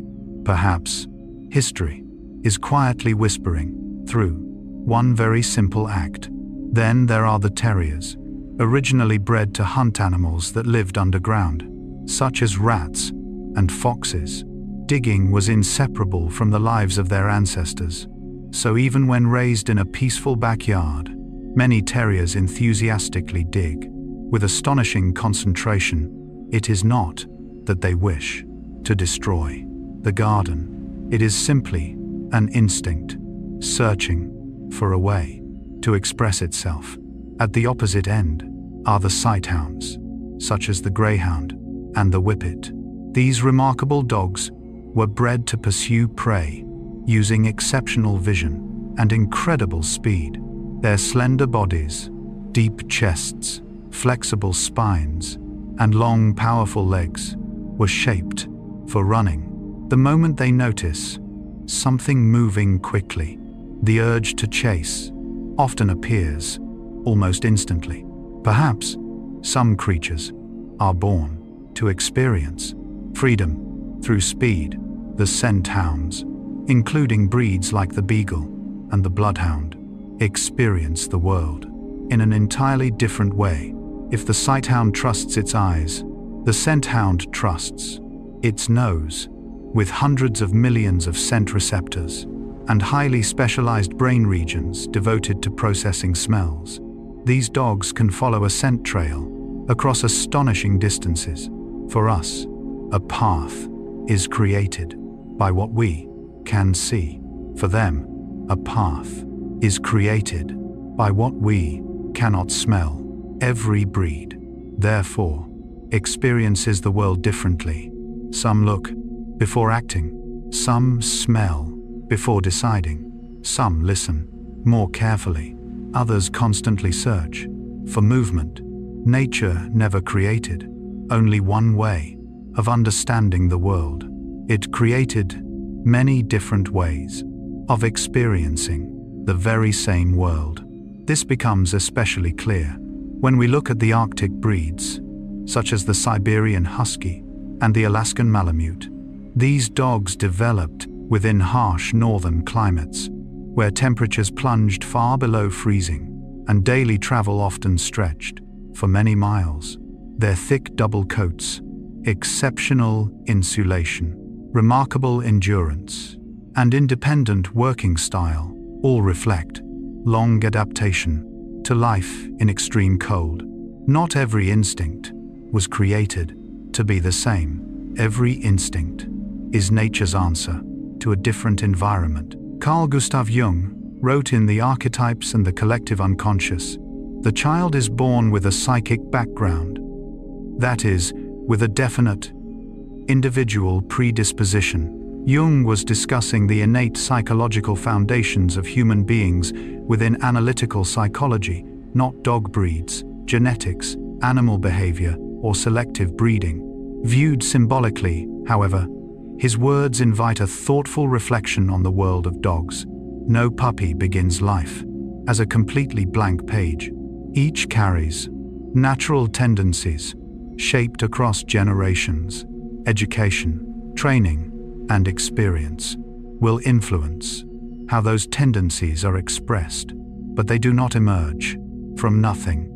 Perhaps to understand another living creature is not to make it become like ourselves.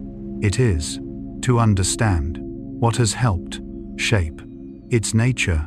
Carl Gustav Jung also wrote in Modern Man, In Search of a Soul, the shoe that fits one person pinches another. There is no recipe for living that suits all cases. Jung was reflecting on the individuality of human psychological development within analytical psychology, not dog training or breed-specific behavior. Viewed symbolically, however, his words offer a gentle lesson for those who care for dogs. There is no single method of raising or training that is perfect for every breed. What fulfills a border collie may leave a bulldog completely uninterested. What suits a beagle may not suit a greyhound. Understanding these differences is not about assigning greater or lesser value. It is about respecting the unique nature of each individual. Perhaps love does not mean treating everyone the same. Perhaps it means understanding what each individual needs in order to become fully themselves. Carl Gustav Jung also wrote in The Development of Personality, "The privilege of a lifetime is to become who you truly are." Jung was reflecting on the lifelong development of the human personality within analytical psychology, not on dogs, animal welfare, or breed behavior. Viewed symbolically, however, his words beautifully echo what we observe in dogs. A dog flourishes, both physically and emotionally, when it is allowed to express the abilities that nature has quietly given it. When a border collie solves challenging problems, when a retriever joyfully carries an object, when a terrier is allowed to dig in an appropriate place, or when a husky runs freely across open ground, they are not merely playing, they are living according to their own nature. And now, as night gently draws to a close, imagine puppies from many different breeds, sleeping peacefully. Each tiny body carries a different evolutionary story, a different ancestral memory, a different way of experiencing the world, yet they all share one beautiful desire: to explore, to connect, and to live according to the gifts that nature quietly placed within them long before their very first bark. Perhaps that is also nature's gentle lesson for us. We do not need to become copies of anyone else. What is truly precious is not being the same. It is having the courage to understand, to cherish, and to nurture the unique qualities that life has quietly entrusted to every soul. Evolution, genetics, and the bond between dogs and humans. When you look at a sleeping puppy, it is difficult to imagine that within its tiny body rests a story stretching back tens of thousands of years. Every cell, every strand of DNA, every instinct is another page. In the long history of evolution, we often notice the sweetness in its bright round eyes, its wet little nose, or its clumsy wagging tail. Science sees something more. It sees a living creature that has journeyed beside humanity through one of the oldest and most enduring relationships in the history of life. Perhaps a puppy is not only beginning its own life, it is also continuing a story far older than itself.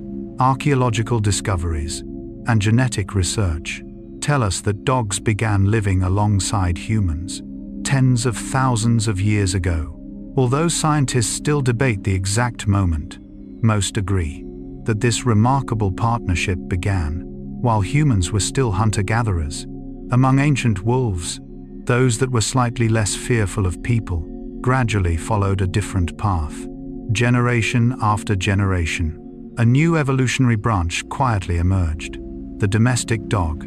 What makes this story especially remarkable is that the process did not change dogs alone. It changed human beings as well.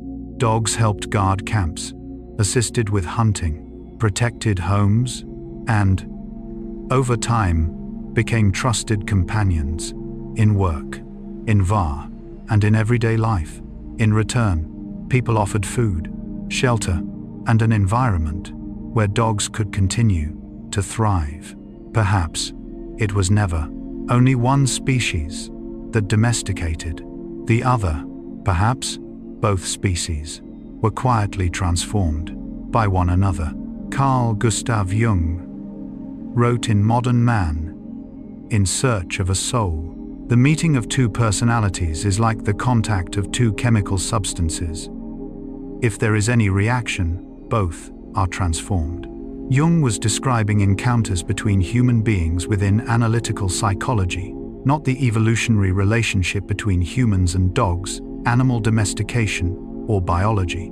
Viewed symbolically, however, his words beautifully illuminate this extraordinary partnership. After tens of thousands of years together, both species have changed. Dogs became remarkably sensitive to human eyes, human voices, and human emotions.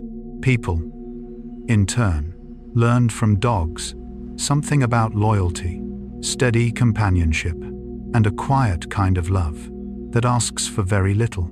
As human societies became increasingly complex, their needs for dogs also grew more diverse.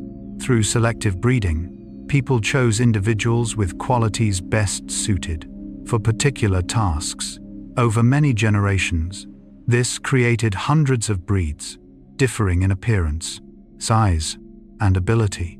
Some were developed to herd sheep, some to pull sleds, some to follow scent, some to run, and some simply to be companions. Yet despite all these differences, they remain one species. Their diversity does not erase their shared ancestry. Instead, it reveals the astonishing adaptability of life, guided by both nature and humanity. Within every dog, DNA quietly preserves this entire history.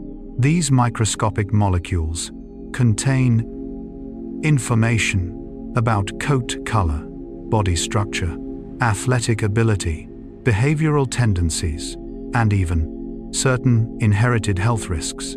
Like an ancient library, DNA preserves the stories of countless generations that no eye can ever see. Perhaps memory is not kept only within the mind. Perhaps it is also written into life itself. Carl Gustav Jung wrote in The Archetypes and the Collective Unconscious, "The child is born with a psychic background. That is, with a definite, individual predisposition." Jung was discussing the innate foundations of the human psyche within analytical psychology, not canine genetics, heredity, or evolutionary biology. Viewed symbolically, however, his words encourage us to reflect upon every young puppy. Each enters the world with its own unique genetic foundation. Life experiences will shape its future, but what has been inherited from generations before remains quietly present as the first foundation upon which that future is built.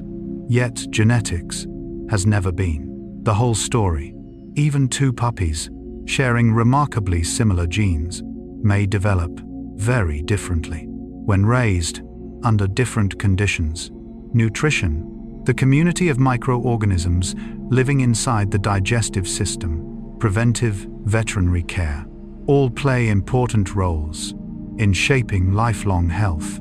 Today, scientists understand that the gut microbiome does far more than aid digestion. The trillions of microorganisms living within the intestines also contribute to immune development, nutrient metabolism, and even to communication between the gut and the brain. A balanced diet supports not only the growing body, it also nourishes the beneficial microbial community that helps sustain long-term health. Vaccination offers another beautiful example. Rather than waiting until the body encounters a dangerous disease, the immune system is gently introduced to a carefully controlled version of the infectious agent. In doing so, it learns how to recognize and defend itself. Science is not opposing nature, it is supporting the remarkable protective systems that evolution itself has created. Perhaps health is never built in a single day. It grows through countless small choices, repeated day after day. Carl Gustav Jung wrote in The Structure and Dynamics of the Psyche, "The psyche is a self-regulating system that maintains its equilibrium just as the body does." Jung was describing the self-regulating nature of the human psyche within analytical psychology, not canine physiology, immunology, or genetics. Viewed symbolically, however, his words gently remind us that both body and mind seek balance.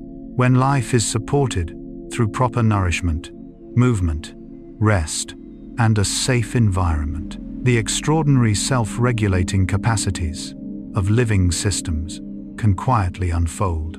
And after everything science has discovered, perhaps what makes people love dogs can never truly be measured by numbers or DNA sequences. It is the way a puppy looks into our eyes with complete trust, the joy with which it greets our familiar footsteps, the quiet way it stays beside us, not because of what we own, but simply because we are who we are. Carl Gustav Jung wrote in Memories, Dreams, Reflections, "The least of things with a meaning is worth more in life than the greatest of things without it." Jung was reflecting on symbolic meaning within human psychological life through analytical psychology, not on dogs or evolutionary biology. Viewed symbolically, however, his words seem especially fitting here. A wagging tail, a trusting gaze, a peaceful sleep, shared side by side. At first, they all seem so very small, yet those simple moments carry within them the meaning of an evolutionary journey, tens of thousands of years long. Perhaps that is the greatest gift a puppy offers us. It is not merely an adorable creature in need of care. It is living evidence of evolution, of learning, of heredity, and of adaptation. More than anything, it is the symbol of a friendship that has endured for tens of thousands of years without ever losing its quiet sincerity. And now, as night gently closes, the final chapter of our journey, allow the image of a peacefully sleeping puppy to remain within your thoughts. Beneath that soft coat lies the story of ancient wolves, of the first footsteps taken beside human beings, of countless generations passing memories forward through DNA, through instinct, and through quiet affection. Perhaps the greatest miracle of evolution is not simply the creation of bodies capable of adapting. Perhaps it is the creation of relationships strong enough to endure the passing of time. And tonight, in the stillness, as a little puppy curls peacefully beside the one it loves, we are gently reminded that some bonds need no language, yet they are strong enough to accompany two different species across tens of thousands of years, and perhaps for countless generations still to come. Epilogue. And now, having traveled together through this entire journey, perhaps you have discovered that what remains is not only knowledge about a puppy. What lingers a little longer is something gentler, a quiet feeling, as though we have been reminded of something that has always existed within our own hearts. Throughout these chapters, we have watched a tiny living creature grow day by day. From the moment its eyes remained closed, its ears could barely hear, to those first uncertain steps reaching out toward the world. Together, we explored how a young brain learns, how a sensitive nose remembers thousands of scents, how play becomes the very first classroom, how a glance or a gentle touch can quietly build trust. Yet the deeper we entered the world of dogs, the more we came to understand ourselves. Perhaps that is the most beautiful part of every journey of discovery. Carl Gustav Jung devoted much of his life to exploring the hidden depths of the human psyche. He believed that beneath conscious awareness, there exists a far greater inner world where ancient memories, archetypes, instincts, and symbols quietly influence our lives. Jung was discussing the human psyche within analytical psychology, not dogs, animal cognition, or evolutionary science. Viewed symbolically, however, his ideas gently invite us to reflect upon what we feel when looking into the eyes of a young puppy. We do not simply see an adorable animal. We see curiosity before prejudice, trust before suspicion, presence before calculation. A puppy does not care whether you are rich or poor. It does not care whether you have succeeded or failed. It does not ask whether today you were perfect. Its questions are beautifully simple. Will you come home? Will you smile when you see me? Will you sit beside me just a little longer? In a world that seems to move faster every day, perhaps dogs quietly remind us of a very ancient truth. Happiness is rarely found far away. It is often waiting within the things closest to us. A quiet morning walk shared together, a peaceful afternoon beneath warm sunlight, a wagging tail, a trusting gaze, a peaceful sleep beside the one it loves. Science helps us understand why dogs love people. Evolution explains how two species could walk beside one another for tens of thousands of years. Biology teaches us about DNA, the nervous system, hormones, and instinct. But perhaps, after every scientific explanation, something still remains that no instrument can ever measure. It is connection, a bond deep enough to make a dog leap with joy, simply from hearing the sound of keys outside the door, deep enough to wait patiently for hours beside a familiar doorway, deep enough that the gentlest touch can bring peace to both hearts. Carl Gustav Jung wrote in Memories, Dreams, Reflections, "We meet ourselves time and again in 1,000 disguises on the path of life." Jung was reflecting on the many symbolic encounters within the journey of human psychological development in analytical psychology, not on dogs, animal companionship, or evolutionary biology. Viewed symbolically, however, perhaps one of life's gentlest disguises arrives on 4 quiet paws, because when we look into their eyes, we do not simply learn more about dogs, we also learn more about ourselves. We discover that trust needs time to grow. We discover that every journey toward maturity begins with the feeling of safety.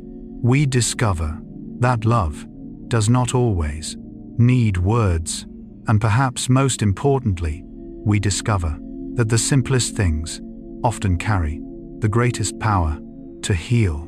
If you are listening tonight, while your room has grown quiet, if outside your window only a gentle breeze remains, or the stars have quietly appeared across the night sky, perhaps this is also the moment to give yourself permission to rest. Allow today's thoughts to settle slowly. Allow your worries to drift away like quiet clouds crossing the night sky. Let your breathing become slower, softer, more peaceful, and perhaps somewhere in another quiet corner of the world, a little puppy is curled into a deep and peaceful sleep beside the one it loves most. There are no more lessons to learn, no more mysteries to explore, only peace, simple, complete. If you have stayed with us until the final moments of this journey, thank you from the bottom of our hearts for sharing this quiet exploration of the remarkable wonders nature has woven into the life of the dog.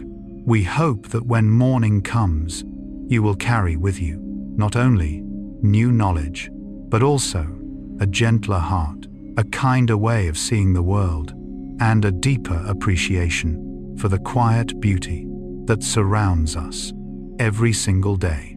If you enjoy these peaceful stories, where science, psychology, philosophy, and the thoughtful ideas of Carl Gustav Jung are shared like gentle whispers before sleep, we would be honored to have you join us again. Please consider subscribing to the channel, turning on notifications, and traveling with us through future journeys. Each week, we'll explore new stories about the mysteries of nature, the depths of the human mind, and the quiet wisdom hidden within everyday life. Stories meant to help each evening end in peace, and each new morning begin with a deeper understanding of the world. And now, it is time to bring this long day to a gentle close. Take one slow, easy breath in and breathe out even more slowly. Allow your shoulders to relax. Gently close your eyes. Let every remaining sound slowly dissolve into the peaceful silence of the night. May you sleep deeply. May you sleep peacefully. And when the morning light returns, may you awaken with a lighter heart, a peaceful soul, and quiet gratitude for the small, beautiful gifts that life continues to offer every day. Good night. Sleep well.